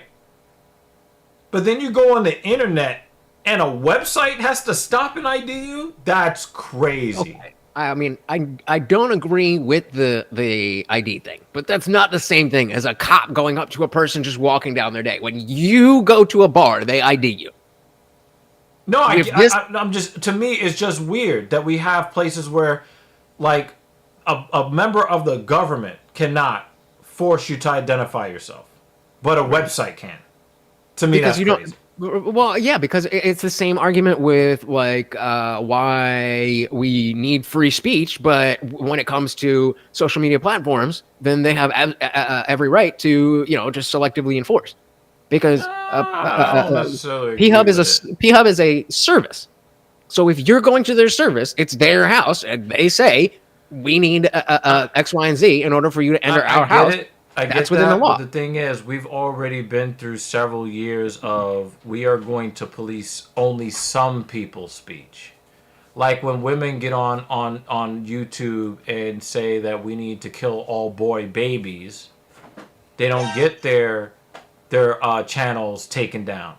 But if I say I watched this woman engage in poor behavior, And then she it's said, a community guideline strike. So for me, I think anybody having that kind of power to decide who can say what is a problem. I just think it's a problem because remember that if you say that certain people should not be able to say something, when that side of the coin gets to power, then they'll just do the same to you and say, well, the thing that the other side, the things that the other side has to say, and they'll use the same methodology against you that you supported being used against your opponents. sure, okay. So but I then, don't want that. right, okay, fair. But then are you saying that brings us back to... De Ritter is crotch sniffing? You're a kickboxer guy. Why? Have the fight. Fight him. You're a kickboxer. What was I gonna say? Fuck. Oh, yeah, that brings us back to then who... are we having no one decide this shouldn't be... or this should be censored, that shouldn't be censored? Which means that nothing is censored? I just you're think okay that with- if you with say I Playboy want to and bang kids, schools? ban that and leave and leave everything else. How about that? And, but like, does that... so again, Mr. Fraud from Florida was saying that P-Hub content is not speech and therefore should not be... It is speech. It's I agree. Said. And I think we would agree that despite the weirdness of the ID, we also don't want children watching that stuff, right? Yes. Yeah, I can agree to that. Yeah. But I think So- that's a parent thing, right? Isn't that like the parent's job to police that? Sure, but yes. However, we have to have... Parents aren't always good. So if you have if you're beating the shit out of your child, the kids from that's the right. That's still illegal. And so if you're showing genderqueer to your kids, how is that much different? And so when you make these arguments on reason, then yes, there's going to be somebody whose position is upheld more closely to their what they think. But unless you're, I don't know if you believe in right and wrong. But even though I don't necessarily believe that right and wrong is inherent to the universe, that there is an There's objective... optimal and suboptimal. Yes, there is a maximum way. If we take the spectrum between the worst suffering for all people and the most well-being for all people, that's a spectrum that Right. without a god or without anything else, we can objectively and empirically see how that works. Right. It's so weird, but like King, like bruh, turn the safe search on Google off and hit up any OF girl that it's gonna be there. Just do you don't even have to put a name in. Just Google OF leak. Well, let me ask you this question. You're welcome.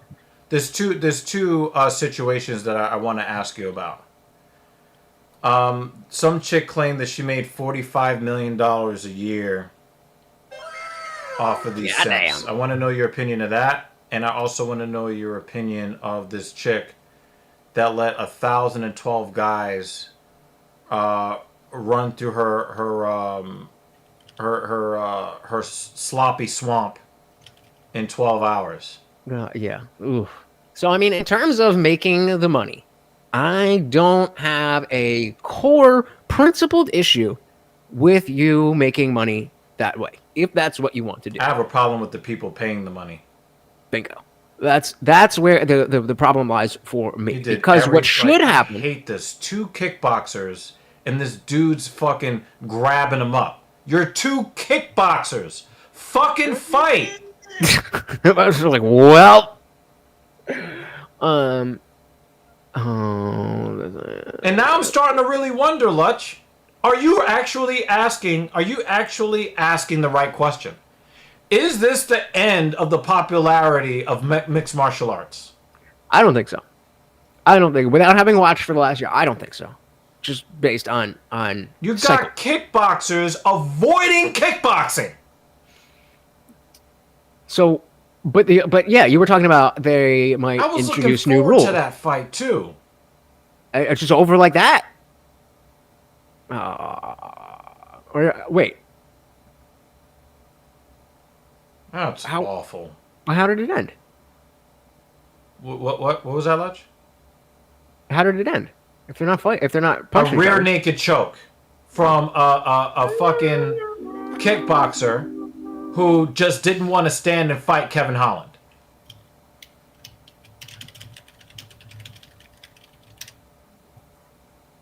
Yeah, I don't know. You're a kickboxer. You're a former K1 champion.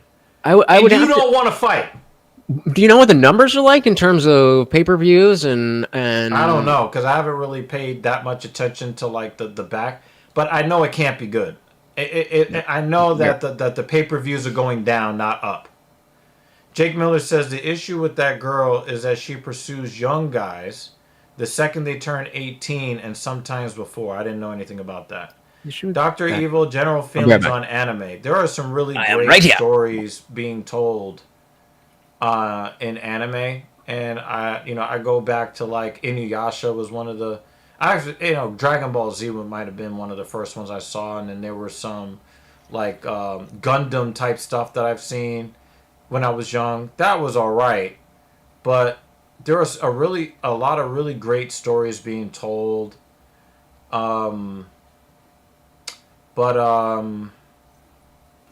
People that want to live anime as like a lifestyle is not for me. Yeah, Kratos, man, this paper, like this. I mean, obviously, some of the people I want to win aren't winning, right? But I really just hate the fact that, like, if De Ritter would have like knocked him out, I would have been fine with that. But you're a kickboxer doing everything you can to not fight. I really hate it. But yeah, I think, I don't believe in like anime as a lifestyle. I do think that anime will get you wanting to fuck Japanese women, but then Japanese women they're pretty good at getting you to want to fuck them from the jump anyway.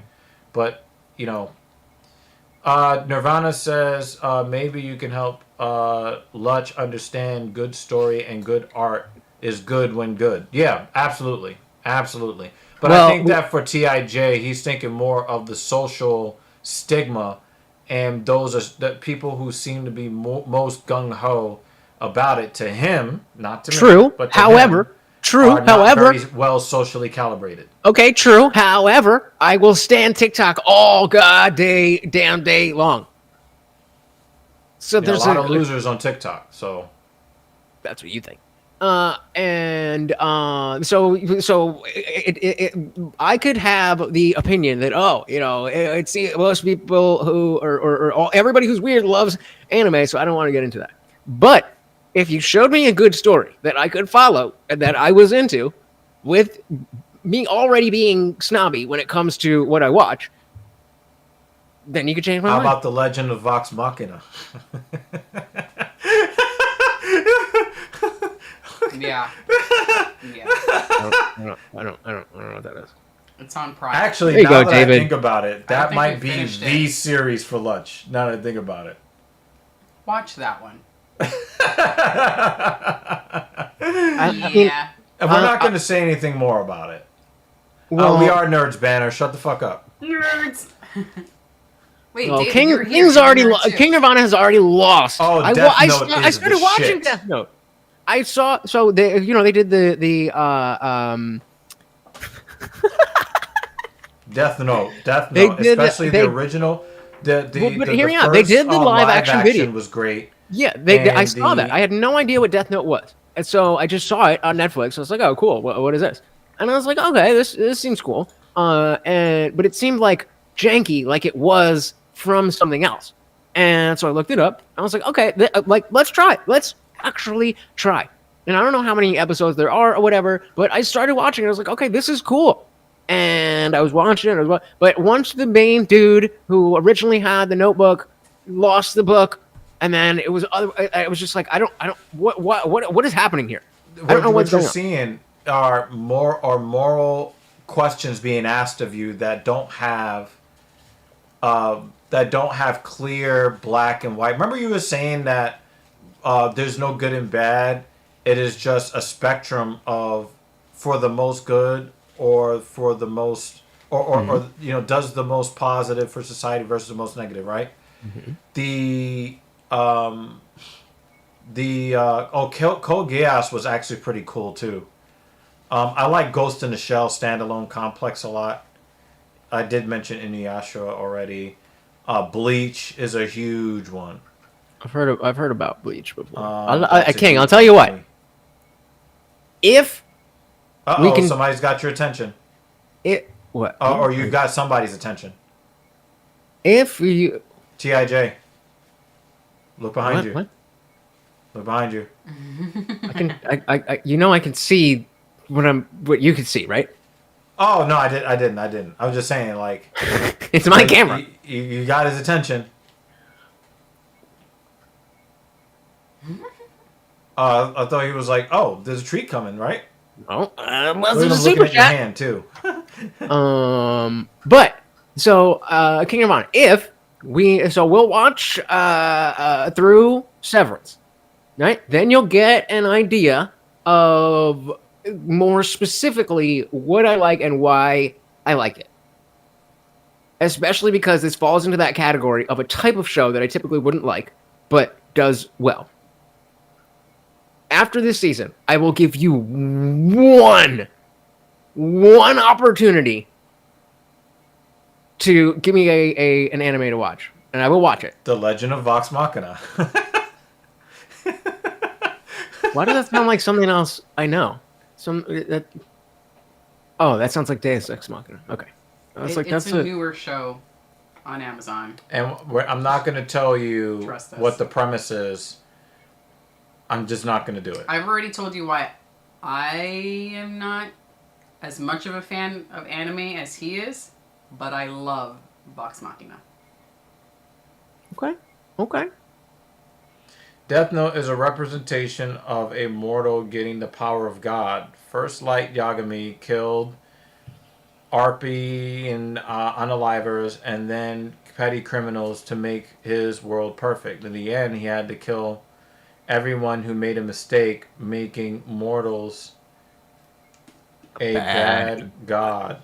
Yeah, so there's a lot of moral. That's what I'm saying. I like the movie. Ambiguity when it comes to the decisions that Light made, and so I really do like a lot of the questions that was asked. Like, I always go back to Black Panther, right? In Black Panther, there was two morally ambiguous types of situations where you would say that the hero is not the hero and the villain is not the villain, if you really look into it, right? So, you had the whole thing where the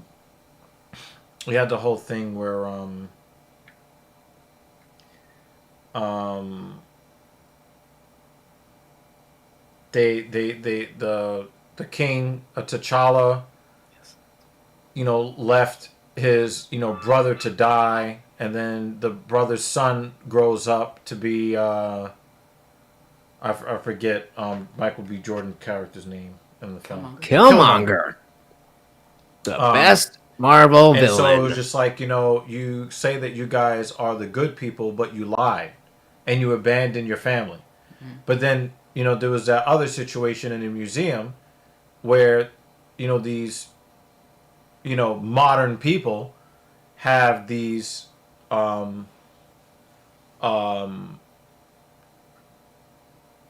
relics that belong to another civilization and then parading around its art, but it's like that wasn't yours to take. So now I am supposed to be the villain. I am taking this by force, and I'm the bad guy. But how did we even get here to begin with? You being the bad guy. So it was a lot of morally unclear things going there. Yeah. When you talk about Thanos, a lot of what Thanos was saying was not wholly evil, and he didn't do it to be evil. Mm-hmm. He thought that I was going to ask you about a move to make. I was gonna. There was two. What was the other one? But And Invincible. Then Ego was Did you watch Manifest Destiny. Well, we're supposed to do this. He was saying this to, So I like the morally ambiguous questions. Did you watch Invincible? Yes, all of it. Okay, so if that The was Viltrumites. yeah, if that was right up my alley for something animated that I'm going to watch. If you're using that as an anchor, a starting point, that would be something that I'm into. And I just don't want to hear about anything being up your alley. Pause. Jesus, you think about gay shit often. Maybe it's a black thing, but Jesus fucking Christ, you guys are gay. Oh, that sounded like it might be gay. Are you gay? Bro, I think you might be gay. Talking about shit being up your alley, man. Like, nah, yeah, that's man. a very common saying. I didn't say shit up my alley. I said that show is right up my alley. That has no gay connotation at all, unless you hear alley and you think of man's butthole. As a straight man. You heard the word alley and thought of a man's butthole. No, not a girl named Alley. Not a girl named Alley. It wasn't up in a girl named Alley. In your mind, up in alley is a man's butthole. I contend that you are the gay. Ayo. You are the gay. Yo. You are the gay. I remember my mom, when I told my mom I was becoming a personal trainer, and she said, getting paid to help people sounds like it's right up your alley. I said, hey, yo. I was like, Ma, ain't nothing up my alley. Chill. My mom still laughs at that. But I'm like, yo, like, pause on that. That's crazy. I'm sorry. That's just a crazy ass thing to say. I'm good on that. It's really not. Like that whole defense made you more the gay. Nah. You were the gay. Pause. Now you're the gay. No Diddy. I don't know. In the comments. Oh shit. If I spent this much time thinking about dudes' buttholes, I would be very, very... All I'm saying is, ain't nothing up my asshole. Pause. That's all I'm saying. Why are you... Wait. That's the... What do you mean, pause? That's the... I don't get the rules. I don't know the rules! Finally diluted my... You know what I'm going to recognize you watch? But... You know I'm going to recognize you watch? I'm going to recognize you watch It Is What It Is. What? So do you know Cameron? Do you know Mace? Because he's gay, Dan. That's why. He's gay. I said a show is up my alley, and he's like, oh, butthole's gay. He was saying stuff was up his alley, Dan. Do you remember Mace? Gay. Do I remember what? Mace. Mace, like the spray? No, the rapper. I don't know shit. You ever heard of the Diplomats? I think so. The rap group. That was headlined by Cameron. Okay. Right? So Cameron and Mace were like super, super successful rappers in like the late 2000s, the late 1990s, early 2000s.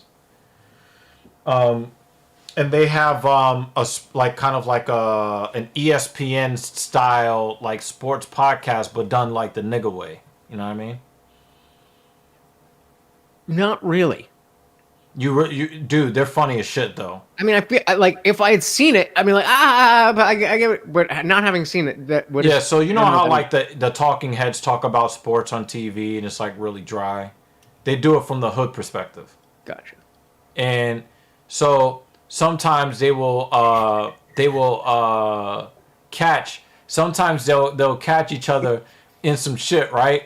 And it'd be like, Pause! Oh my god! No. Catching his shit, bro? So- That's like some gay shit, bro! No. So they'll catch him in some shit, right? And they'll be like, oh, okay, you got me? All right. So in this song, when you said this, what did you mean by that? A minor. So they'll catch him saying some shit that sounds mad sus, and be like, hey, yo, what are you doing? Nirvana, my computer is like 10 years old, and I need to get a new one. So if you guys want to super chat to help me buy a new one, that'd be great. But we basically have to replace my computer because it's starting to it's showing its age. I have a GTX 980 Ti graphics card. I think we're like, what, 5 generations of graphics cards past that now. So, or if not, even more than that. So yeah, I gotta get basically a whole new computer because I need a new CPU, I need a new motherboard. Well, I was gonna say you just missed Black Friday, but they stopped doing Black Friday sales. That's how I got my because own those graphics cards are expensive as shit, man. Oh yeah, well, I know. I didn't MSRP $2,000. I remember you can get a nice gaming PC with all the shit in it for $2,000. Is this gonna reach? Does this count as a I don't know if you can see. There we go. Oh, you got light, so it's a gaming PC. You got fucking LEDs and shit. So, because but it depends on like how, what you had put in it. But I think you were talking about that a long time ago. Like, oh, what should I get? And you were talking about specs and stuff. That was a couple of years ago.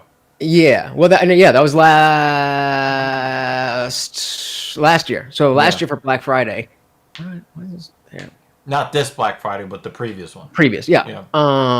And I just got it, but I was like, because I don't actually game, so I was like, I just need the cheapest thing that's gonna like do well and that you can stream and it's gonna be smooth and record content smooth, and then when you go to edit video, it's smooth. Right.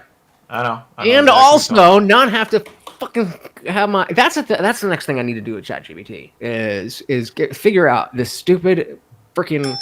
Because I know how computers work enough to realize that it's just like it's one setting somewhere, because but it's always in the last place you look. Right. And when we had personal computers, these two like guys a family computer back in the day, it was there was always a direct audio source, whether it was auxiliary or they came with the speaker, and it was that simple. Like you plug something in, and it comes out the speaker. This doesn't have a native audio output, but I plugged in my auxiliary monitor, which does have audio output, before I turned on the computer for the first time.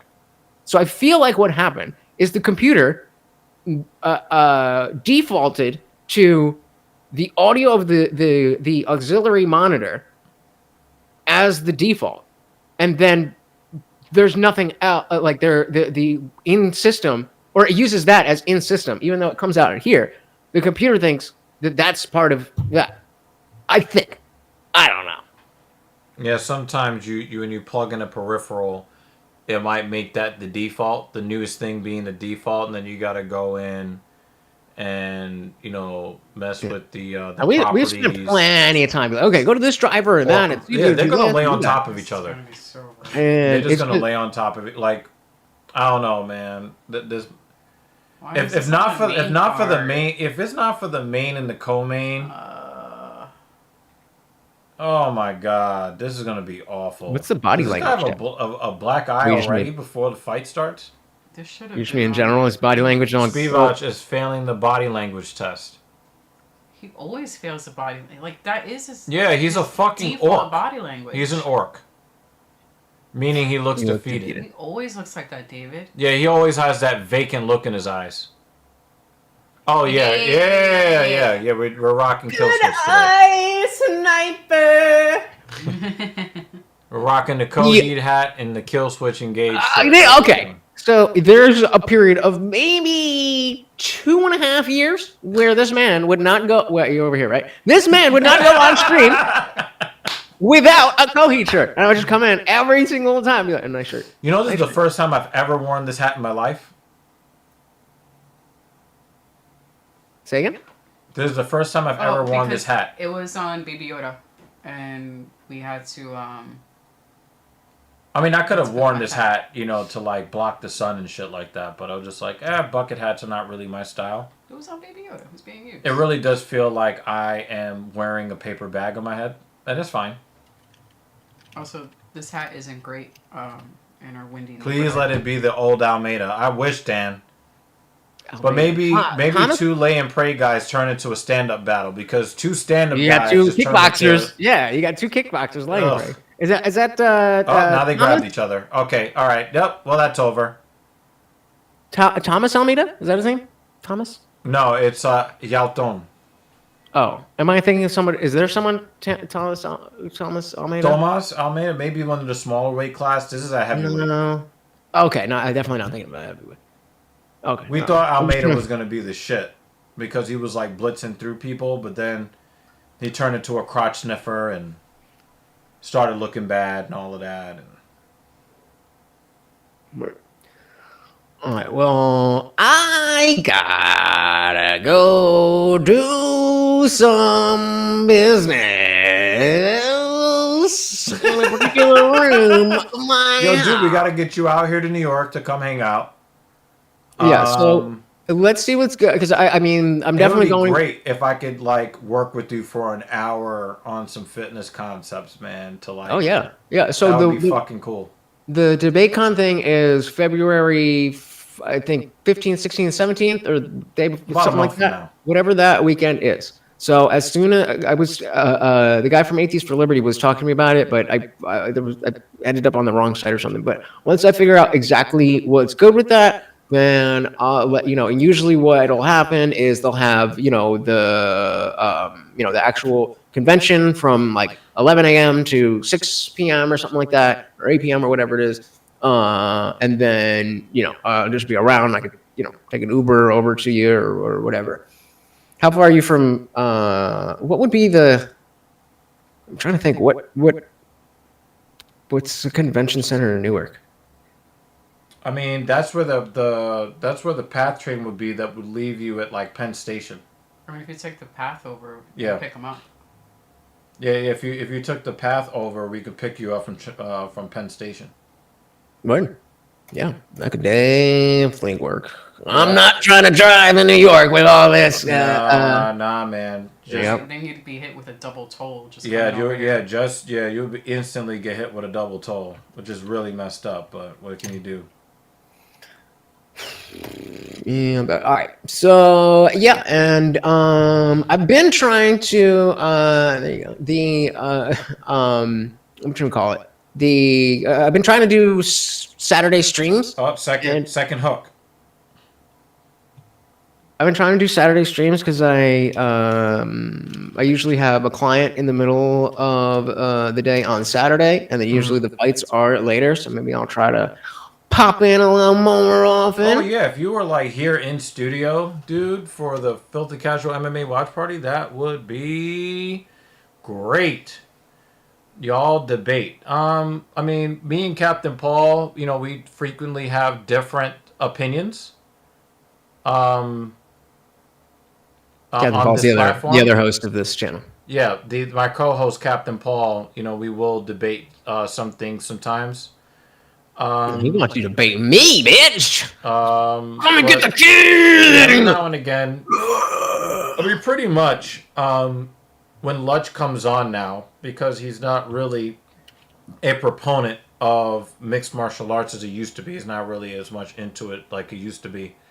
We basically bring him on to give his opinions on stuff. So, we already kind of know that the chances that we're going to agree are pretty low, but we still want to hear what he has to say. So that's why, we haven't had him on for a while, so I wanted to get his opinions, give his opinion rapid I've gone fire on full everything. Let's see if I'm gone full. Yeah, Mason, this Griper. card has not been good. Just make sure. Nirvana says, "I would love to see you and Lutch get into it." Pause. Yeah, Yeah, but no, we're not, but we don't. honey. We don't try to embarrass each other. One of the things that I like about Tij is that Tij really does try to make an effort to try to check his biases when, like, he does a much better job of checking his biases now than I probably think so in the past, and like really listening to try to understand the other person whether they agree or not. And it's also a lesson. The older we get, the more of a lesson we get in how to properly engage in discourse. And so, you know, for me, like, I've been so used to Lutch. He kind of can, I agree. Yeah, like, he's doing a much better job of kind of like trying to I think he's doing a much better job of trying to at least I was always trying. I just wasn't very good at it. like really trying to at least understand where the other person is coming from, rather than just browbeating them and, you know, like kind of attacking them, or trying to, or so aggressively attacking the position that it seems more like you're attacking the person. So he does a much better job of that. And the thing is, going in, I know that he and I are not going to agree, which is why I would usually avoid certain things. But I feel a lot more comfortable in our friendship saying, "Hey, Lutch, I love your channel. I hate the topics that you discuss on your channel, the way you discuss them. Well, there we But go. I We love bring you and I love on. Morty, and that's it. You know." Yeah, you come on, and then we have great Me and content. him used to make Yeah, you go. content, Nirvana. Me and him, Nirvana, we have occasionally, you know, if he's talking about dating or relationships, he'll occasionally say, "Hey, can I get you, you know, to jump on?" And if there's something more specific to something I know that he's got strong opinions on, I'll tell him, like, "Hey, do you want to record a video on TSP?" So, you know, we've done it in the past, not as much lately, but we're working our way to it. Yeah, hell yeah, man. I would, and I mean, again, like we were talking about before with the blood sport debate, like I like getting in heated discussions. Like, I like being passionate, and I like when the other person can be passionate and can also handle the fact that I am passionate without taking it personally. I'm definitely more mellowed out, though. I don't really like the impassionate debates anymore. And I mean, you know that between you and Trey, it's like I don't know a lot of black people who are willing to talk about black issues, and then even you don't love to get that deep that often with it. And so I mean, that's definitely it's almost something. like we have to defend the trauma that happened to us constantly, so it's like doubly traumatizing. Yeah, completely and then it just becomes really exhausting. Yeah, completely understood. But I was going to say, there's definitely other things that we disagree on that could be interesting. I mean, if you wanted to do it during the fights, where, you know, like, oh, it's a slow card, but whatever. Yeah, because this card is garbage. So, like, I'm not even mad that, like, we just, you know, spent this time talking like this. You know, people are not leaving the stream. People are engaging with it. So I'm cool with it. But I've also, another thing I've had to learn, Lutch, is that I can't take anybody else's political opinions personally. You know, I have to always remind myself that people are learning lessons every day. Some of those lessons are negative. Some of them are positive. But nobody wakes up every day and say, "You know what? I want to do something horrible to people. I want to be a blight on society." I mean, It's usually some sort of trauma. Is some sort of something that leads people in a direction. You know what I'm saying? So, thank you, Mason. Yo, subscribe to my shit. honestly, the thing that is saving this card for me is this stream. Yeah, Mason DeMaio has been, like, supporting a long time. Thank you, brother. You know, so this card is the level of Bob Trotter's character. Wow. That's good. Shout out I know what to that Rick means. Allen. I know what that means. All right, I really gotta go. I fucking love you guys. We will definitely. Thank you, King. Yeah, we'll definitely talk about that and try to set something up. And I'll try to be around more Saturdays. Yeah, that would be fucking cool, man. But we're gonna continue to see if we're gonna get anything. How many fights are left? 3, I think. All right, 2 of them are going to be good, and one's going to suck. Unfortunately, the last one's going to suck, but the next 2 are going to be great. Well, I don't think that you actually have to tell the people where you're from, but we're gonna let you do your thing anyway to kind of let people know, and then you can put since you're a mod, you can put the link to your channel in the comments section for people who don't know who you are. Everybody knows who you are. Go ahead, tell the people. Okay, well, hello! I am Lutch, aka the Indian Jesus, here to resurrect the second coming of Common Sense. I'm live every Monday, Wednesday, Friday, 8 p.m. Eastern, and sometimes whenever I feel like it. I just went live earlier today, and usually we are breaking down some type of discussion. I'm not a news channel, but I like to keep up with politics and culture. And typically, we will see, a PBD podcast or the Culture War podcast, whatever it is, and break down a long form discussion. So it's kind of like long form reactions, and then we all really like to chat in the chat. Yeah. But live every Monday, Wednesday, Friday, 8 p.m. Eastern, and then I try to do at least one other day of the week, like I did today. Maybe tomorrow, we'll see. But either way, a subscription would be very, very much appreciated. I wish they would put the actual link, but whatever. That is my channel right there. You can also just go to youtube.com/@TheIndianJesusOfficial. We do also have a Discord that is pretty active. We do an after party after every stream, and that is where me and King Nirvana have been watching the Severance show, and I'm super down for movie nights, all that kind of stuff. Building a community, not just a show. Come on through, Dr. Blue Genius, Mrs. Evil. Thank you so very, very much for having me. Dudes in the chat, very good to see you, and hopefully I will see you over there. All right. I will see you next time. Thank you so much, peace, guys. Man. So, thank it is not Diego Feta anymore. Yeah, that was a lot of fun. And a lot of the times is basically just like understanding that somebody's opinion is not necessarily meant to. Krusty Cup has left the building. Let's go. Oh yeah.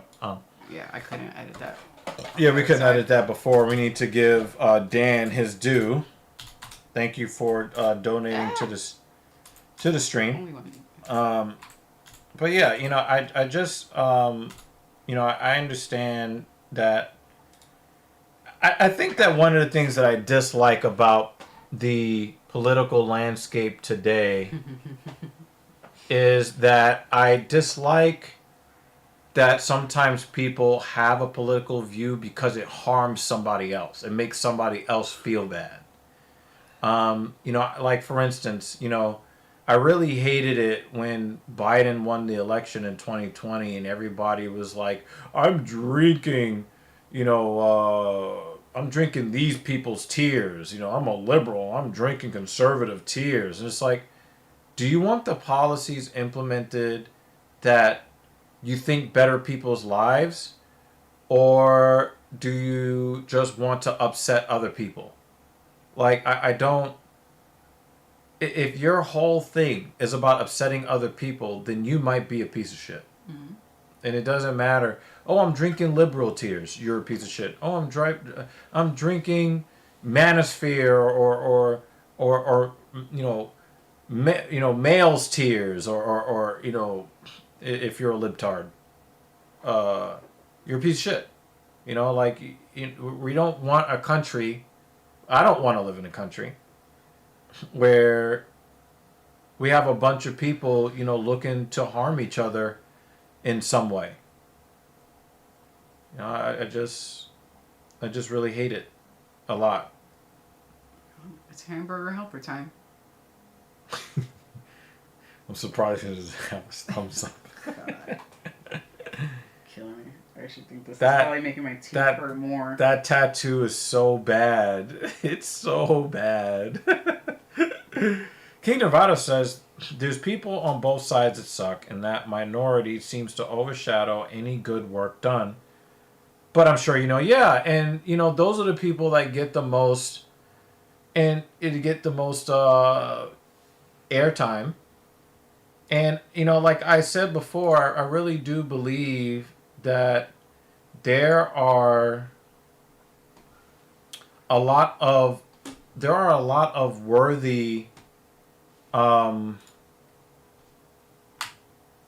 there are some conservative sponsored policies that are good and that are worth it. In fact, you guys should watch the latest video released on this channel where I talk about congestion pricing and why it's such a bad idea. Because of the message that it sends socially. Oh shit, Jimmy Crute. Woo! But then I think that there are some policies that are championed by liberals that I think that are good policies that benefit everyone. If you look past the partisanship. But then again, you look and all the people that are telling you that you should be enemies with your neighbor, they are friends with their so-called political opponents. The Trumps with the Obamas, the Trumps with the Clintons with the Bushes. Like when you look, they're all friends. They'll get up on stage and talk a good game about how they hate the other people. Is he being booed?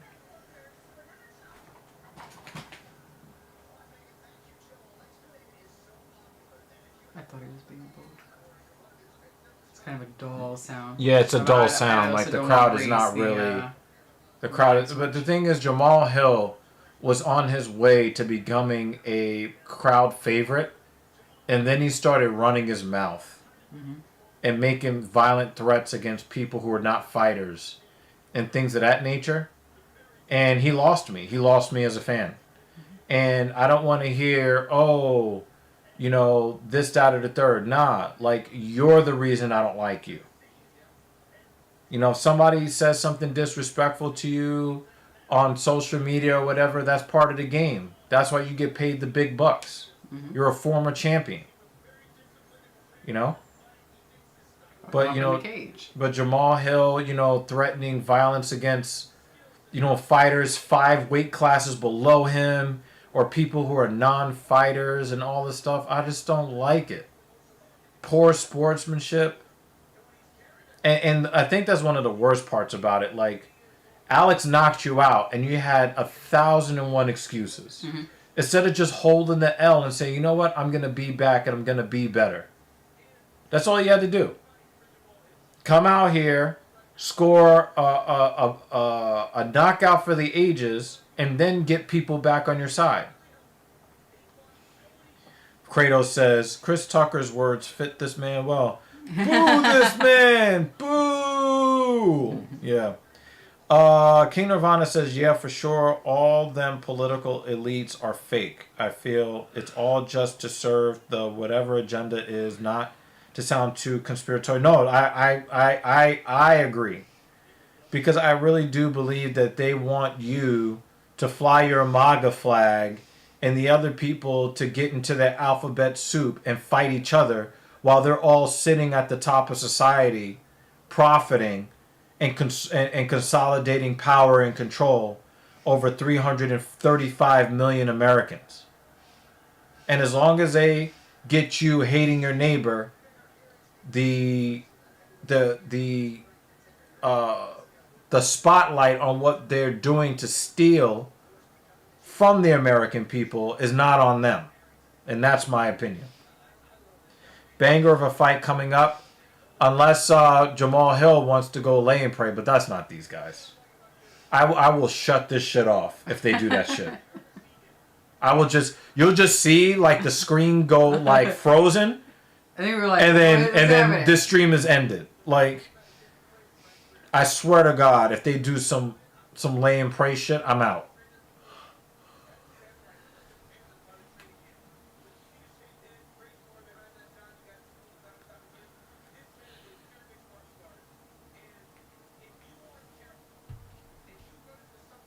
King Nirvana says they don't know. They don't want us to know. I think they meant to say which way is up. So we fight. More Americans will eventually see that. I have hope. Well, this is why this channel exists. This channel exists to bring political discourse back to the middle. Because I believe that even if you are on the far right and you're talking to somebody who's on the far left, you probably agree on 70 to 80% of views. So, but we're always highlighting, you know, the one or two disagreements that we have, and then using that to make everybody else our enemy. And then what happens when the aliens come from the sky? You're gonna all forget that you guys were just enemies yesterday? I don't know. David Banner says, this channel exists to bully Toronto Maple Leafs fans, and I'm tired of it.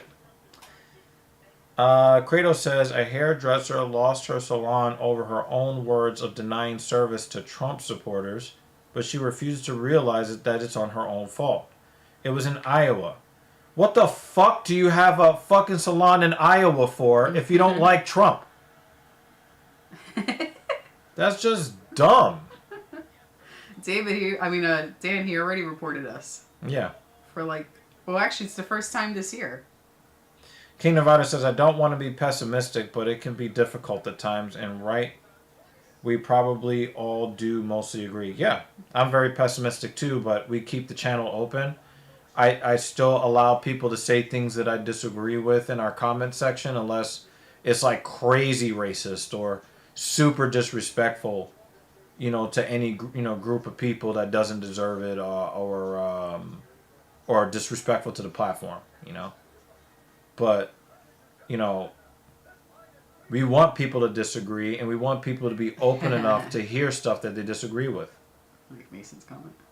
Look at this. 2 losers to Alex. The guys who are all bark, no bite. I think that's unfair to say about Yuri, though. Jamal Hill definitely runs his mouth, though. Jake Miller says, I opened a women's only sports bar, and no one showed up. Basically the same as the anti-Trump. Yeah. I think that one, there was a women's only sports bar that just closed. No, it closed down already. Oh, okay. Like after 4 months, it closed down. It did exist. Yeah. Yeah, Banner's right. Yuri is really only lost to Alex. And the thing is, I don't know why Jamal Hill is doing all of this posturing. Yuri Prochaska is one of the most respectful and respectable guys. Like, I was even just talking to you about why I didn't think he needed to shave his head. Mm-hmm. He shaved his head in solidarity with a terminal cancer patient. Yeah, they showed her. She's in the crowd. And he got her to you know, like, what Jamal Hill acting like an asshole to everybody. Maybe he's just playing a role, because he wasn't like this before. Maybe he's just playing this role to be, you know, to play a heel role or something. But I hate that. You know, like, what are you going at Yuri Prochaska for? The dude is one of the nicest guys in UFC. Like, stop it. Mike's hair is rebelling. Is that Chuck Liddell? Oh, I missed it. Did anybody catch that? I think that was Chuck Liddell. Hill can't be liked, especially with the ill cancer patient. He will never be liked if he wins tonight versus Yuri. I got Yuri here. I will never bet on Hill ever after that fight with Alex. Someone was asking about predictions. I'm going to put them back up if anyone needs a refresher on their picks. I will say that Hill has a really good chance of winning this fight for one reason. Yuri Prochaska can get sloppy, and when he gets sloppy, bad things happen.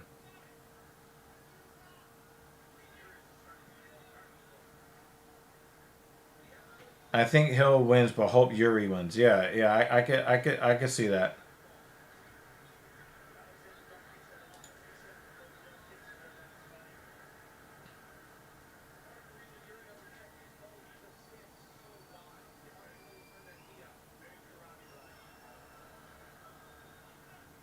That straight right hand did find his target. Oh, he almost check hooked him.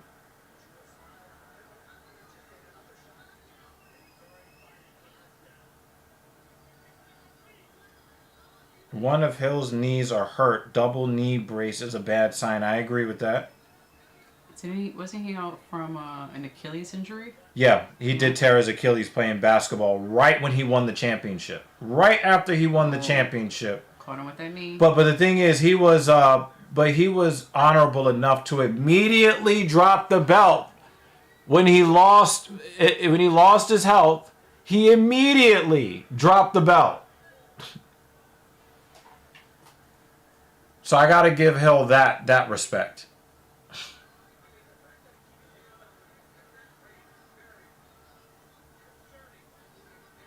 So I don't think Jamal Hill is like the most talented fighter, but he is pretty smart, usually. But Yuri, I think, is a better fighter, but sometimes his fight IQ is like, dude, what are you doing? It's kind of weird. David says he had an infection in his knee after.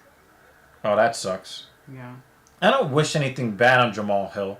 And I'll tell you, like, I want to like Jamal Hill, but Jamal Hill makes it difficult to like Jamal Hill. I was so happy when he won the belt, too. Although I did laugh when the Scott guy broke his arm and made it flop around. That was funny as hell. But I only liked that because it was funny. Ooh! He feinted left and hit him with the... Oh! I think he's going to kill him! Oh, he hit him with the left! He hit him with the left! Oh! Hill's in trouble! Hill's in trouble! Careful, Yuri. Don't have your hands down, Yuri! Patience. Patience. Oh, another left hand! Right hook! Oh, knee to the body! Oh, straight left from Hill. Oh, Yuri. I think he thought that he was going to end the fight. Yeah. And we already saw somebody last week get fucking erased. Yeah, you can't get searching for the suicide. finish. Yeah. I don't like that lean back Yuri just did. I don't Yeah. like that. You're going to get knocked out doing that dumb shit. Oh, nice spinning back fist because that kept the distance from... Oh! Oh! Two-piece! Oh, Yuri is just barely missing the flush shot. Right hook for Hill. I feel like this match just gave me a little more energy. Exactly. I was dying. Yeah. But it's giving me anxiety. Oh, man. Gave me the boost I needed. But right now, Prochaska's winning the round off of the knockdown. I mean, he was already probably winning the round even without it. But Hills definitely did catch it with a couple of shots. But mostly not because like Hill was so good, but because Prochaska is just so... Oh, his nose is busted. Yeah, he busted his snot box. But because Prochaska, for whatever reason, he loses his focus. He's getting some blood on the hamburger helpers.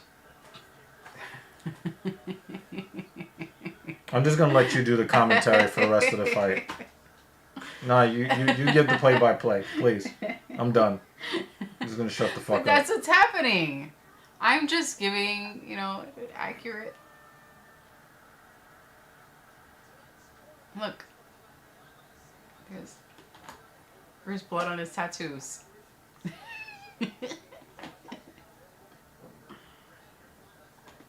Ugh. Looks like his nose might be broken. I mean, good thing it's not caved in. But you see him breathing from his mouth.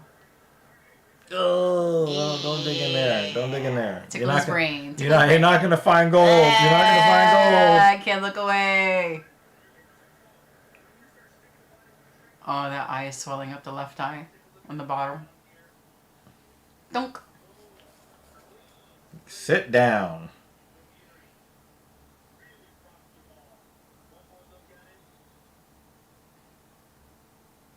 Yeah, Hill did come back. There's still a possibility that Hill wins.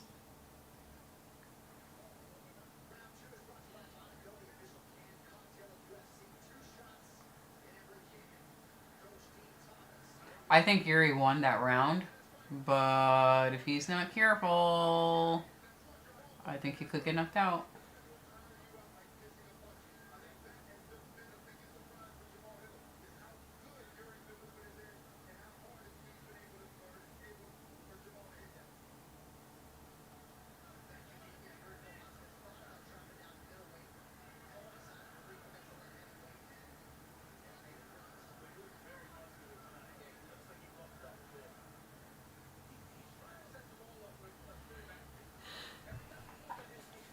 Yeah, Yuri could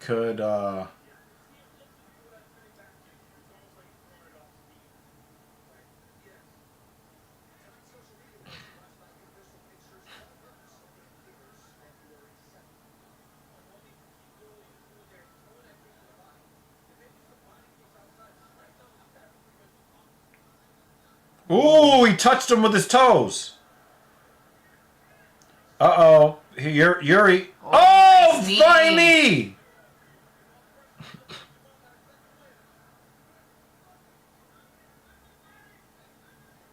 That right eye, that left eye of Jamal Hill is starting to close up. And then he poked him in the only open eye. Damn, son. Yeah. Yeah, but it did look like Hill got his swagger back.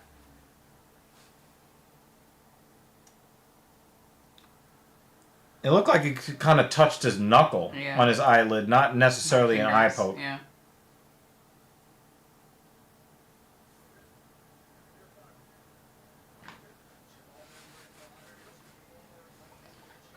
I couldn't see an actual finger.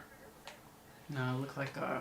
Yeah, it looked like the knuckle of his thumb. And then, as he got closer, closed his hand.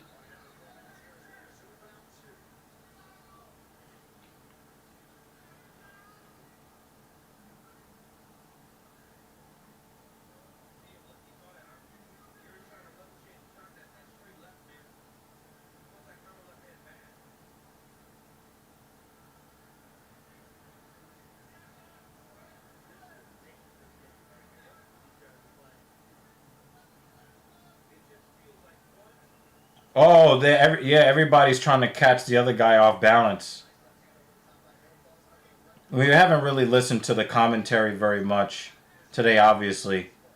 Cool to have TIJ around, but we basically muted the. That was that uppercut. He got caught with the uppercut. Yuri got caught with the uppercut.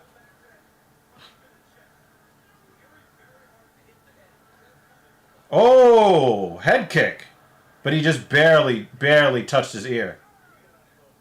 And we got a returning eye poke. Only explosive shots are landing for Yuri. Hill is backing him up with jabs. Yuri is actually just barely missing the flush shot.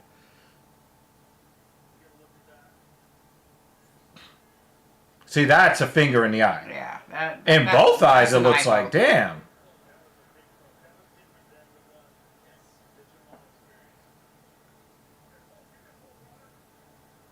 Fathead Rogan and Big Back DC are a waste of an audio experience. Oh, wow.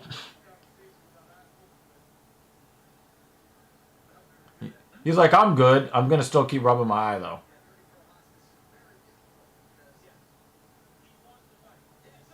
Yeah, he poked him in both of his eyes at the same time. Damn. But we know eye pokes aren't really fouls. They don't take points for those.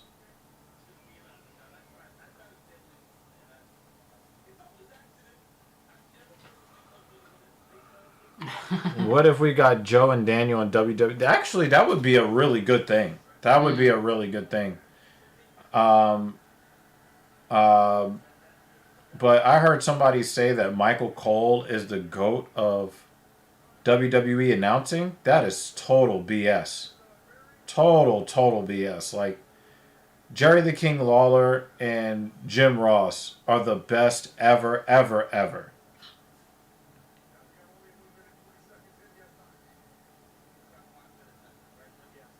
He poked him in both eyes, guys. Like, come on. Oh my God. Yeah, I think this is one of the situations they're going to protect him against himself. Because he's like, I'm going to go. And they're like, dude, can you fucking see? He's like, tis but a scratch. I don't need both arms. I don't need both legs. I don't even need both eyes. It's fine. Everything's fine. Yeah. Yeah, he's still too. It's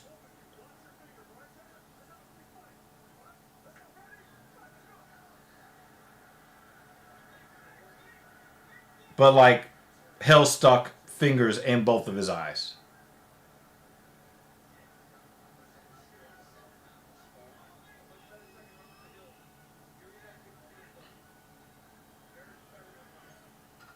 Mm-hmm.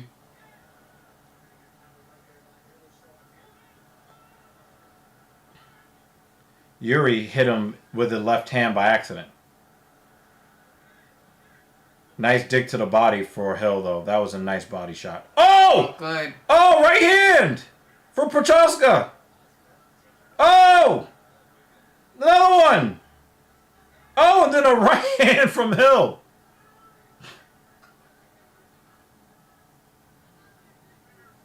Yeah, Hill's showing fingers again.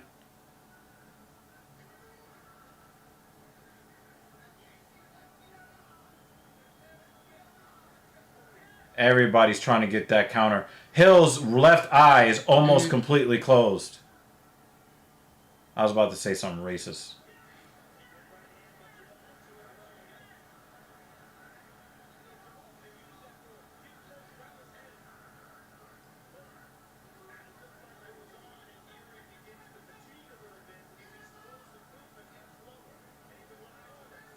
Oh, that was a nice left hand from Yuri.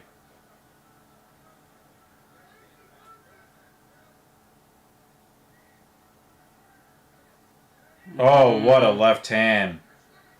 I'm right hand, excuse me, from Hill. That was a stiff straight. Pause. Head kick.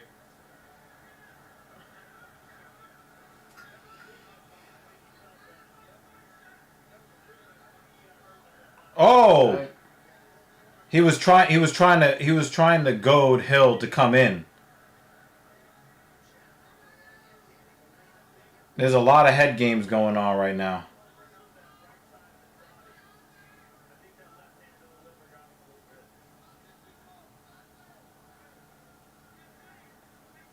Now Hill is targeting the body.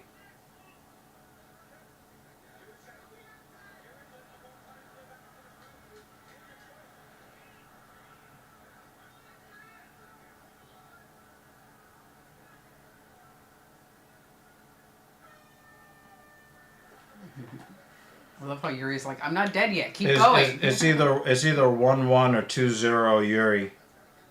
Yuri.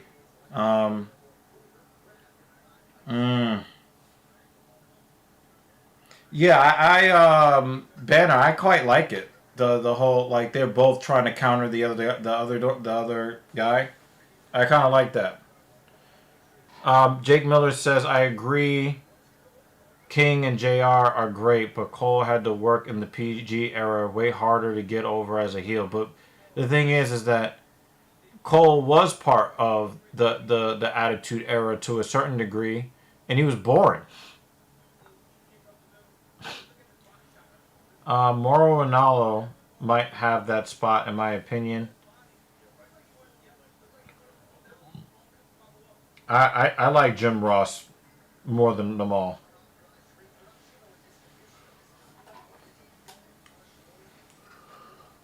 I thought my opinion was fairly non-controversial, but yeah, I guess everybody's got their favorites. By God. Oh, come on. Fight. Hug after. What do you think was the best card of 2024? Probably UFC 300. I mean, I know that that's like very convenient to say, but that card was so good, it made a whole bunch of other cards trash. Yeah, all the cards after that were like, oh. And Max ending the night by just completely obliterating a super tough guy in Justin Gaethje. That might have been one of the greatest pay-per-views of all time, really. So Hill's found his way in. He wants to go body shot. Oh, what combo from Yuri. Keep going, keep going, keep going. Go, go, go. Oh, look at this combo from Yuri. Go.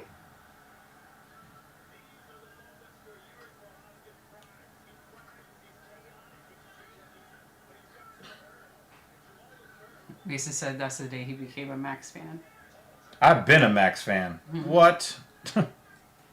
but Max fucking flattening him like that was fucking crazy, which is why I was so disappointed when he got knocked out. You know, like he was about to ascend to God status.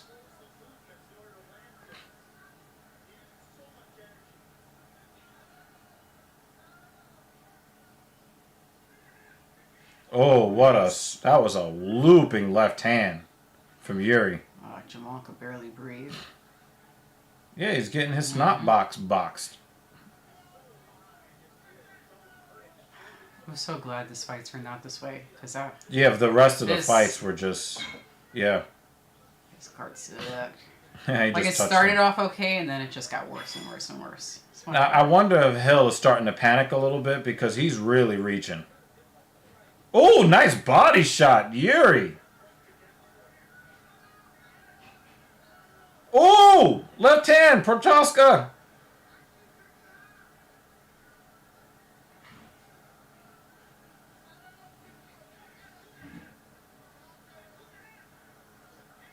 Oh, that was nasty. Needed a body from Hill. That was nasty. Oh! Oh! Go, go, go, go, go, go! Yuri! Do it! Yuri!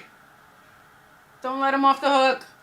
Good, good. Mas. Oh! He dropped him again! Oh! Oh! Throw him on the floor.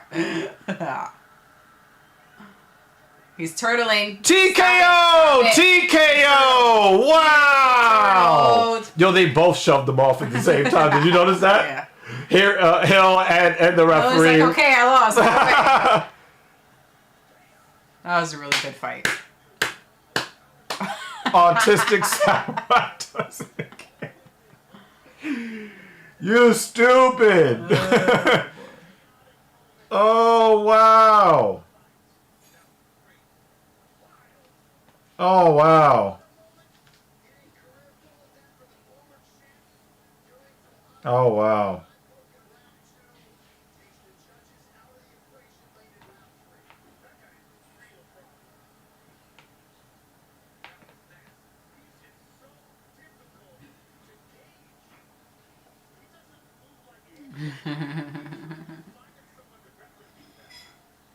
Bonk.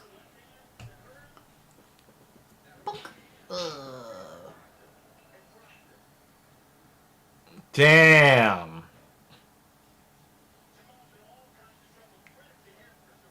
Yeah. Gong. Hold that. Here. Yeah. And I told you Hill was starting to panic because he was getting more and more off balance over the center line, reaching for strikes. Look, they both shoved him. I'm sorry, that was hilarious. Now, Jamal Hill, if you want to regain some fans, here's what you're going to do. You're not going to make excuses for why you lost. Okay? His double eye poke didn't work. That's why. He'd committed 2 fouls at once and still didn't get a point taken away. At this point, we should just make eye pokes legal. If that's what we're going to do here, You know, we should just make eye pokes legal. You know what I'm saying? So we're gonna turn this down so they don't be like, oh my god, yo, we heard. Yeah, that's true, David. Yeah, I agree with that. Yeah. But then again, Yuri Prochaska puts everybody on their Johnny Walker arch. I love Yuri sending a nod to the ill woman right after. Yeah, man, like, I'm pretty sure that when things started to go bad for him in the fight, he thought about her, you know? I'm pretty sure he did. Is there something wrong with his elbow? With Prochaska's elbow? I don't know. Is he favoring it or it looks No, off? it looks off. The left elbow. Muted it.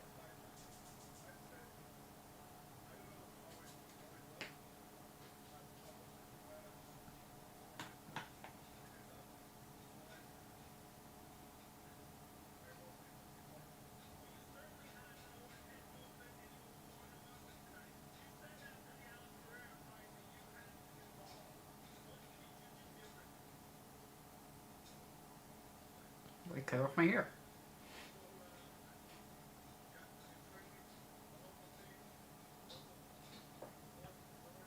Yuri did two things I haven't seen him do. Not engage immediately back, like trying to get his shot back.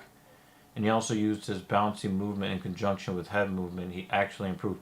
But his hands were still too low on defense. I didn't like that.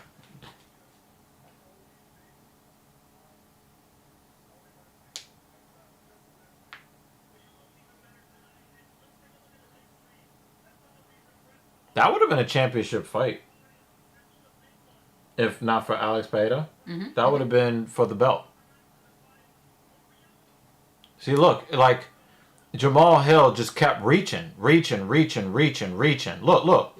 Look how far over the center line. Now he can't even defend himself because his balance is gone. Forward. Yeah. He overcommitted. That's why Max Holloway got knocked out. He overcommitted.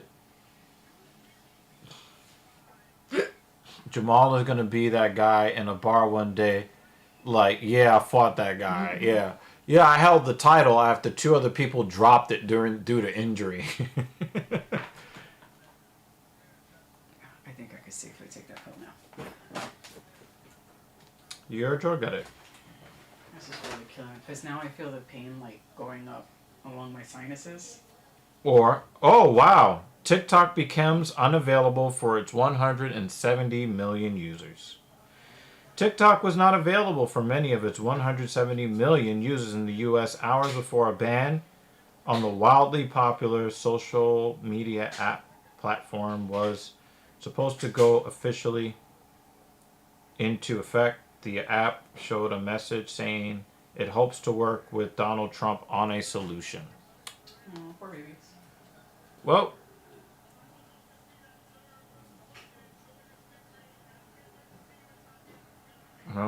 there's that.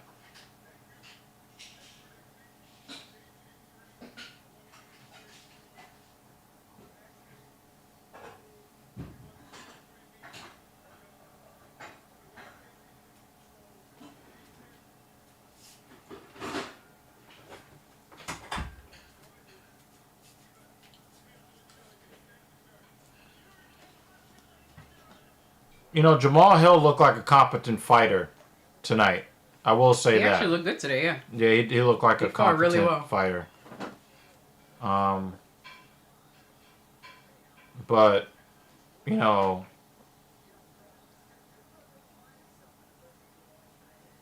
I really don't have, like, good analysis to explain exactly what just happened, you know? Hey! See? Phil Brooks! Wow.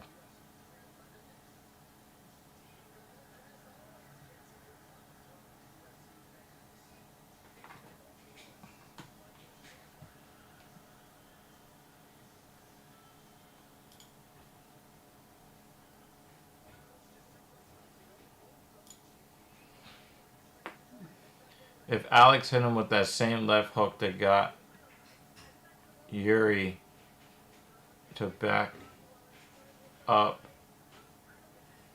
a little bit, Nuketown. Alex hit him with the same left hook that got Yuri. I mean, it's hard to argue with that. It's hard to argue with that.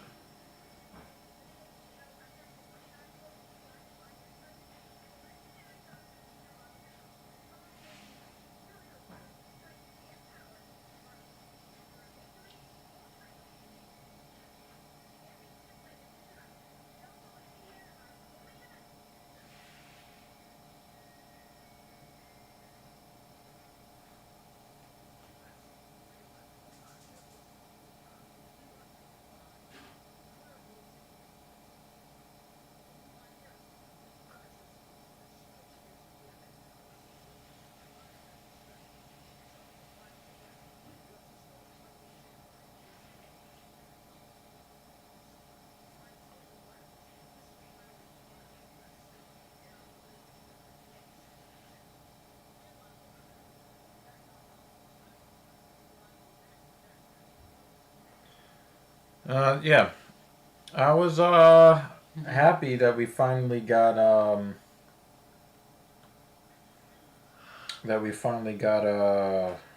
fight that was worth watching. Yeah.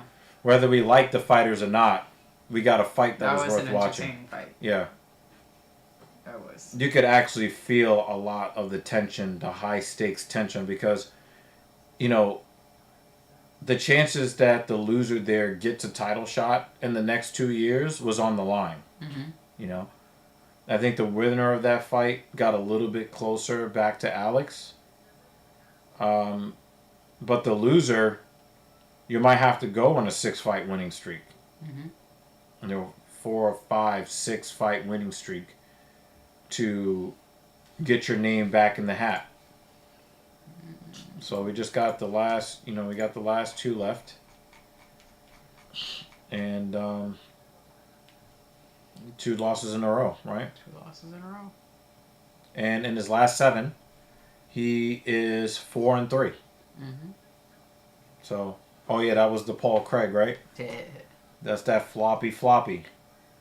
Damn, that was 3.5 years ago. Yeah. Well, then he got injured. Because look at this gap. Yep, that was the Achilles. Mm-hmm.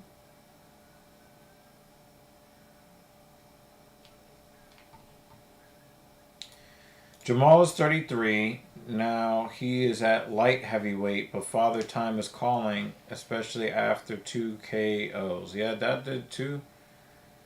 But he didn't get knocked out cold though, right? He got knocked down a couple of times, but not actually knocked out cold. Mm-hmm. So, he might still have some tread left on his tires, but yeah, he's not trending in a positive direction. We'll call it that. Someone was asking earlier about 312. Yeah. I actually like the co-main event a lot. Drickus versus Sean Strickland is... Yeah. Maybe we can laugh our way through that? I don't know. Not, see what the prelims look like?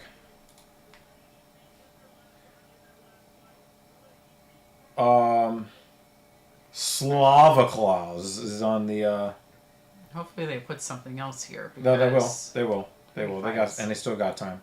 The early prelims?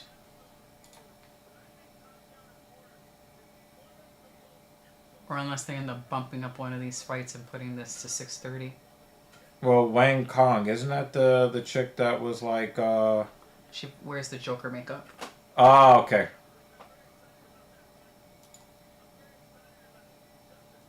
Yeah, we'll cover it. The only fight we're looking forward to is Zhang Wei Li the versus women's Tatiana Suarez. Yeah, they need a couple more on the main card to like really nail it down.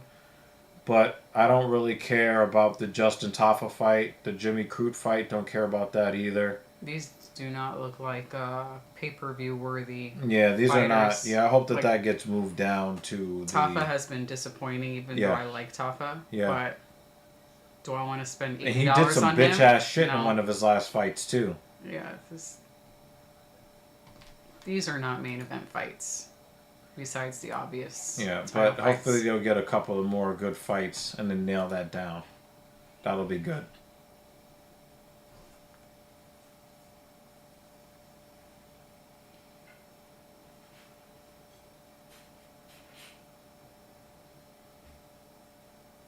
Wow, David. Wow. I think that joke was so bad, it just prevented me from getting laid. Oh boy. Sorry, babe. Blame it on David. Yeah, ban Banner.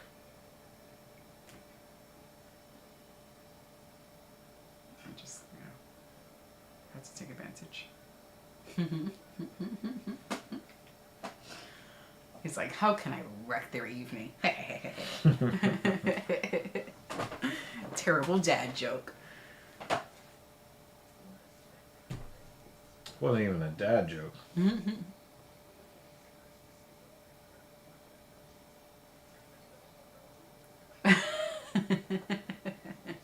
He said crickets hit harder than a laugh.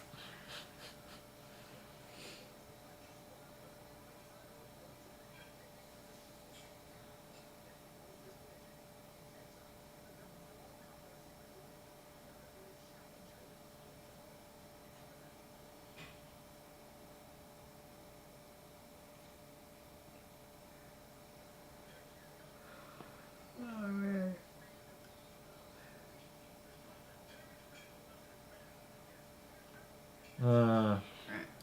Mind if I leave you for a couple of minutes just to prep my clothes for tomorrow? Because as soon as this is done, my head is hitting the pillow. Goodness gracious,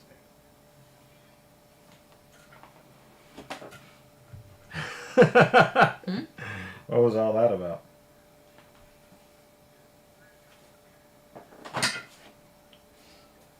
I was just enjoying myself. Mm.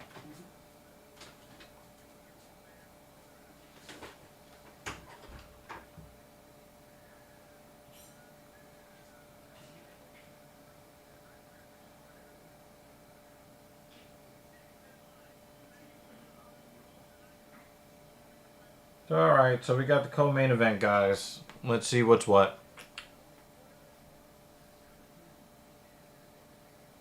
Wow, new God of War game canceled by PlayStation. Boo!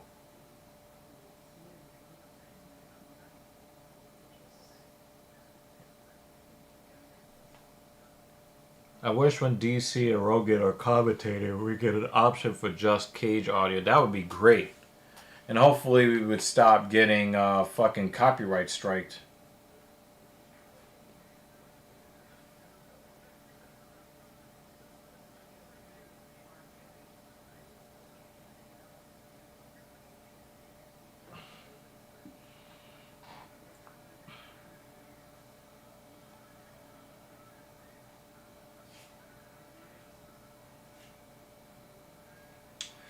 I do wonder...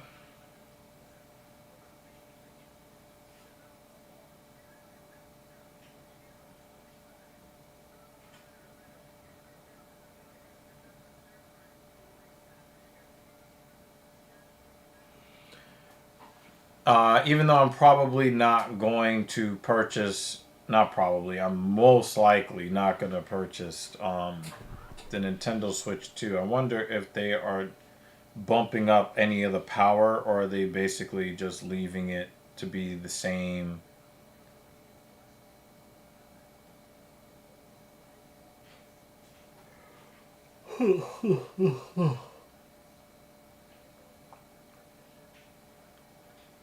Mason, I just announced it.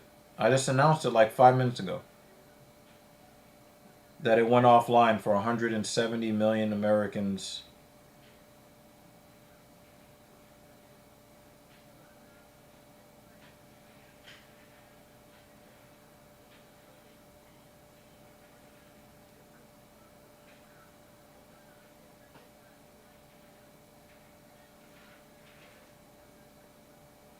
Yeah, I want to see like what the um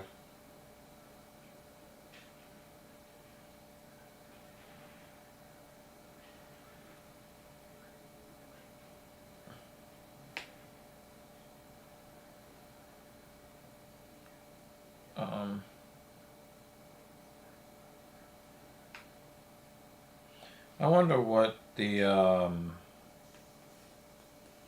specs, the difference between the first switch and the second. Talbot needs to improve his defensive wrestling, because if he's able to stuff takedowns, because I think that Talbot wasted a lot of time and energy trying to recover from being taken down. And if he could get his wrestling defense in order, he's going to force a lot of people to stand.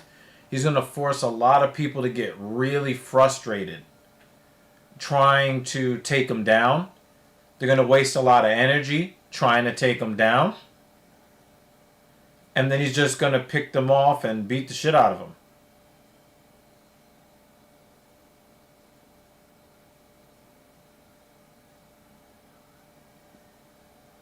Talbot tried to play too casual to start.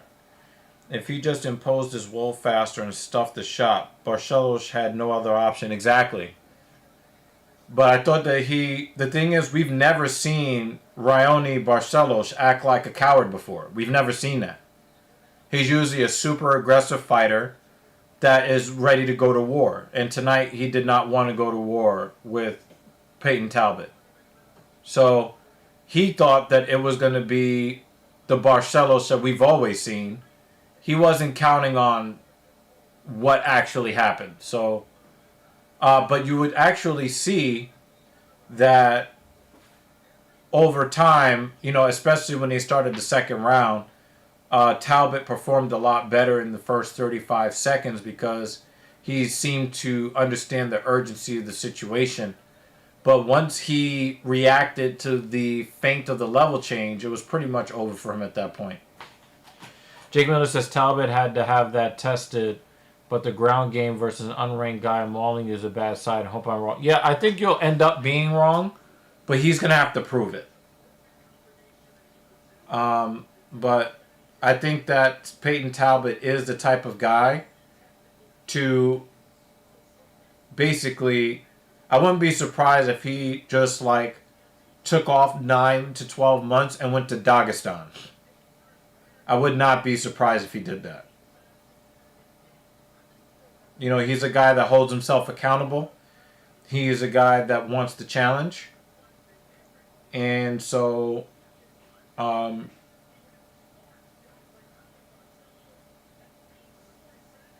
think that he'll be back way better. And, I guess one of you were talking about that, one of you guys was talking about the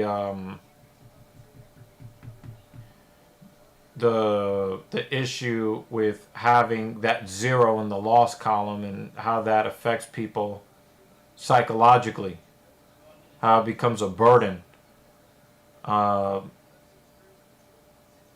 might end up being a really good thing in the end.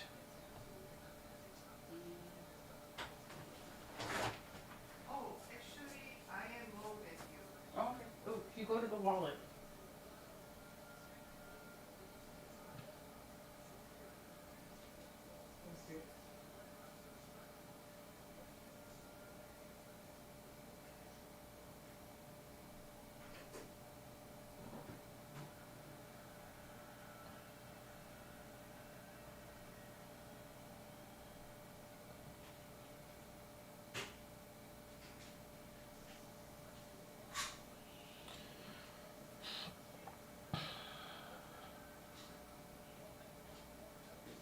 Habib in the corner is a plus 20% skill buff. I like that. My friend watching the fights with me wants Talbot to fight Yanez for confidence boot, but I disagree. Make him face the fire. Yeah, Yanez is a really tough fighter. He's a very fiery guy. I think that's but I think that Peyton Talbot probably wants to get as much practice going as possible to be better when it comes to defensive grappling. So people understand that they need to keep their nose away from his crotch. It's going to sound wacky, but I think he needs to take a page out of early Garbrandt's book and not use his volume to impose on his opponents. Huh? I want Talbot to fight a grappler and prove it to me as a viewer. Yeah, I agree with that, Jake. But I think that he probably wants to spend a lot of time.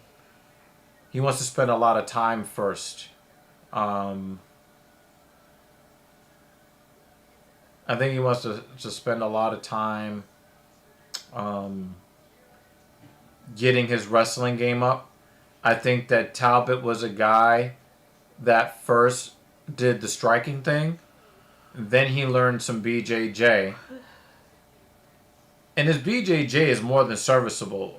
Barcelos could not finish him. Right? Yeah, it's just a takedown defense. The takedown defense. So I think that if he gets with the Dagestanis, if he gets with, Daniel Cormier or somebody like that. Mm-hmm.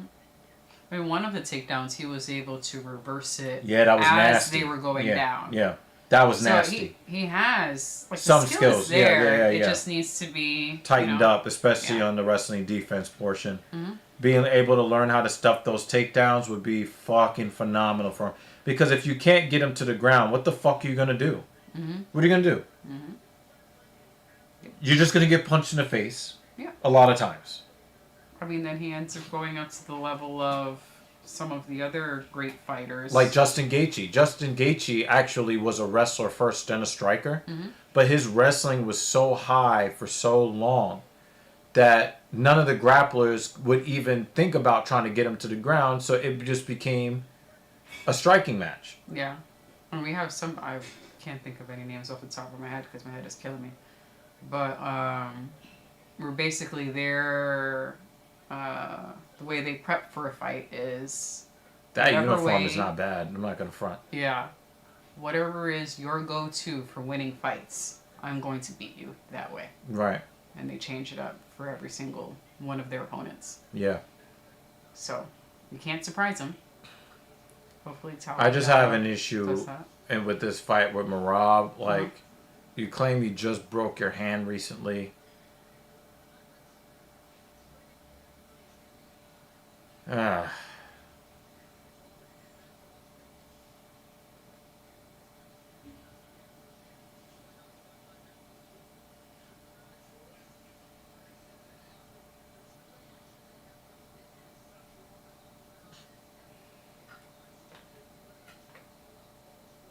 I kind of think Talbot just believed his own hype and didn't think Barcelos was going to do what he did. I've actually listened to Talbot talk. He doesn't really seem like the type of person to buy into hype. He seems to be a super rational guy. He's super duper rational. And the way that I heard him talk, he sounds like a guy who is going to be much harder on him than any fan on social media. I think that he is really going to hold himself to a very high standard as a fighter. And I do believe that he is going to really go hard on the training mat and then come back. I mean, we saw that with Chase Hooper. He had no hands, right? And what did he do? He was just like, listen, I already got the BJJ. I don't care if you take me down because, I mean, you're in my world. Yeah. I'm just going to hit the pads. I'm going to learn the striking, all of that shit, you know? Sean O'Malley lurking behind Merab, is that true? Yeah. He's in the crowd. He's like front row. You can see the pink. It's very obvious. It's him by the hair. Okay. See, there's a difference between the way O'Malley lost and the way that Talbot lost. Talbot lost like a person that should be feared. Sean O'Malley should not even get a sniff of a championship bout until he goes to fucking Dagestan and lives there for like 7 years. Yeah, exactly, David. From pillar to post, he looked bad in every phase of the game. Talbot is so young, I'm not sure we will see his run at 135. He may develop into an elite 145 contender in his prime. It's possible, but it doesn't look like he's struggling to make 135.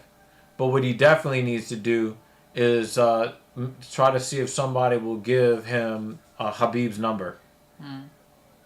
Because him, as having that kind of wrestling chops, oh my God. I think Merab is going to win, unfortunately. I don't understand how he's a 2-1 underdog. That doesn't even make sense to me. That doesn't even make sense to me.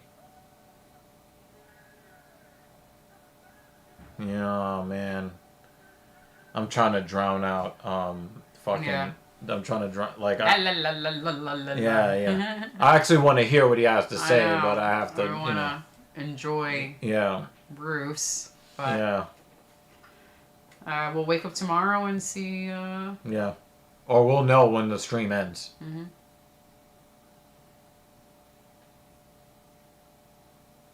All right, here we go.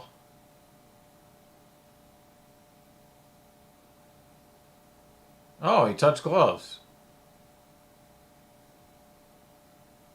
Now we normally see. Now here's the thing that I'm interested in seeing. You normally will see Merab run people down. Is he going to be that gung-ho to run somebody down like Umar?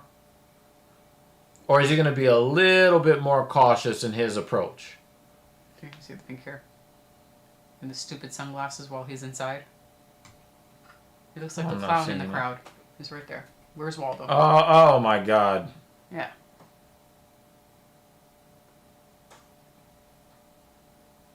Why go up and wait when you have established having KO power at 135? You just had a career hookup. I agree. Robin Aljo bought Vegas how mansions next to each other? That is some butt buddy behavior. Half mansions together. Rob circles first before he runs people down. Sometimes he just runs straight at you. He's definitely more subdued in this fight than he's definitely not blitzing Umar. He's not blitzing him the way that I've seen him blitz other fighters.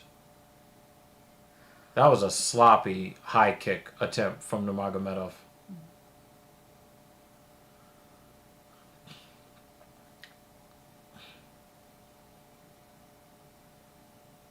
Oh, straight left. I don't know which hand he claims to have broken, but that was a nice straight left.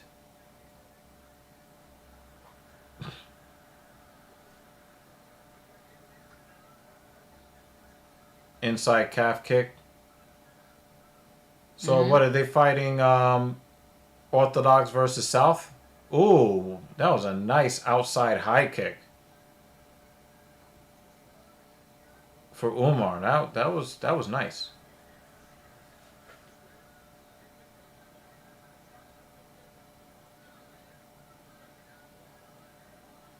It doesn't look like Merab is too interested in changing levels on Umar. Umar's kicks are kind of fast. He just threw that one sloppy high kick with the left. That left high kick didn't look good, but the two with the right looked really nice. Now he's starting to see Merab kind of step down and bite down on his mouthpiece and throw those hands. A little off balance there. Ooh, a little check hook from Marab. As much as I want to see Umar win, I just don't understand why Vegas has the odds that they have. I just don't understand. Yeah, Marab has great fight gear. Great fight gear. One of the coolest. Like, some of them have, like, really nice, like, patterns and stuff. Yeah.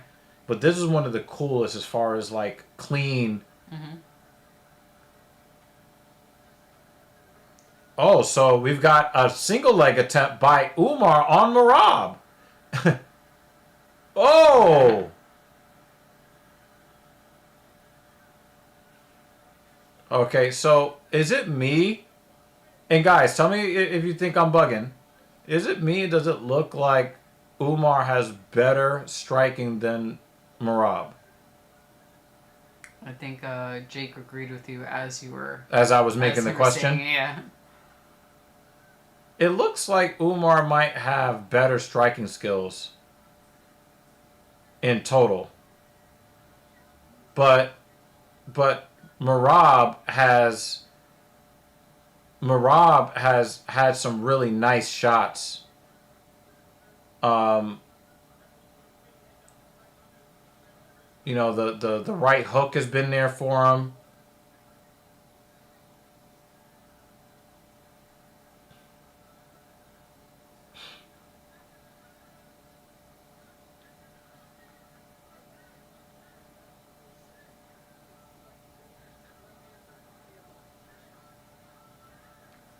Wow.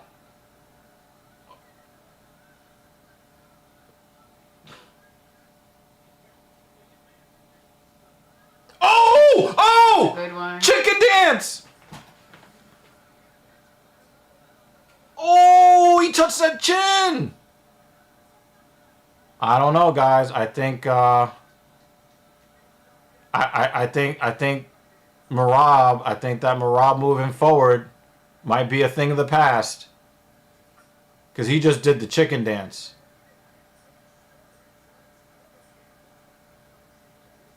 What is he doing? Is he chewing his tongue?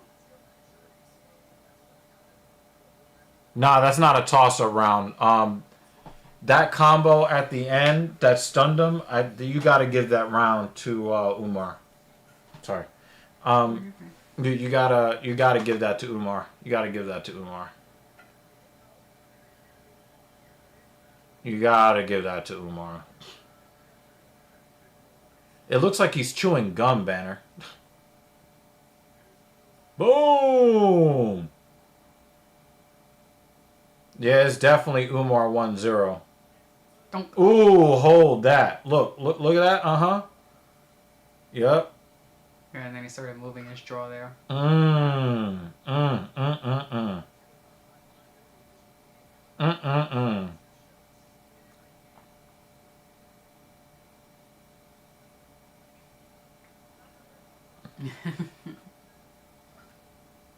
Yeah, I just don't think, like, that I'm really gonna want to see if Marab wants to move forward after getting caught.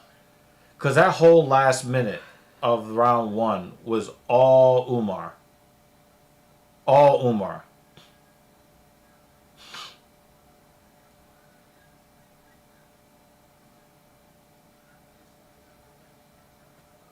How many takedown attempts for Marab? That's also something you have to look at, guys. 0 takedown attempts for Marab.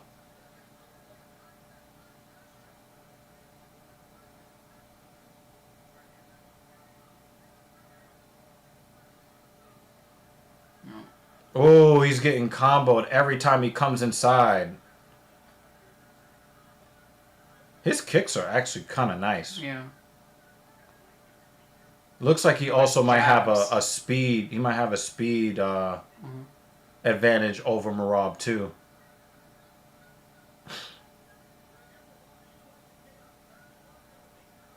Marab seems to really load up with power shots.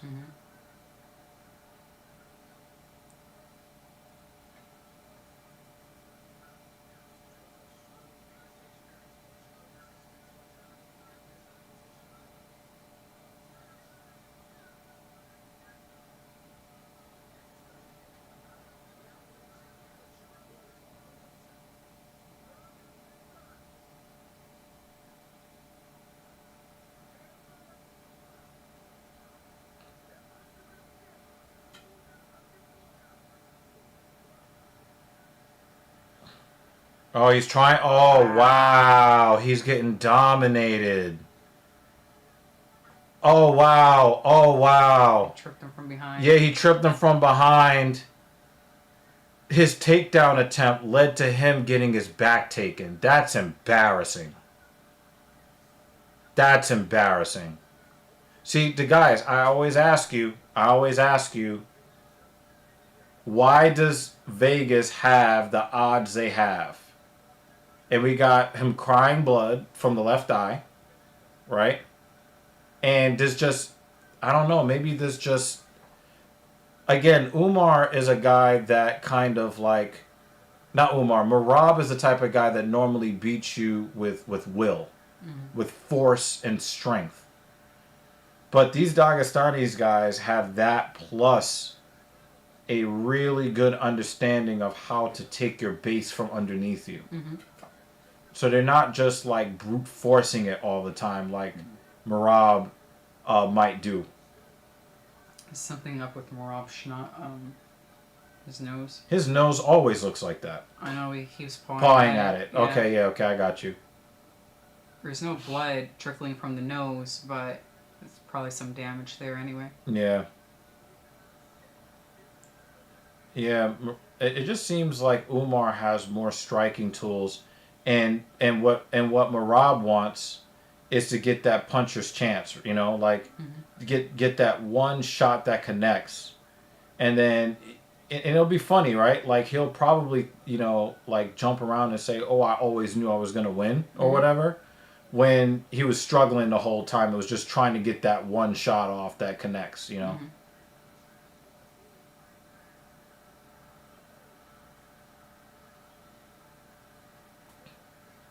All right, so he's... oh, wow, Merab. Merab is struggling to get that takedown and just got kneed in the face for it. My friend just brought up a good point. Umar is a bad matchup versus Merab, but Jan and Sandhagen match up better versus Umar. Merab matches up perfect versus Jan. Yeah, that's why you can't do MMA math. MMA math usually doesn't work.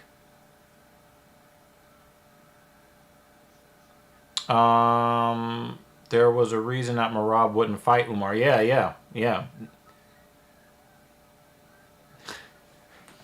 In the press conference, you have to show respect. You have to be a man first.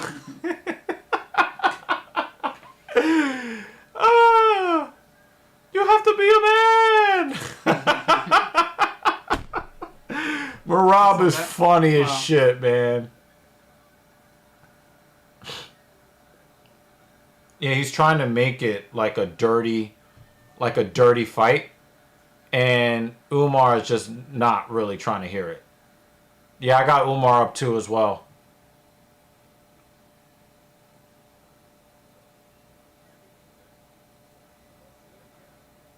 He was like, I didn't even disrespect you. I just said you were ducking me.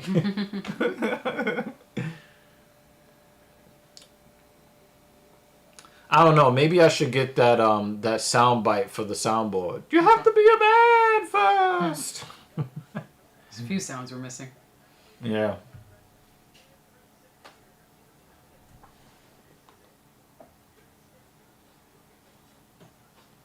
I think the 2 is going to head to that soon.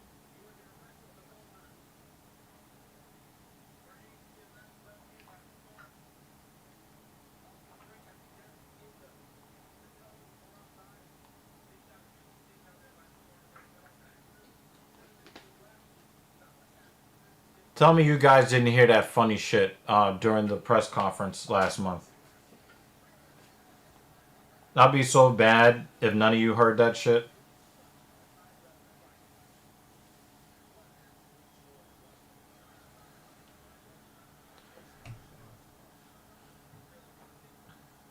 All right, round 3. So I got Umar up 2. Jake Miller says Umar up 2. Dan Jensen says Umar up 2. Aaron Bronstetter says Umar up 2. Kevin Ioli says Umar up 2. Everybody's saying. Ian O'Neill says Umar up 2.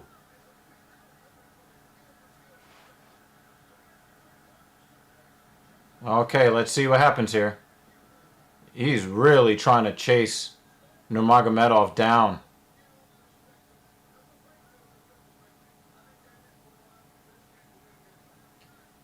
Is that an official takedown, though? That didn't look like it.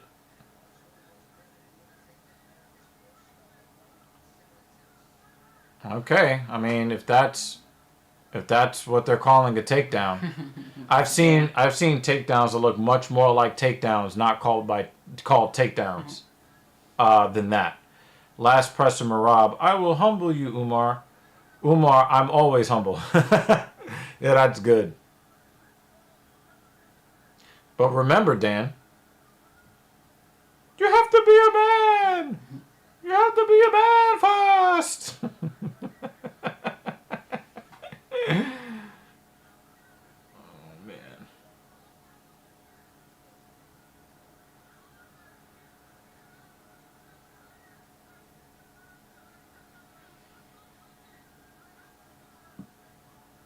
Oh, he's in on a single leg. I guess they're going to call that a takedown, too.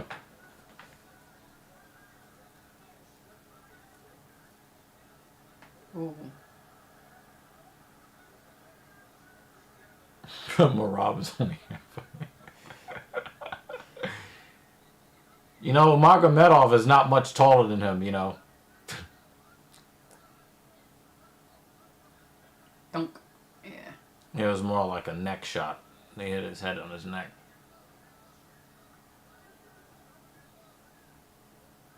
Yeah, that definitely looked like... I definitely heard cup.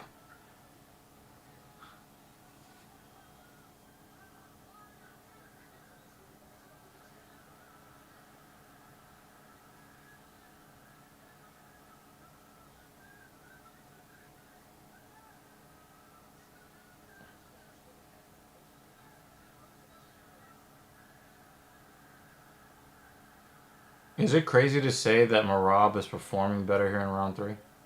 No. Definitely is performing better.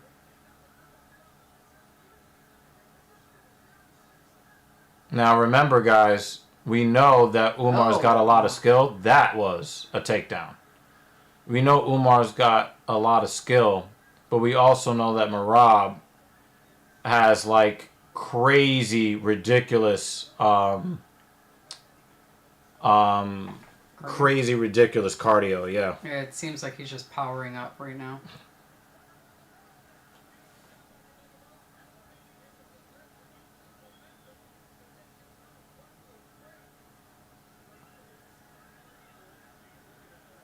You can't be getting cocky now.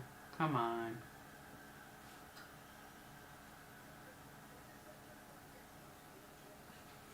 Is it me, or does Nurmagomedov look gassed?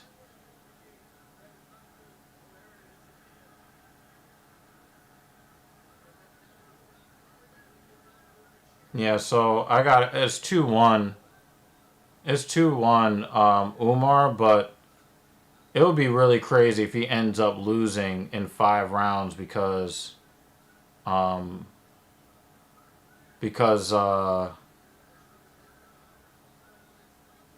he doesn't have the gas tank that Merab has. That's a nasty inside leg kick. That was nice. He's not going to get that Oh, he grabbed the fence! No, I don't think he grabbed it. I think he put his fist on it. It looked like he grabbed the fence. And he's starting to do some showboating. You gotta fight, dude. Oh, he's trying to get that. He's trying to get that wrist control. Yeah. So 2-1. Like what? Come on. 2-1. Yeah. Look, he's gassed already, and Merab knows it. This is real trouble. This is real trouble for Umar.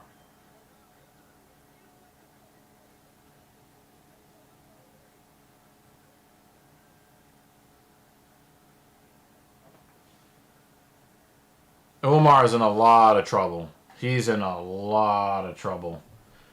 I mean, he's in the same type of trouble as somebody who got knocked down 10 seconds before the end of the round.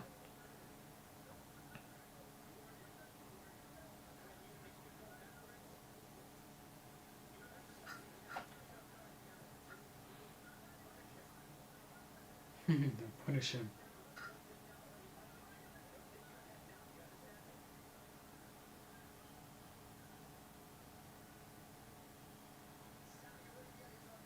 Yeah, he does look tired. He's still taking deep breaths. Yeah, he's in a lot of trouble. I mean, if this guy is going to spend half of the round showboating and just Yeah, he cheering could with the end up crowd, losing. Yeah, he could end up losing on points. But at the same time, if he looks fresh and the other guy looks like he's just barely hanging on, then he'll be happy to win 3 rounds to 2, no problem, you know? Mm.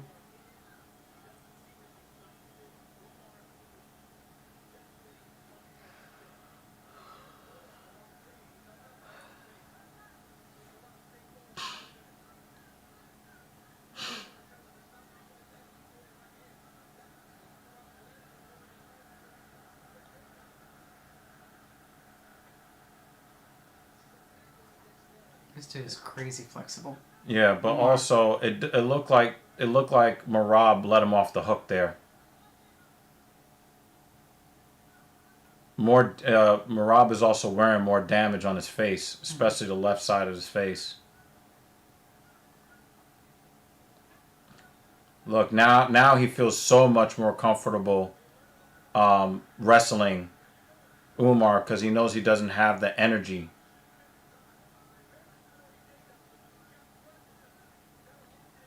It's like he's just doing the takedown for points. I with think no intention of. No, I think he's actually doing. I grappling. think he's doing the takedowns to take the energy from Umar. I think he wants to really take really sap his energy so that he can wear him down. And the only thing that's really keeping Umar in the Wow, fight look at is him. his skill. Yeah, Yeah. he's toasty He's wobbly. because he's tired. See, there's no snap on his leg kick anymore. Mm-hmm. And now Marab is in your face. Nice head kick there. Mm-hmm. Yeah, you see, there's so much lactic acid built up in Umar. And the thing is, he'll never show it on his face. You'll just see it in his body. Mm.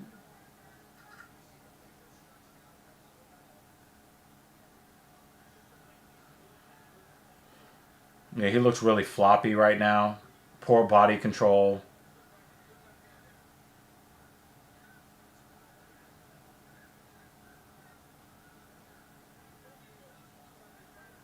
And the thing is, you look at the two of them, there's only one person that looks beat up. Mm-hmm. But, one of them, looks really tired and the other one doesn't,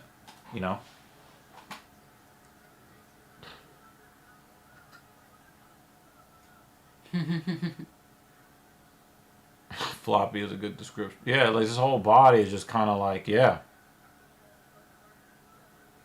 Oh, wow, he could have gotten taken down there. Marab missed Marab definitely missed an opportunity there.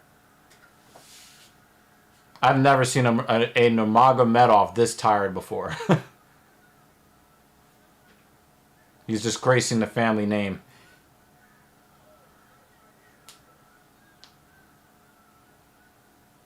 Marab actually looks like he's having fun in there. Mm-hmm. Like he's happy to be in the cage.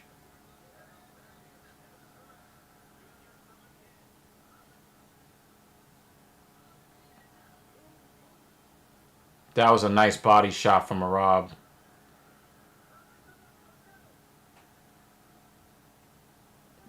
Yeah, this is a half-hearted single leg attempt there. It's like he's just trying to get to the stool. Mm-hmm.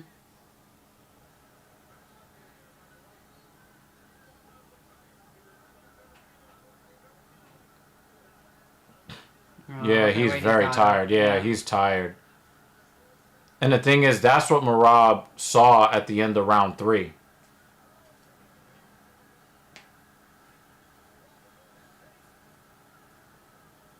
And right now, the only thing that is really keeping Umar in the fight. Oh, Habib is mad. Oh yeah. Habib This is dude ain't mad. looking good right now. He wants to get in the cage and fight Merab for him. Mm-hmm.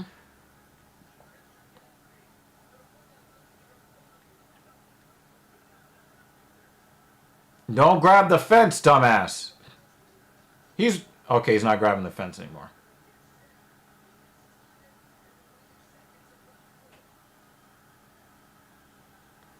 Well, yep.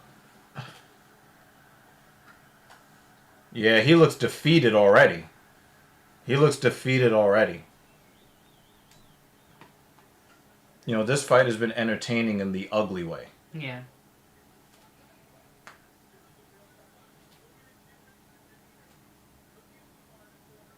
He looks glazed.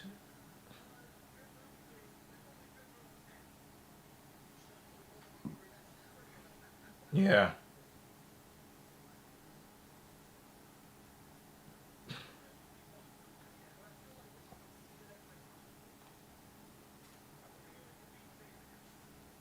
It would be really crazy if we find out later on that Merab was like cheating to get this crazy like cardio machine thing going, like taking crazy drugs or some shit.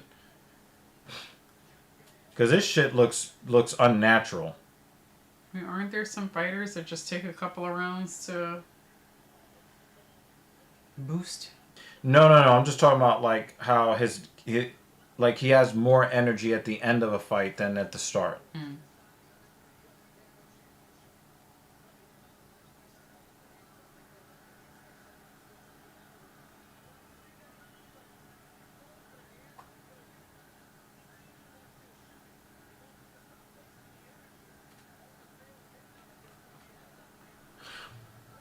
It's a good Merab fight. GSP has similar fights where he just took over the pace. Yeah, I think, but it takes a guy of Nurmagomedov's skill level in order to make a fight with Merab be entertaining.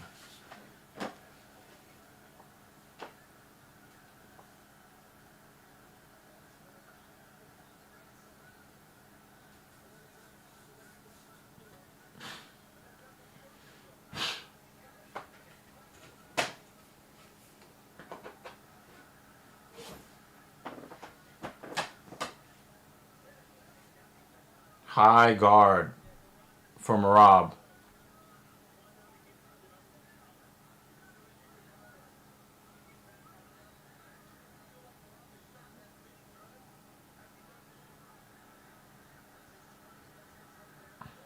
Good balance for Umar. But it doesn't really look like Merab is really trying to finish the bulldoze. He just really wants to either freeze the offense of Umar or continue to run down his gas tank. Mm-hmm. I think that Merab understands that he's not going to finish him on the ground. Mm-hmm. So he's going to use his wrestling for a different reason, for a different function. I don't think that he is looking to finish a fight against an Umar. I think that he wants to win on the cards and then fight the next guy who, he can, possibly finish earlier on. Yeah. But I don't think that he believes that he has the skill to use his wrestling to finish Umar, but he does have the wrestling to run his gas tank down. That cut opened up again. Yeah. And look, there's no offense coming from Umar, and I think that is what Merab wants. He wants no energy for offense coming from the other side, which is why I think that Jake Miller is incorrect. Merab is not losing round 5. Right now, he's winning round 5 because there's no offense coming from Umar. There's no offense. Now, if he's able to turn it on in the last 2 minutes and let's say get off, 10 to 15 really good effective strikes, he could steal this fight. But right now, it looks like, and still.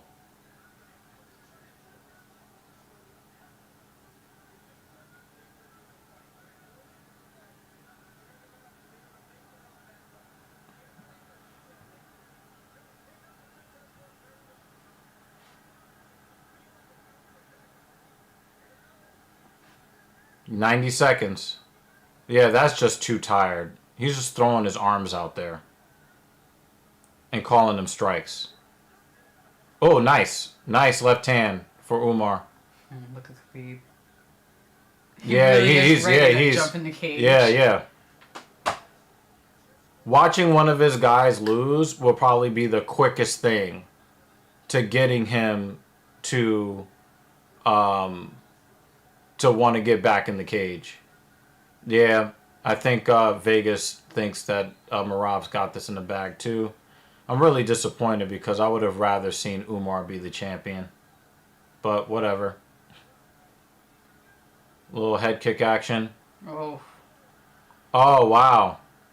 He buckled him. Mm-hmm.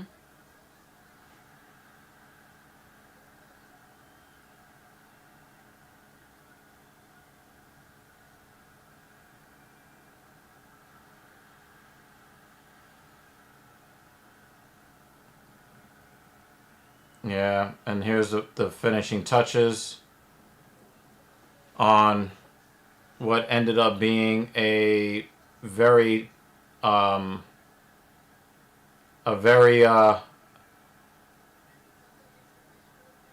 dominant. Yeah, that makes me sad. I don't want to see. This is not a champion that I want to see in the UFC, but he earned it. So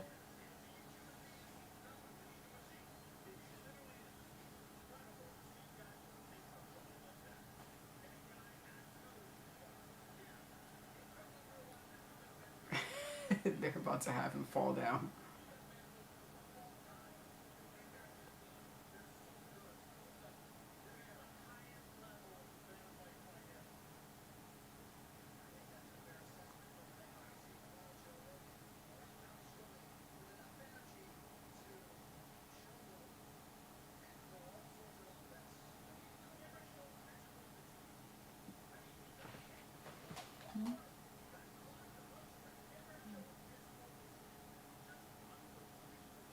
okay, no, this is what they're doing.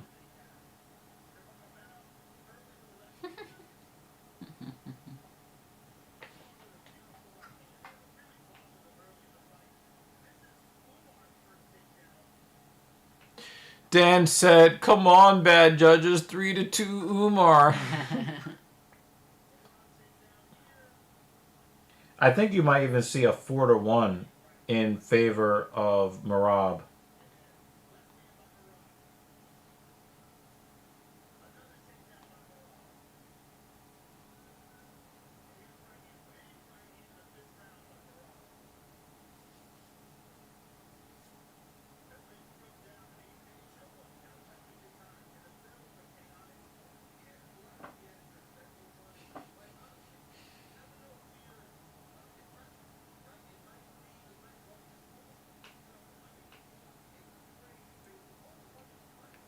We have one more fight after this.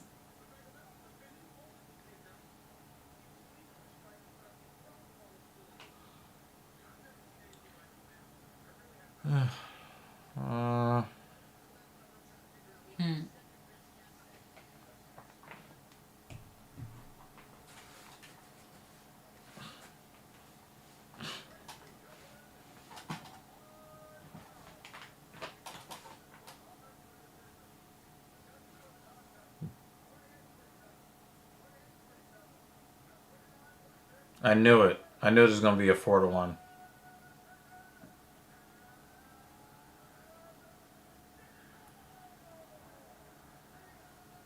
Did he look surprised? Umar? Yeah, he did. He hesitated for a second. Yeah, he Looked did. surprised. Come on, dude. Yeah. Come on.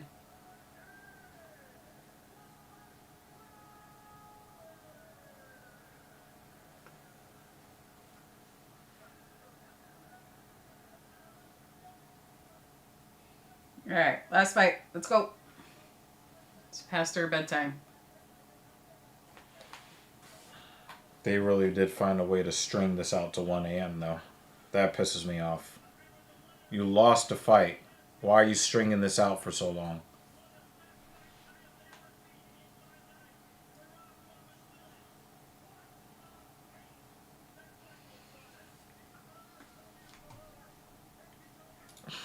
Yeah. Just Yeah, that's disappointing. do. Uno mas. What? Oh wait, I did my Duolingo. Oh, I got scared for a second. Oof. Yeah.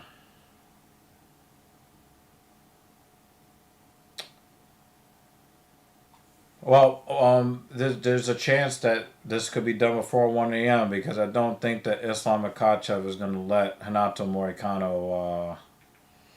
Oh. I don't think he's going to let him take him the 5 rounds.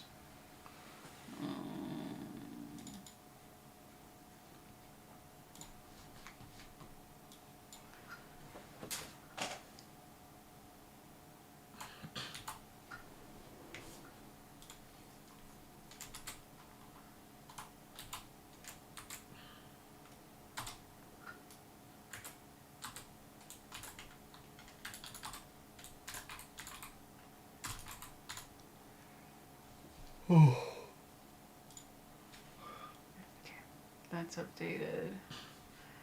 And this is good. I think it's saved. Yes, it is. Export just in case. And credits. Yep. Cool.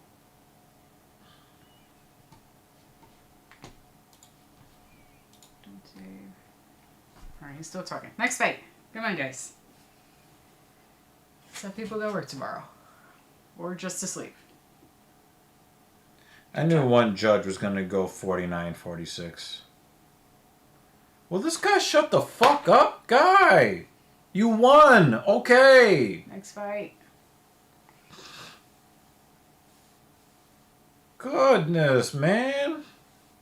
This speech is about to be longer than the fight. Yo, we want to go to bed.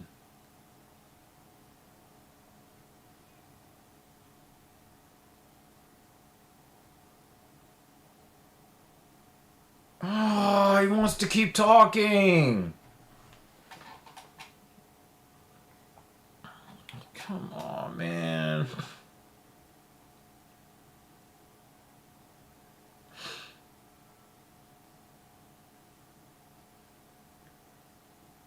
He still wants to talk more. No, just stop letting him talk.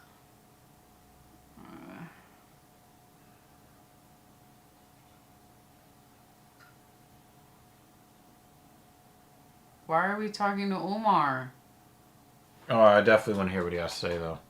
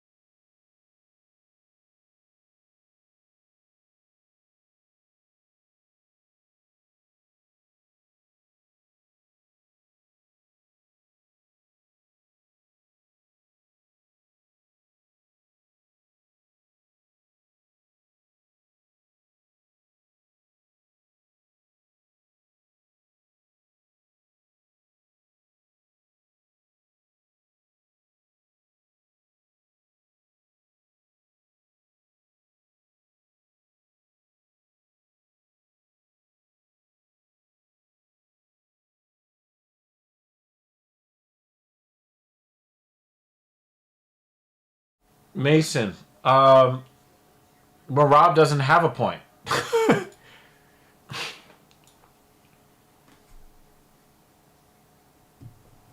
Only thing we need is the upset of the decade. Moicano wins. Nah, I don't really want to hear him talk all his bullshit either. Oh, they gave round 1 to Marab. Chris Crail, what are you talking about? The other judges had it right. You know, the first 2 went to Umar. The last 3 went to Marab.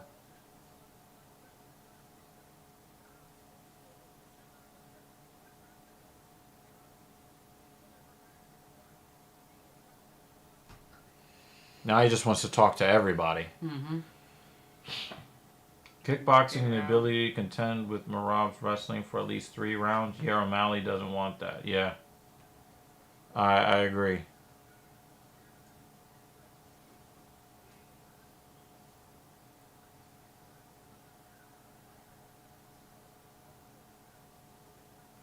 He looks so stupid.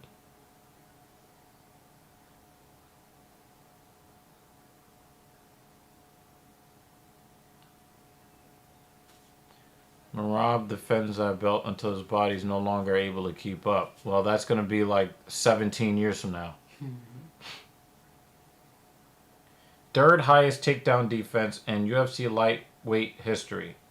It's not a factor in this fight. Like, why do I need to know that? Guys, they always need to put up a random stat.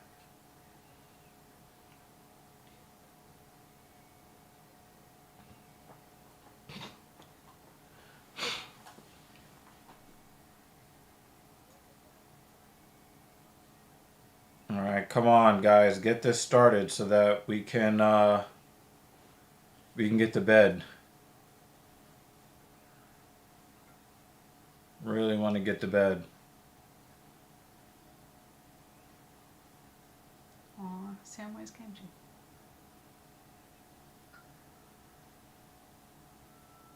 Is he supposed to be the replacement for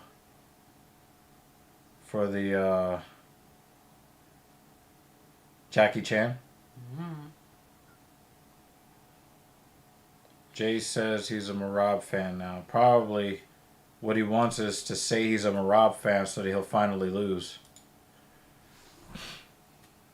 My eyes are shutting second by second. Yeah, Mason, they just need to get to the fucking same. point. Oh my god.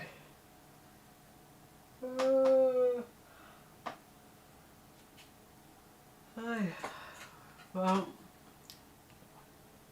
couldn't even get that out. I just can't wait. Like, can we, like, get to where we, like, Power Slap doesn't exist anymore? Like, guys, if you stop watching it, it'll go away. Like, save your morbid curiosity for something else. If everybody stops watching Dana, White Power, Slap. I'm sorry, I can't stop yawning now. If you guys just stop clicking on it and stop watching it, it'll go away.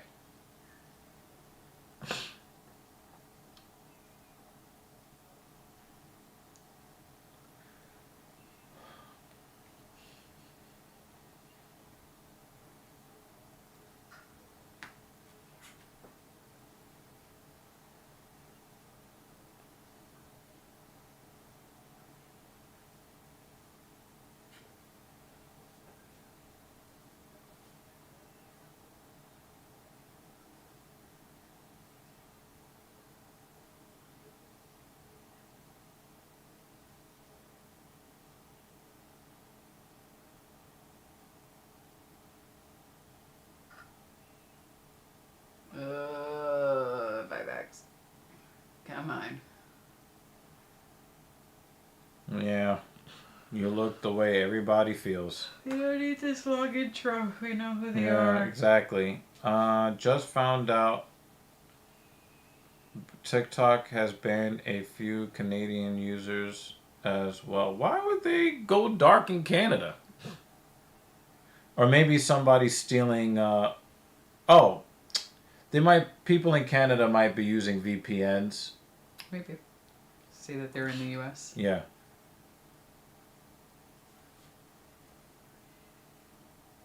I guess people can get TikTok back if they just use a VPN and say that they're in Canada. That solves the problem, right? Hmm? See, that's why Jay's picks are garbage. He wants the guy he picks to lose. Damn, yeah, that's weird. I think he was talking about the TikTok thing. Oh. Both statements are weird. Yeah.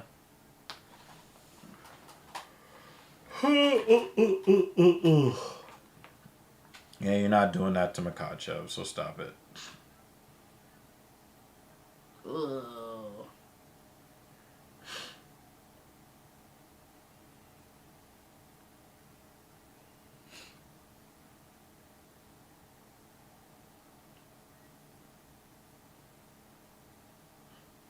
He's another guy that is like, yeah, I want to support white supremacy. They don't like you either because you're not white. Like, stop.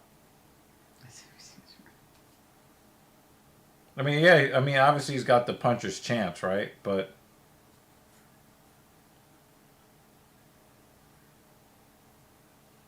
you know, but it's like, Renato, white people don't like you. I mean, not white people, white racists don't like you. I'm pretty sure a lot of white people like him.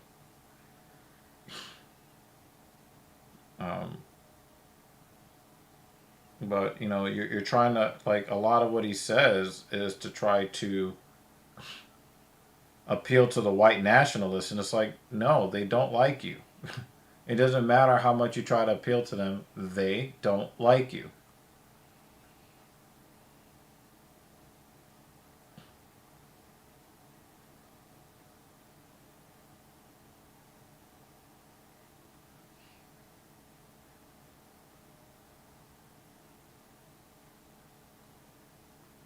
Oh, God. We get it. They both had Yeah, wins. I really don't need to Bring see them this out. package. Can we just get out. Can we just get this rear naked choke going, like, as quickly as possible? I don't know how Islam is gonna do. He might kick his head off. I don't know.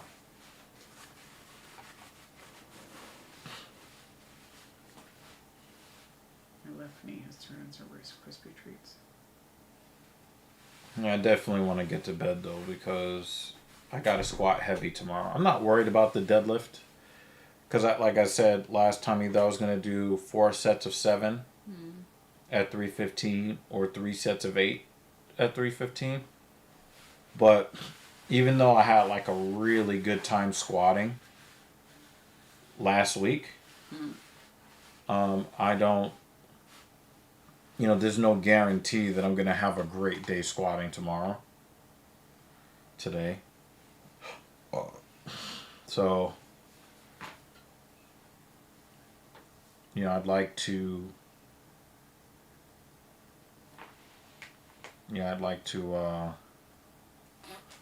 try to be as successful as I can. Eat breakfast, get hyped up, get to the car, get to a good parking spot, get to the gym, warm up, and squat like nobody's fucking business. Because I gotta get these legs to start getting bigger. My hope is that the snow chases people away. I think people are going to come in early because of the snow. But also, when you go back to the car, you're gonna. I don't know if there's a scraper in the car. Check in the trunk. Actually, I don't know if there's a scraper in the car. Yeah. You own a scraper. Yeah. I don't know if it's in the car. Or a brush or something. Yeah, I don't know. So just kind of check just to be sure. Because you could end up with a buried windshield. Also, make sure that you wipe all the snow off the side mirrors and stuff. Mm-hmm. That's super important too. Hope they get lucky with this super close spot.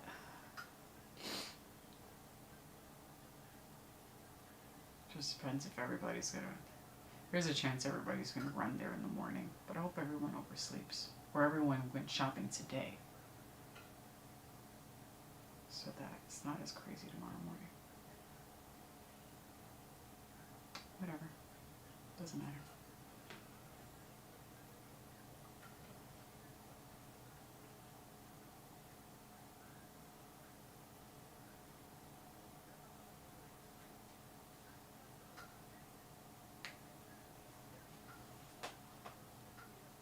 Shit, I zoned out and woke up, and it was like, shit, the fight hasn't started yet. Yeah. Come on, guys, we can do this. Oh, excuse me. You can get in the cage.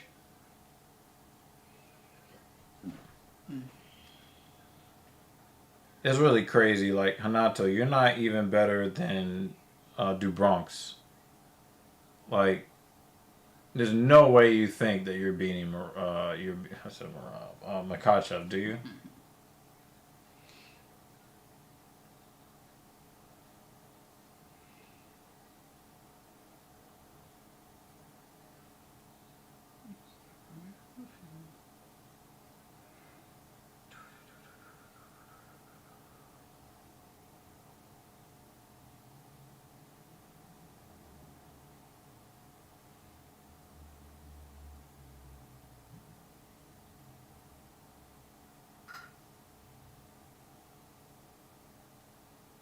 They're trying to be so much like that other venue they were at last year.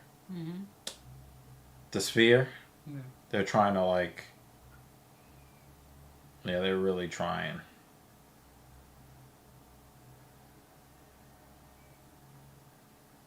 They're really trying to like, have the Intuit Center be like, or Dome or whatever they're calling it. They're really trying to get it to be something ridiculously spectacular.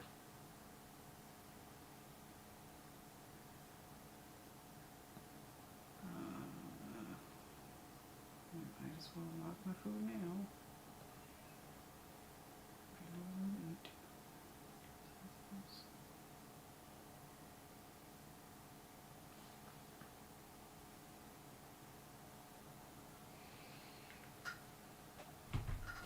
Come on, let's get this and still going. Come on, guys, let's go.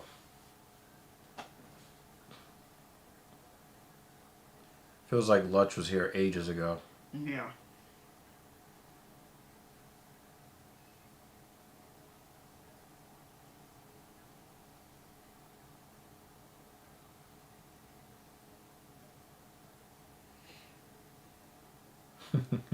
Habib, after Umar lost, he had to run and go change his clothes.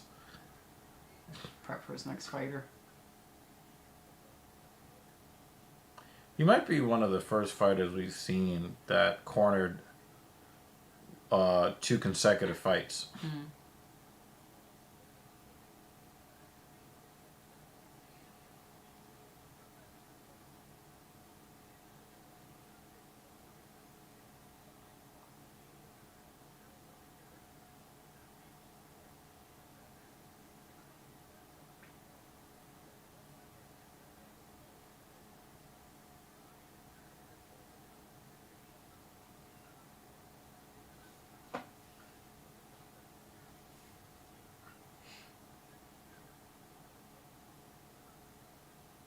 Longest active UFC win streak is Islam Makhachev.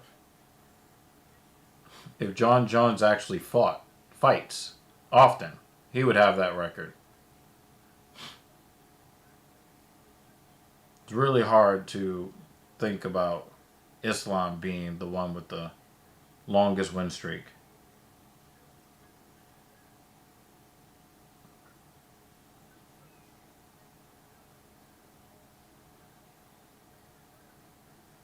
No, that's not true. That's not true, David. Dana would never say that. No, I don't believe that. These shorts are nice too.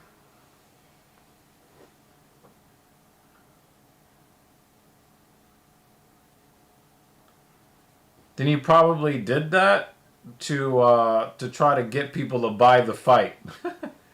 We already know who he believes is the number 1 pound for pound. He keeps saying that everybody is stupid for thinking otherwise.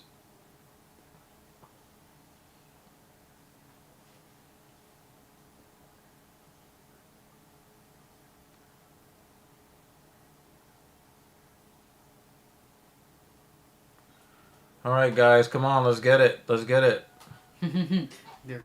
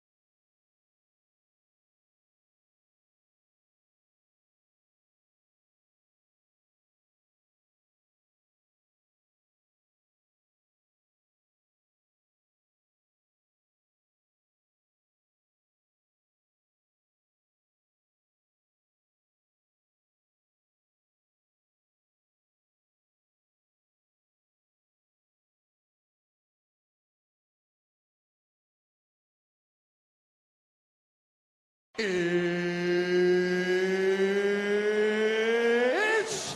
time!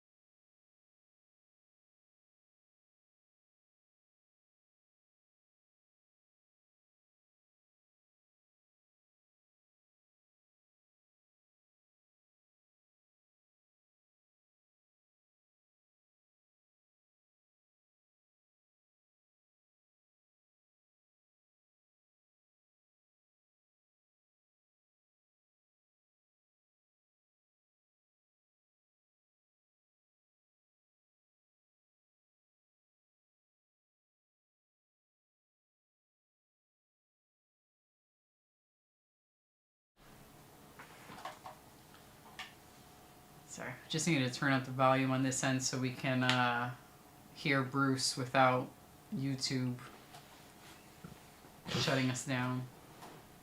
Cutting us down to size. Yeah.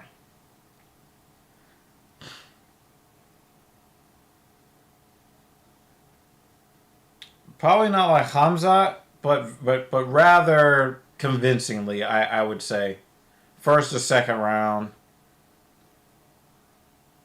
We can yeah. Cause we need to get this going.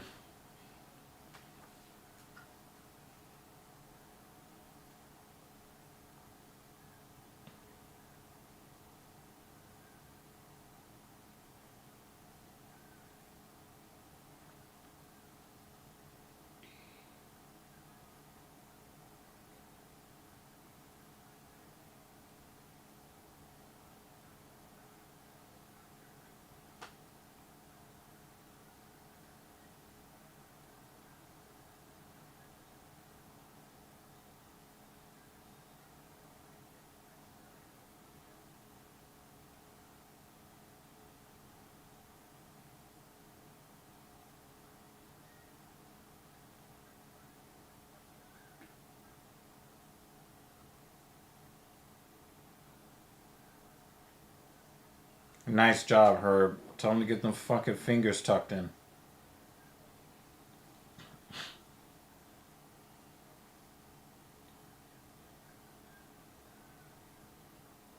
Lefty versus righty matchup again. Nice body kick for Islam. Okay. Not 30 seconds, but hopefully the first round.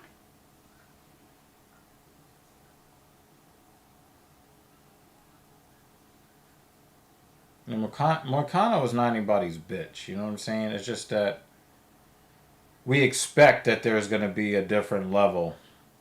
But we can only expect.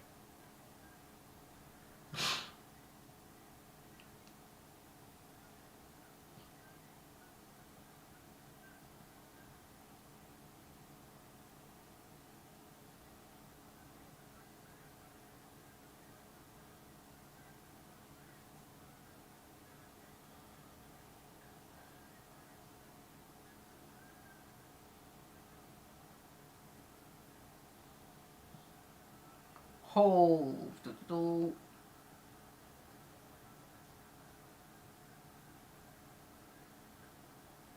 I zoned out for a moment and then snap back. Yeah, it wasn't a strike. It was just that Makhachev lost his balance. Oh, there goes the level change. Let's see what he does with it. Yeah, and here we go.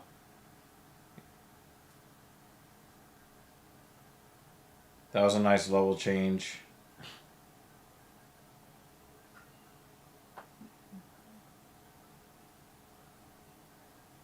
Maybe we'll still see a submission here in the first round. Hopefully. But if Moicano wins, I'm just going to end the stream. I don't want to hear him talk.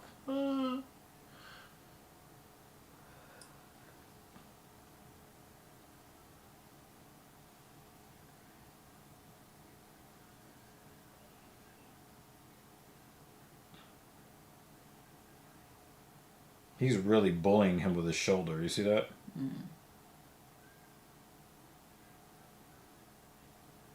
Islam is like really using that left shoulder. Banner says that shot from Islam was always going to land, even if that punch didn't land flush and he slipped. The judges don't have instant replay and we'll see a knockdown. I don't think so. Especially if they'll probably ask the official scorer if there was a knockdown, and if there's not, then they'll just oh shit. Oh, he tapped super fast. All right, we get the fuck out of here. Thank God. GG's. He didn't even need to catch the leg. He just squeezed on him. So, thank goodness. I'm tired. She's like, can we messing end the around. stream I gotta work tomorrow. Okay? right now? I gotta work tomorrow. Do we even want to like finish the fucking stream? No, we are gonna finish the stream, but that doesn't need to be up at the same time. We could still, say goodnight to our folks. I'm not actually gonna hit end stream right this second. Yo, the way you clicked off that shit was like didn't even get to announce it yet. Yeah, we know who won. Yay. Ended in the first round as we wanted. It was good seeing everyone. Yeah, it was good seeing all of y'all. This was Everybody. Mason says this is the bad part about UFC. They run too late to the point where the main fight comes on and are just too tight. Yeah, like, come on, guys. JL is mad. No, well, we do have an extra minute for this. Almeida, he was right about that. Talbot, unfortunately, not right. Hill, fortunately not right. I didn't want to see him win. Umar, I wish you was right on that one, buddy. You were not. And Islam, obvious. Dan Jensen says, and still, Umar and New, for God's sakes, well, didn't work. Yuri did. Almeida, yes. Holland, no. David Banner actually had the kickboxer doing the cowardly wrestling thing. Banner got that right. Spivak, I'm glad you're wrong on that one. Him and Hill. And you got Marab and Islam proper. Mason had Holland wrong. Almeida correct. Yuri correct. Nurmagomedov incorrect. Makhachev correct. And Travis had did Dawson win today? Yes, Dawson won. Grant Dawson won 30-27. Wow, across the board. And then Holland, Talbot, both incorrect. Almeida, Yuri correct. Umar and Islam, 1 out of 2. So, I don't know if it was if you want to say it was a boring main card, maybe, but the main event did not last long enough to be boring, So, but you could throw up the parting ways screen. Thank you, Dan Jensen, for hooking us up with 34 Dutch Coroner. And for Danish Coroner, excuse me. For the quotes of the stream. Yeah, the American political system. 2 cheeks off the same ass. 100% 100%. Our stream sponsor, Dan Jensen. Thank you, sir. Lonely channel member, Midmo Smart. Thank you for coming Midmo. by. I really do appreciate you guys. Please subscribe. And also... It's a 3 to the 4 out of 10. 4 out of 10 on the card? Yeah, probably something like that. Well, 3 to 4. overall, or Yeah, just yeah, the whole thing. Yeah. I agree with that. Mason said did not enjoy anything until the Yuri and Marab fight. Islam didn't last long. That Yuri fight was really good. Yeah, they did a good job. And even, again, I don't really like Jamal Hill, but you got to give him some respect. You got to give him respect. That was a good fight. Umar, you got to give him respect. He had moments where I thought he was going to win. Peyton Talbot, got to give him respect. He's got some work to do. Yeah, he's got some work to do, but he definitely deserves some respect for the way that he fought today. So, but this card was definitely a miss, I think, overall. But it was a hit because of you guys. So thank you so much for sticking with us for over 7 hours of stream time. That's gracious. And UFC, please get off our nutsack. Don't try to, block us all around the world. We tried to make sure that, it couldn't be heard decibel-wise from the microphone, okay? Leave us alone. Yeah. Okay? You guys need to understand that the most important thing is not these fights and not politics, but being safe out there in the real world. Bye.